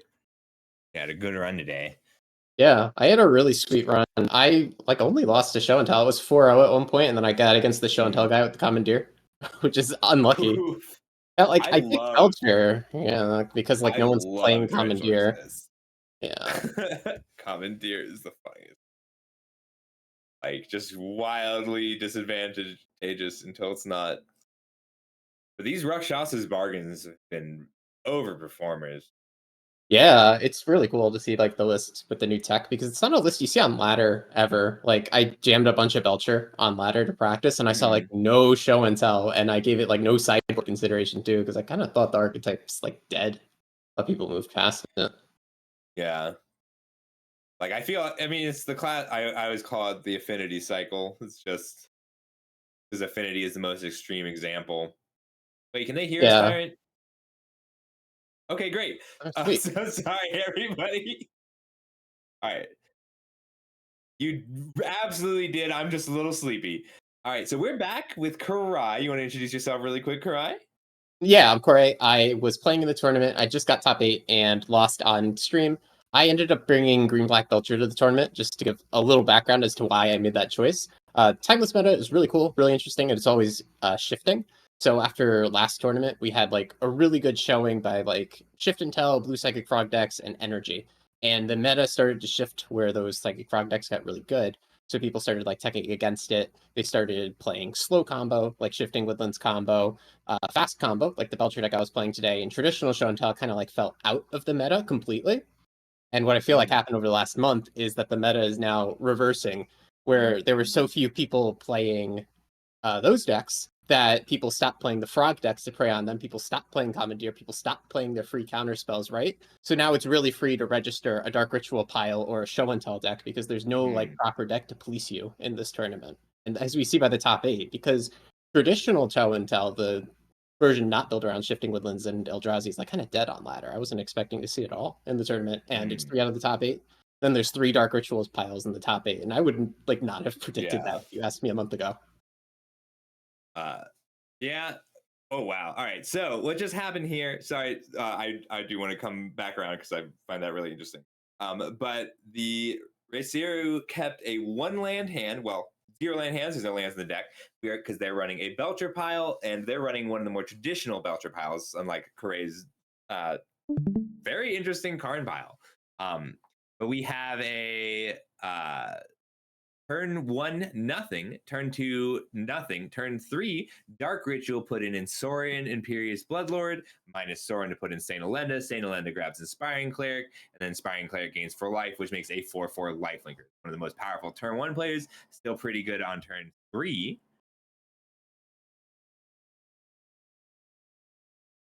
Oh, yes. So they're playing Oops All Spells. It's more of the Dredge version. But the point, they're running a landless deck. And instead of playing Belcher, which is powerful but easy to interact with, they're running Sorin to jump some threats into play. And I really thought that Dredgelord had it when they show and telled, but their opponent used the show and tell to grab Invoke the Divine. They put a Saint Elender into play, which drafted an Invoke the Divine to target the Omniscience, but Dredgelord had the Mana Drain, and that was it. What would you bring in here, Corey? Yeah, I also got totally distracted by our conversation. Forgot that we started the game. But the Spell Pierces, yeah. So against this matchup, you want your anti-combo cards. So Spell Pierces, permission, like counter spells, are really good. Cards like Crossing Grip and Force of Vigor often come into like, well, they're not playing a Belcher variant like I am, but even against Belcher but variants, they do have the Belchers in the board. Yeah, but what's really killer against a deck like this is actually, again, they're not Belcher. I was about to say Leyline would be killer against my deck, but theirs is a little bit different. I'd have to look at the deck list and see what like their alt win cons are beyond just the Balustrade Spy thing.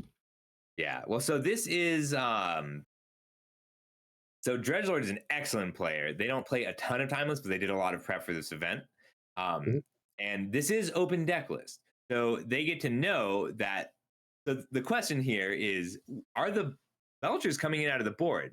Like, is it worth becoming a Belcher deck? Because we saw that a 8 or 11 power on turn 1 just isn't good enough against Omniscience most of the time. Like, this is a sideboard prediction battle right now. Yeah, it's really interesting. I was pulling up the deck list while ago. So yeah, they do have all 4 Belchers in the sideboard, and Leyline is tough to deal with. The Belcher decks can find ways to deal with it, but they are on a non-green version of Belcher. So it's a lot harder to clear. They pretty much have to do the Sorin Elenda thing in order to clear the Leyline in this matchup. So it becomes a lot more about trying to resolve that half of your deck. Yeah. Like Veil of Summer, I like going down to 1 Veil of Summer here because it's still nice to be able to grab it with the Waterlog teachings, but it's not as strong in general. Yeah, I agree. Veil isn't necessarily a card that's going to help you. Its use cases are pretty like marginal compared to some of the other cards in your sideboard that are going to be straight up backbreaking to your opponent. Stuff like you have to play around, whereas Veil of Summer is just a bit of an inconvenience for them. Right. And compared to a lot of the landless lists, Oops All Spells has more ability to just, like, we have seen so many combo v combo matchups just devolve into a slugfest with whatever they have available, whether that's their lands that turn into the Phyrexians that make things indestructible, or just a few Orcish Bowmasters on either side. But Oops All Spells often goes off in an incomplete way that just floods the board with Prize Amalgams or puts 11 power into play very fast. So they might need to speed. They might feel the need to speed up the combo with the Dark Rituals or with the Belchers, or they might change things up for the sake of change. Yeah, a lot of these combo versus combo matches are really weird, and it's something I wish I got more chance to practice going into this, because I didn't anticipate this much show and tell. Here's a turn 1 Sorin, and sometimes there's just nothing to do when you're on the draw. This deck is so Good old good at Timeless. mulliganing. Compared to other Yeah. combo decks, this deck is amazing at mulligans. Yeah, that's like the most skill expressive part of the deck. Like, there's two really skill expressive parts of the deck. One is mulliganing, and the other is like making good necro piles if they're on a necro version. Their version is like- non-necro, so you're just mulliganing to something that can win through as many pieces of interaction as possible. Obviously, Yeah. at turn 1, when you're against your opponent who is not playing Commandeer, I believe, is something that's going to win every time. So you can mulligan like really aggressively to try to find that. Yeah, and Dredgelord is not running Chrome Moxes. They're not running Chrome Moxes or Dark Rituals. There's no fast mana. Like, Dredgelord is a, quote, very fair version of the Sultai Show and Tell deck. Yeah, So it's the classic version of it. Yeah, like they can, even on turn, even as soon as turn 2, like if Dredgelord gets a turn, they can stop the Sorin. But not if they don't. Show and Tell can win out of nowhere, but unfortunately, it's just too slow. There's nothing you could do on turn 2 with this build of the Show and Tell that actually pulls it back. The Bowmasters blocks 2 creatures. Yeah, but they have to pay life art for a land in this spot, so it's just Oof. barely not enough. So close. If they had led on the breeding theoretically. pool, they could have shifting Woodland this turn. They could have, but then Sorin has the plus for 3 and they points wouldn't of have black right? mana. Wow, turn 1 Sorin. Saint Eledra is just there is no vampire as good as Saint Eledra in real Magic. Yeah, it's an alchemy special. Otherwise, this thing would be banned in a couple of formats, definitely. It's just a very strong thing that you could do for 3 mana. You have to view Saint Elenda as a mana card in these pair decks. And the fact that Saint Elenda is a Swiss Army knife, like in this game, it just put a ton of power into play. It just put 11 power into play, but there's some times where you can get pretty much a sideboard card out of it. Yeah. You can get Face Fetters, you can get Invoke Invoke the Divine. We saw Invoke the Divine happen last game. If Dredgelord didn't have the mana drain, that would have been it. Bad. He's spinning his wheels trying to find an answer. Yeah. There's just no answer in the deck. So compared to the other Sultai Show and Tell decks, I think Dredgelord is running the most consistent one, but it's a consistent turn 3. That's not good enough. Exactly. You're always trading the ability to answer other decks, the ability to be consistent, the ability to react for the ability to just go fast. Like what I was on today is just going fast. And if I don't win under the opponent's permission on turn 2, it's going to be really tough. And it's the same thing like Dredge deck that we're against. It's Show and Tell really wants this game to go long, so they need their critical pieces of interaction to be sideboarded in. They need their spell pierces, they need their mana drains, they need those cards to be in the opening hand. And they need to hope their opponent doesn't high roll with like a crazy hand that could like grief their interaction. Yeah, I love that you can high roll a crazy hand down at like 3 cards. 2 or 3, like 3 or 4 cards can be your high roll hand. Oh yeah, you can mulligan all the way to 3 and find it. It's crazy. And what's cool about Timeless is that like there are ways to beat it. I know it might be unbeatable to someone who doesn't play the format that much, but like before last tournament, we tested like a bunch of these high roll decks against Energy, and Energy does beat the high roll because Energy just needs one piece of interaction, like 1 Swords to Plowshares to answer Elenda. And they're so good at having those on turn 1 consistently. Yeah, exactly. The Psychic Frog decks and Energy decks are just piles of interaction with some busted Modern Horizons creatures in them, right? If you get the chance, take a look at the person who wasn't unable to make it today. They're on Jeskai. I want to call it Delver. I want to call it Jeskai Delver for Timeless. Oh, is it with the stifles in it? They were running Dragon's Rage Channelers, Ragavans, and Counterspell. That's cool. It was I was so excited to see that list, but they were unable to make it today. But I'm going to be giving that list a try.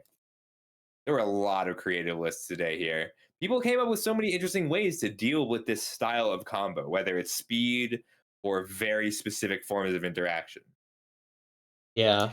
And we see the keep by the show and tell player, and it's like an odd keep, and they're doing odd things like end step Mhm. brainstorming, but it's the kind of concession you have to make when you're up against Yeah. the Belcher deck. You have to keep that turn one spell pierce, and you have to have the mana up to spell pierce. So you're gonna end up doing Yeah. some weird things that are anti-patterns you're not supposed to do, like brainstorming on your end step, just to make sure you always have your interaction up. Yeah, and if your opponent keeps 7 with this deck, you should be scared. Like that deck mulligans a lot. You spell Yeah, pierce and here? No. Mhm. Yeah, you wouldn't spell pierce that one. You got to hit the Yeah. payoff here, but the problem is they're going to have multiple payoffs. A Sorin here is going to eat the spell pierce, but next turn they're probably going to have a balustrade spy, and at minimum they're just going to cast like the silly silver smoke ghoul and just like start turning them sideways. I know we Right. have a bowmasters here, but Oh, like those so threats eventually up. if you haven't seen the Oops All Spells decks play yet, there is a Balustrade Spy says target player mills cards until they hit a land card, and then all those cards go into the graveyard. The Balustrade Spy mills the whole library except the Progenitus and or World Spine Worm, which gets shuffled back in the library so they don't deck. And among those cards milled, there will be 4 Creeping Chills, which deals 3 damage to each opponent. You gain 3 life. 4 Silver Smoke Schools, which at the beginning of your end step, if you've gained 3 more life, return it to play. And 4 Prize Amalgams, which at the beginning of each, like when a creature is put into play, you return it to play at the beginning of the next end step. So on average, it's going to deal 12 damage and it's going to deal 9 damage or 10 damage on average and put 9-ish creatures into play. Yeah, there's an interesting decision point here. The show and tell player, I think, did differently than me. You could have abrupticate the Mox there, and it's a cool decision because it takes your opponent off of being able to just play a land to get 4 mana, because 4 mana is your Balustrade Spy and your Belcher mana. So I would have really considered abrupt decaying that Chrome Mox at sorcery speed and keep my opponent off of me. So I agree with you. But watching Dredgelord play all day, he has been consistent about not attacking mana sources, and that seems to be part of his broader strategy or play style. He always attacks the cards that he views as threats, and like we even saw that against you. He was unwilling to risk you having the Belcher in hand or you having the Ritual in hand for many turns until he was sure he could stop it. I would have fired it multiple turns before him, but like we've seen it pay off too. We've seen it hurt him as well, but I mean, it's good principled magic right there. Generally, like with other cards like Thoughtseize, the old adage is you don't use Thoughtseize to just up your opponent's mana. They can always top deck at it. It's just that some of these games are really fast and they operate on super thin margins, where delaying your Belcher opponent is good. Yeah, the show and tell might win the game. You just have to consider what goes into play off of it. If a Balustrade Spy hits play, he takes 12 damage off of Creeping Chills, but there's no instant speed win there. Belcher gets put into play, it is an instant speed win if you look at that.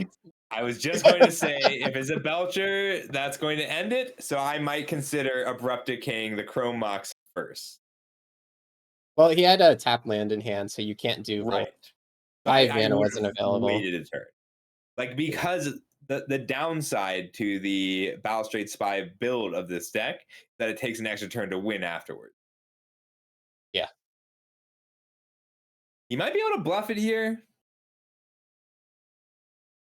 Yeah, just bluff a good old stifle. No, not this game.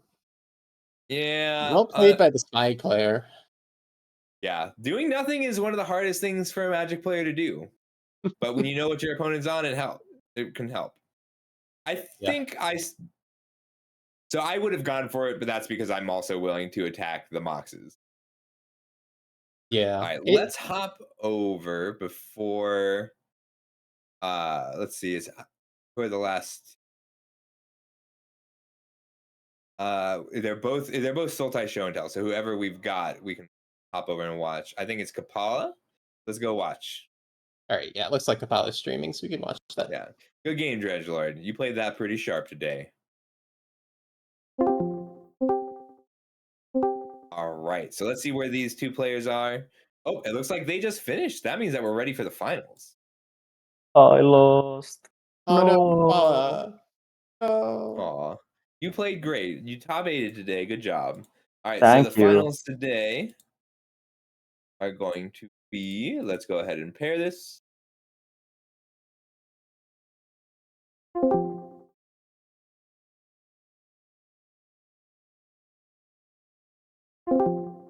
Gabriel Farrow, and we will need you to stream, Gabriel, wherever you are.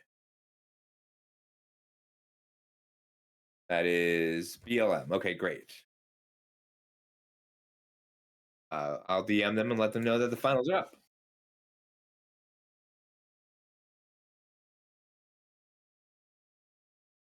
I need to send a quick message.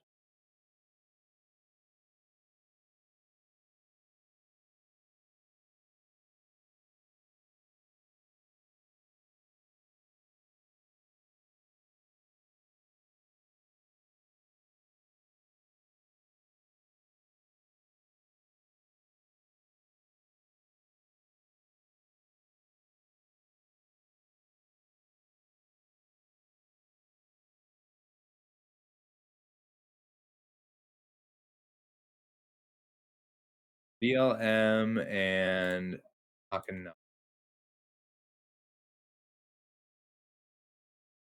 Just take a moment.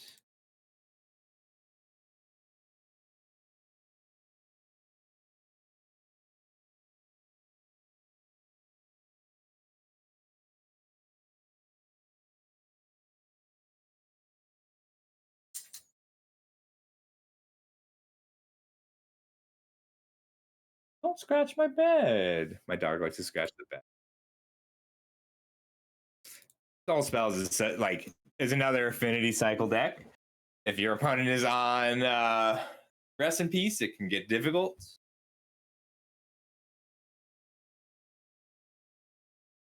All right, the players will not be splitting the prize money, and we need all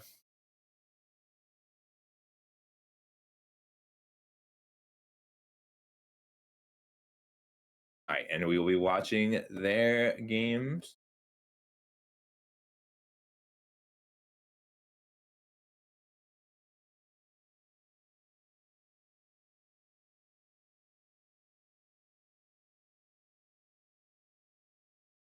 Whenever they're ready. I don't see PLM. Great. Yeah, they're coming and they're coming back. I would like to watch Akinari too, but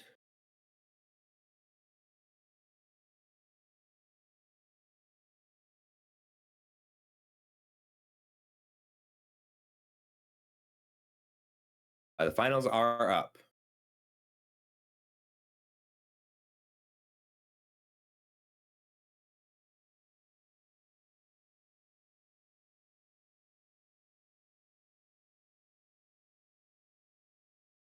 All right, we're gonna hop over to BLM.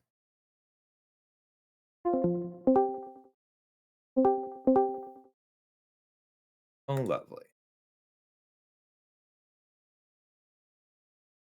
Okay, here we go.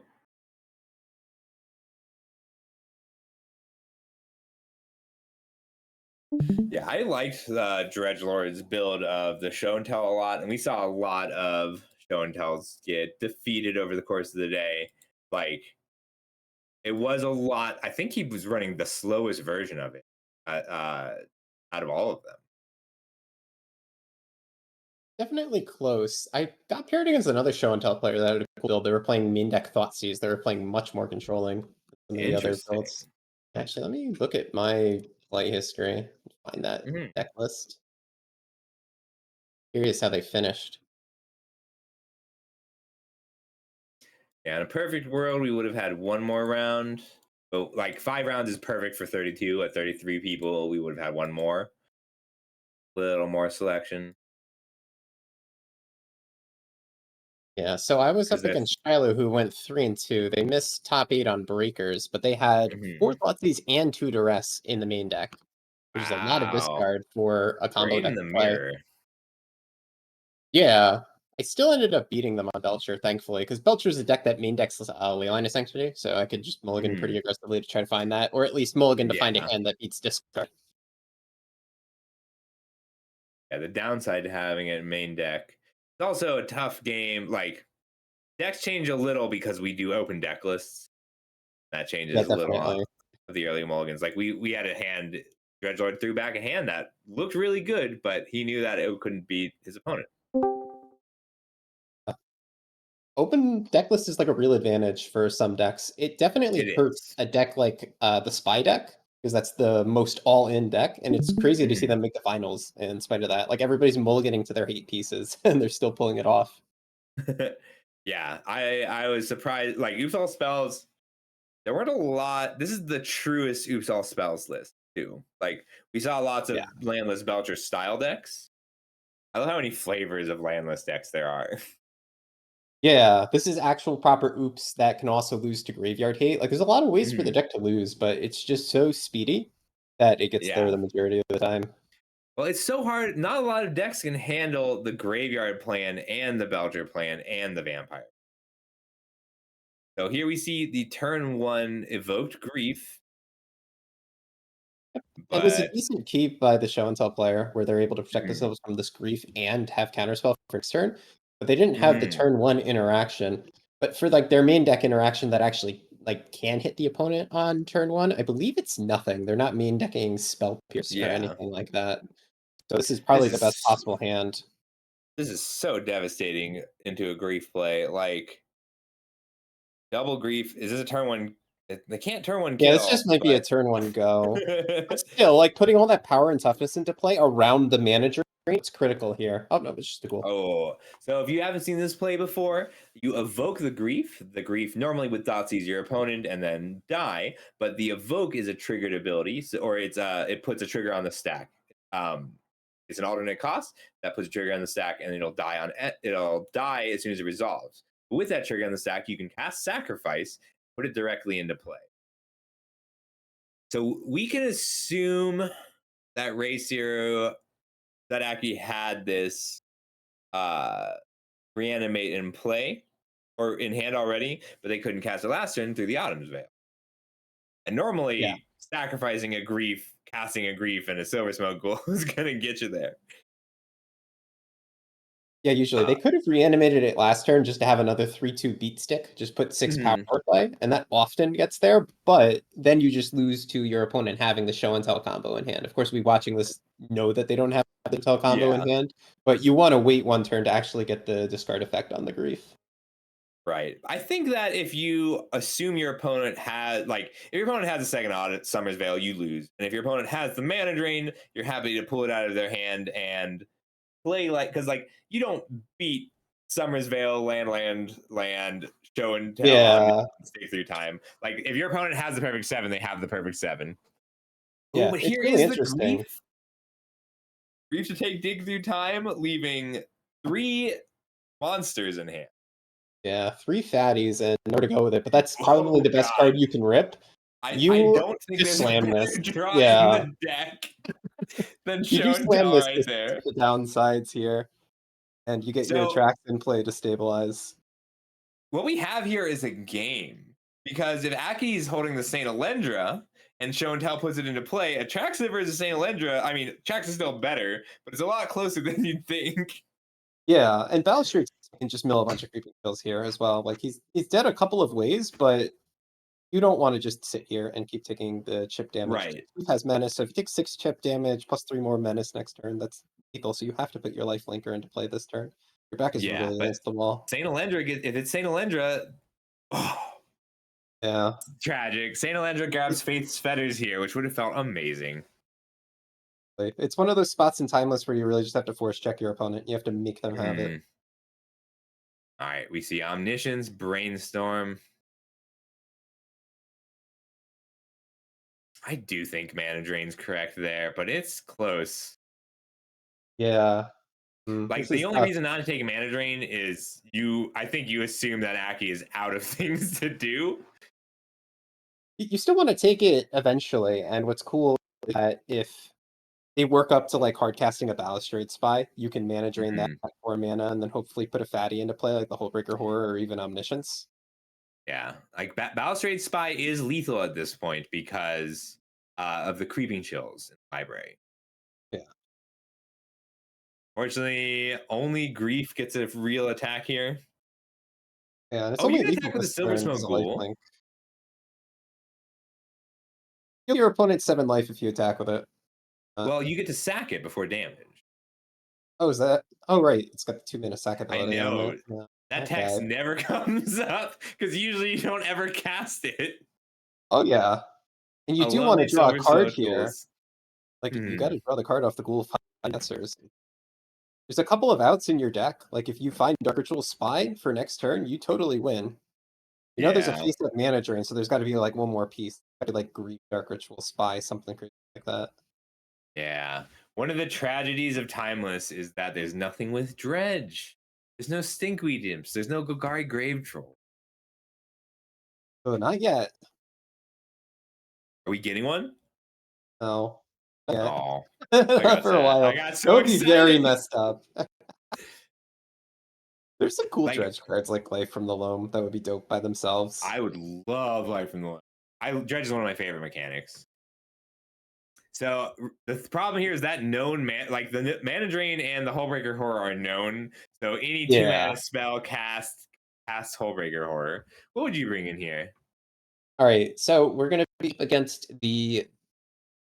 You gotta think about Belcher, think about Spy. What's great is Commandeer. Commandeer is your free silver bullet that can answer their deck. That's what Commandeer is here for. It's for these non-show and tell mirrors. That Yeah, one it does hit. great. It hits. It doesn't hit Balustrade Spy, but it does hit Sorin and Charbelcher. Yeah, it does. But still, answering most of your opponent's stuff for free is definitely Yeah. good enough. It is a literally free spell, and it's hard to come by. Like in game 1, we were talking about, oh, that's their best possible hand, and it Ooh. doesn't do a counter spell until turn 2. This actually lets you interact on turn 0, because you're going to be on the draw here. I think mana drains is brave. You're on the draw, though. You really can't afford Yeah. it. You're not going to be able to mana drain until their turn 3, so you have to cut anything that's remotely expensive in your deck. Even that Born Upon a Wind goes. Like if you can't stop Sorin, if you can't stop, you cut Show and Tell here. It's tough. I think you do keep all 4 copies of your main combo, but I can understand doing it. I'm not a show and tell player. I guess it's just a matter. I guess they're just trying to go full control here because like they're planning to have time to hit their Show and Tell. Yeah, exactly. The objective Yeah. is to survive the first 3 turns. If they can do that, they have all the time in the world to actually find Omniscience plus Show and Tell to win the game. This is a So tough one. You got a close. mulligan Commandeer. That sucks. Yeah, like I keep it with 2 blue cards. Absolutely, but Yeah. it's just got to go back as it is. I was It's kind of shame. surprised not to see any mono blue Oops All Spells deck, just Oh because yeah, of that's how a good deck. It's a really good deck. Like you get because it's the best deck for Commandeer. It's the best deck for Force of Negation.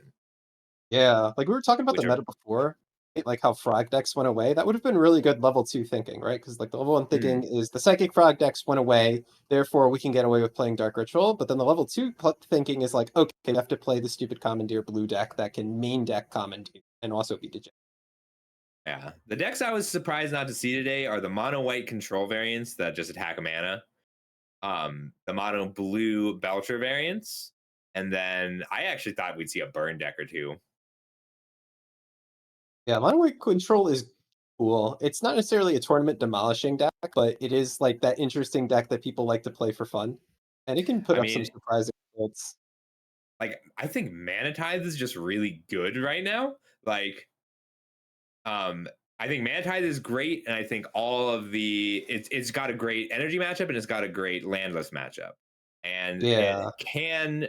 So then, what I like if I had played this tournament, I probably would have been on a mono white, and then I would have had 13 show and tell sideboard slots. Yeah, that's.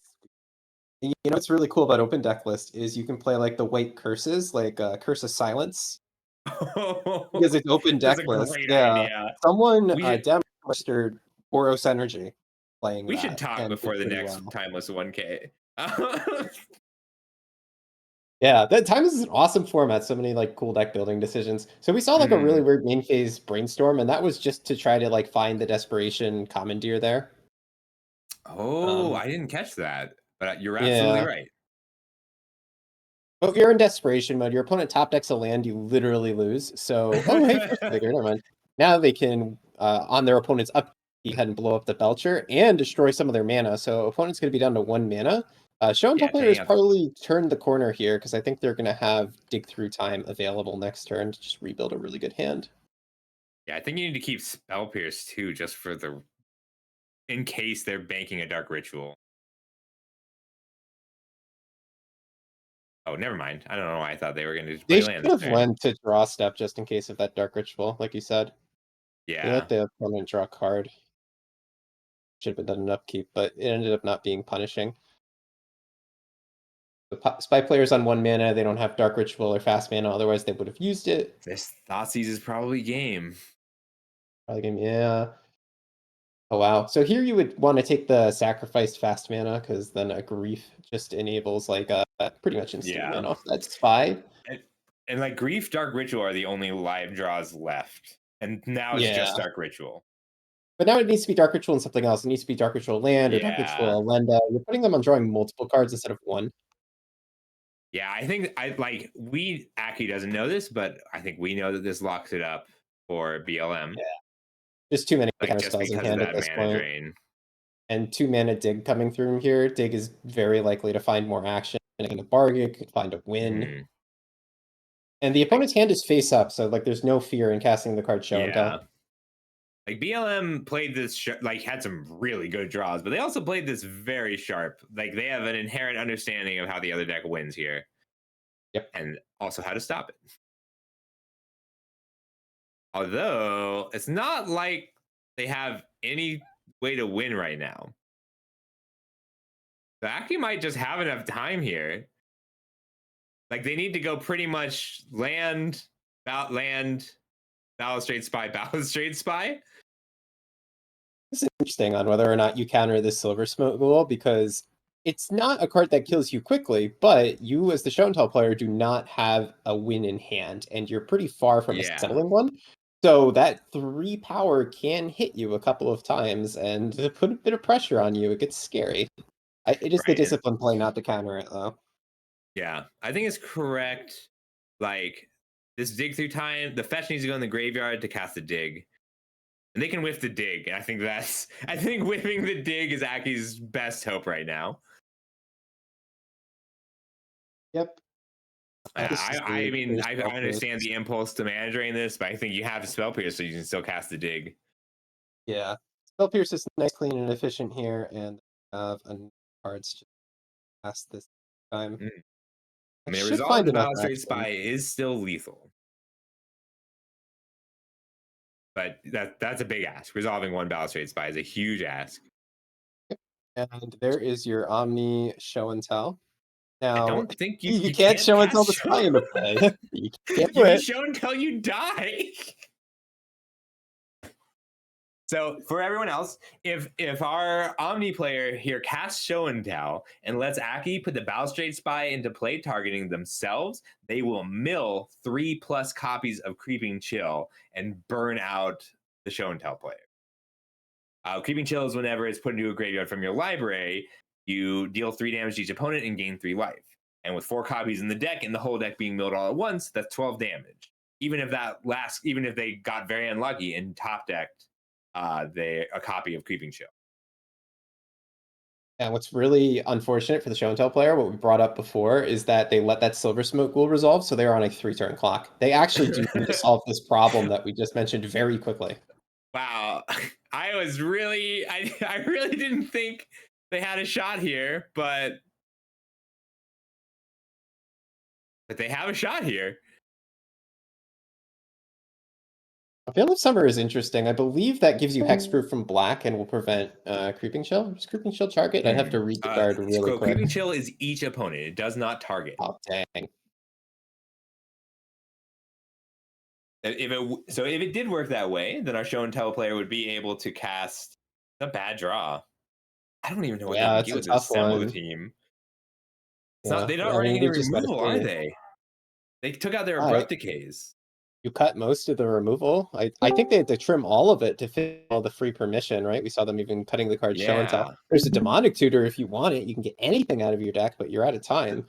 The Mastermind's Acquisition grabs an Abrupt Decay to hit a Silver Smoke Ghoul, and you respond by drawing a card? Wow! Yeah, we're at weird levels of Magic. The thing is, the Show and Tell player's mana is a little tough. They have a bunch of basic islands in play. They can't even do a lot of things. This is the Simeon Spirit Guide coming and just being unstoppable. This is Hill Giant being unbeatable for the combo deck.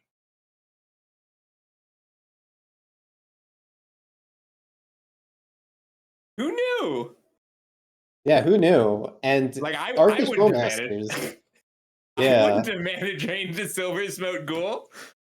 Yeah, it's a decision that ended up being very impactful. And another deck building decision is that a lot of people today are playing like the Orcish Bowmasters WinCon version of Show and Tell, and that would have been a card you would still be playing after the sideboard that could actually deal with this card pretty well. So with Dig Through Time, I think they have to go for it. I think they have to Show and Tell, putting in the Omniscience, and then try it. Oh, but they decided out Born Upon the Wind. I believe they did. Yeah, you're right. So yeah, if they so had Born, there's a chance. Like the line They- here they- is you dig through time, find Born Upon a Wind or Waterlog Teachings, which gets Born Upon a Wind. All your stuff gets flash, and then you can win instant speed. yes. But we sideboarded out that instant speed win to have the extra counter spells and things to prevent the turn 1 win. Oh my god, I can't.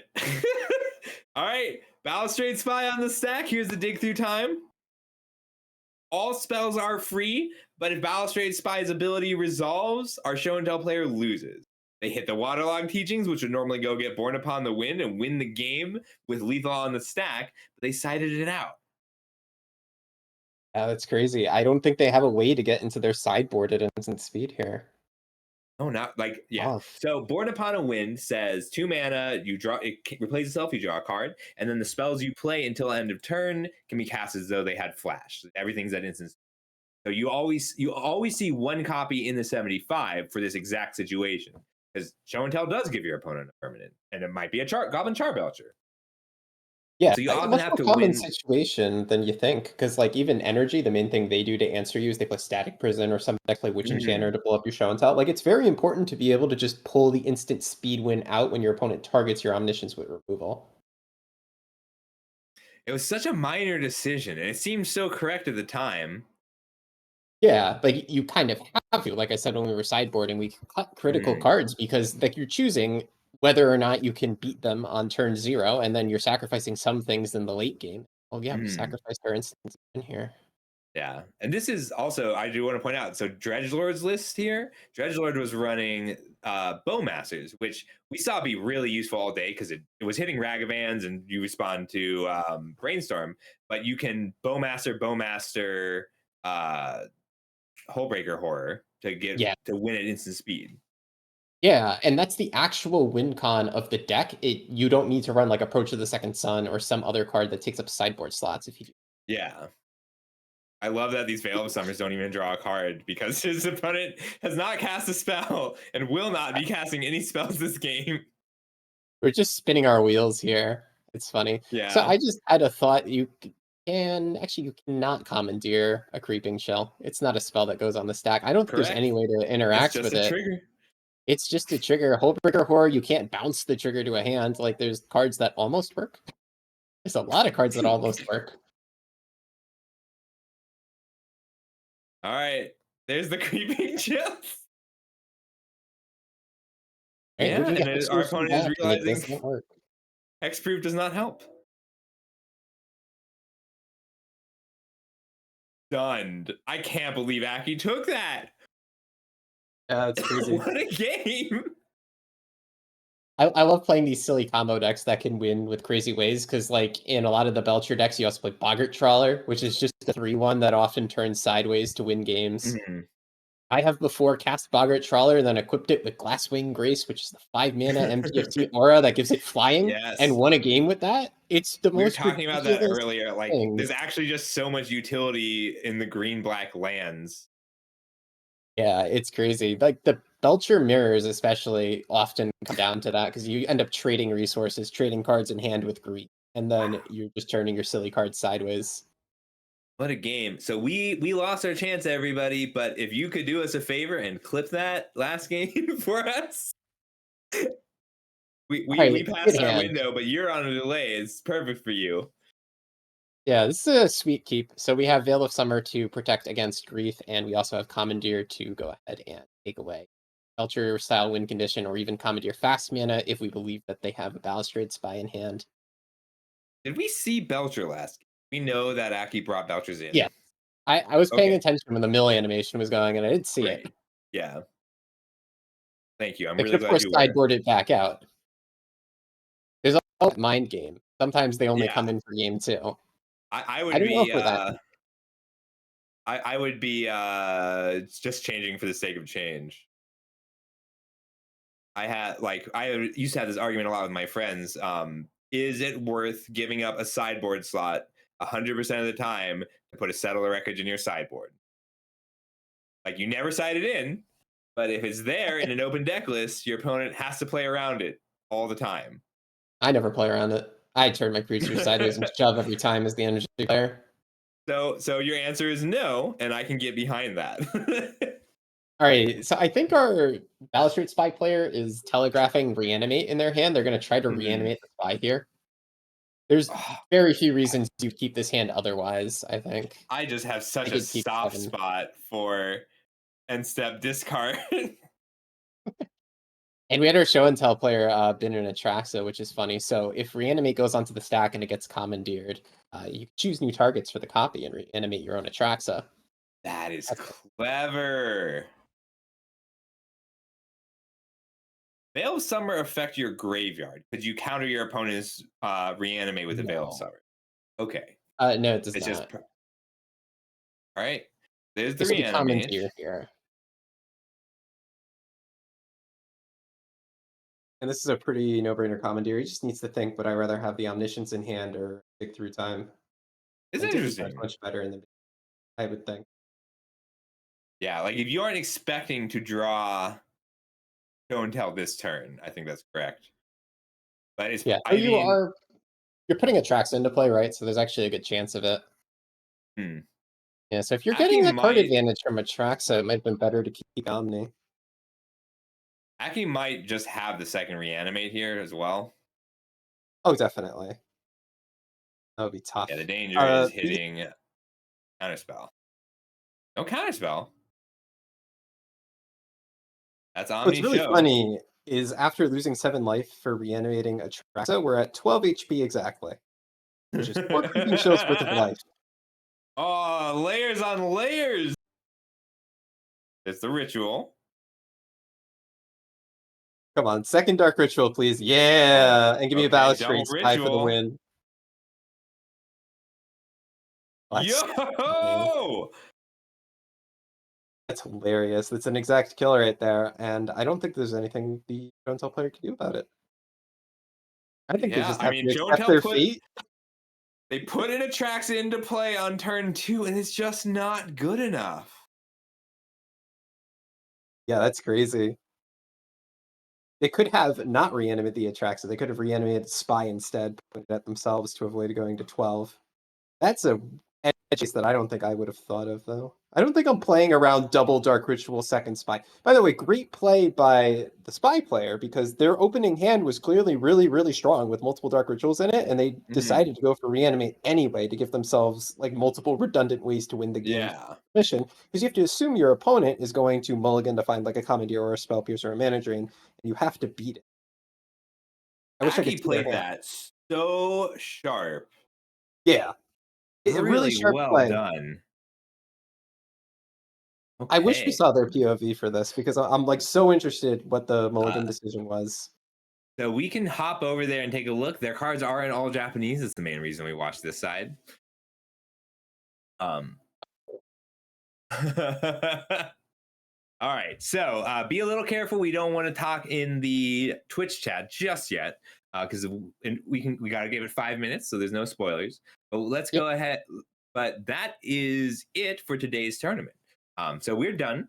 Thank you all so much for coming out. It was a ton of fun. Thanks again to Nouns for providing the funding. Thank you so much, Tyrant and Anthony, for casting all day while I caught things going. And thank you so much, Corey, for just I was really grateful that you hopped in and gave Tyrant a break and provided your excellent commentary. Thanks for having me. It was super cool to be on the stream.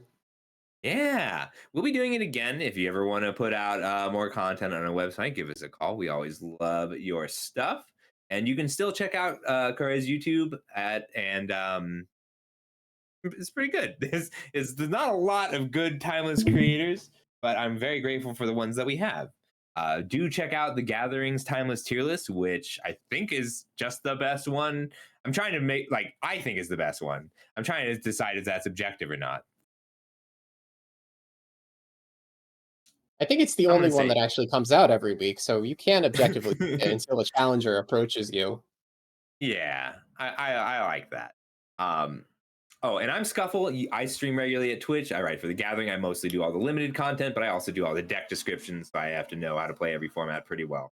And yeah, that's the gathering.gg. So we will be doing these monthly. They won't always be timeless, but they will often be timeless because we kind of love it. And if you want to have some say in what you think our next tournament should be, go ahead and join our Discord. That's where we do our voting. We're going to be deciding on the exact day within a weekend or two and which format from a series of formats that we are interested in running. We'd love to have your vote. We've had some people request Gladiator. We've had some people request Brawl. Brawl, I will look at if it's. I love Brawl, but it's got to be balanced. I would love to do a Peasant Cube, but I'm always going to lean towards limited. I don't know, Craig. Would you do a Peasant Cube 1K? Oh, I would definitely do it if I was free that weekend. It sounds fun. Yeah, I'm worried. Like, I don't know. Some people think that cube is too skill intensive, and some people think that cube is too luck intensive.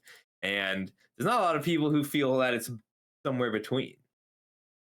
Wow, what a match! Yeah, This whole match was it's all incredible. I'm still magic. watching it on Twitch. Oh yeah, it was crazy. I'll go catch the end of it on stream too, and then go chat. But yeah, thank you all so much for coming out. We're going to go ahead and call it there. We will wait for everything to catch up to these announcements. And we are going to find someone to raid. Maybe Scotty? Scotty's on. Rosemary's on. You have any preferences, Tyrant? You've been here the longest. What'd you say?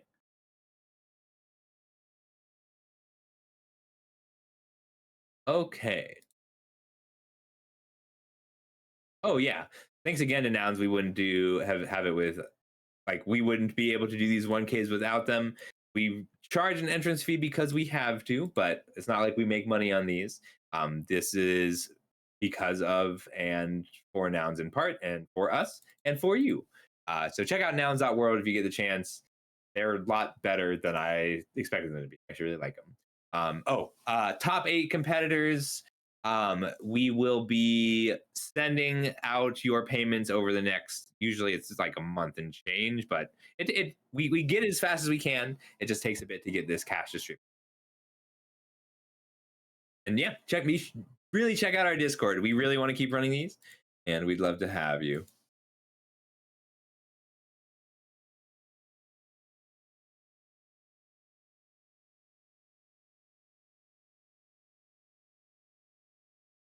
Rosemary, if Rosemary is up to speed, we can go Rosemary. I don't want to see. Okay, great.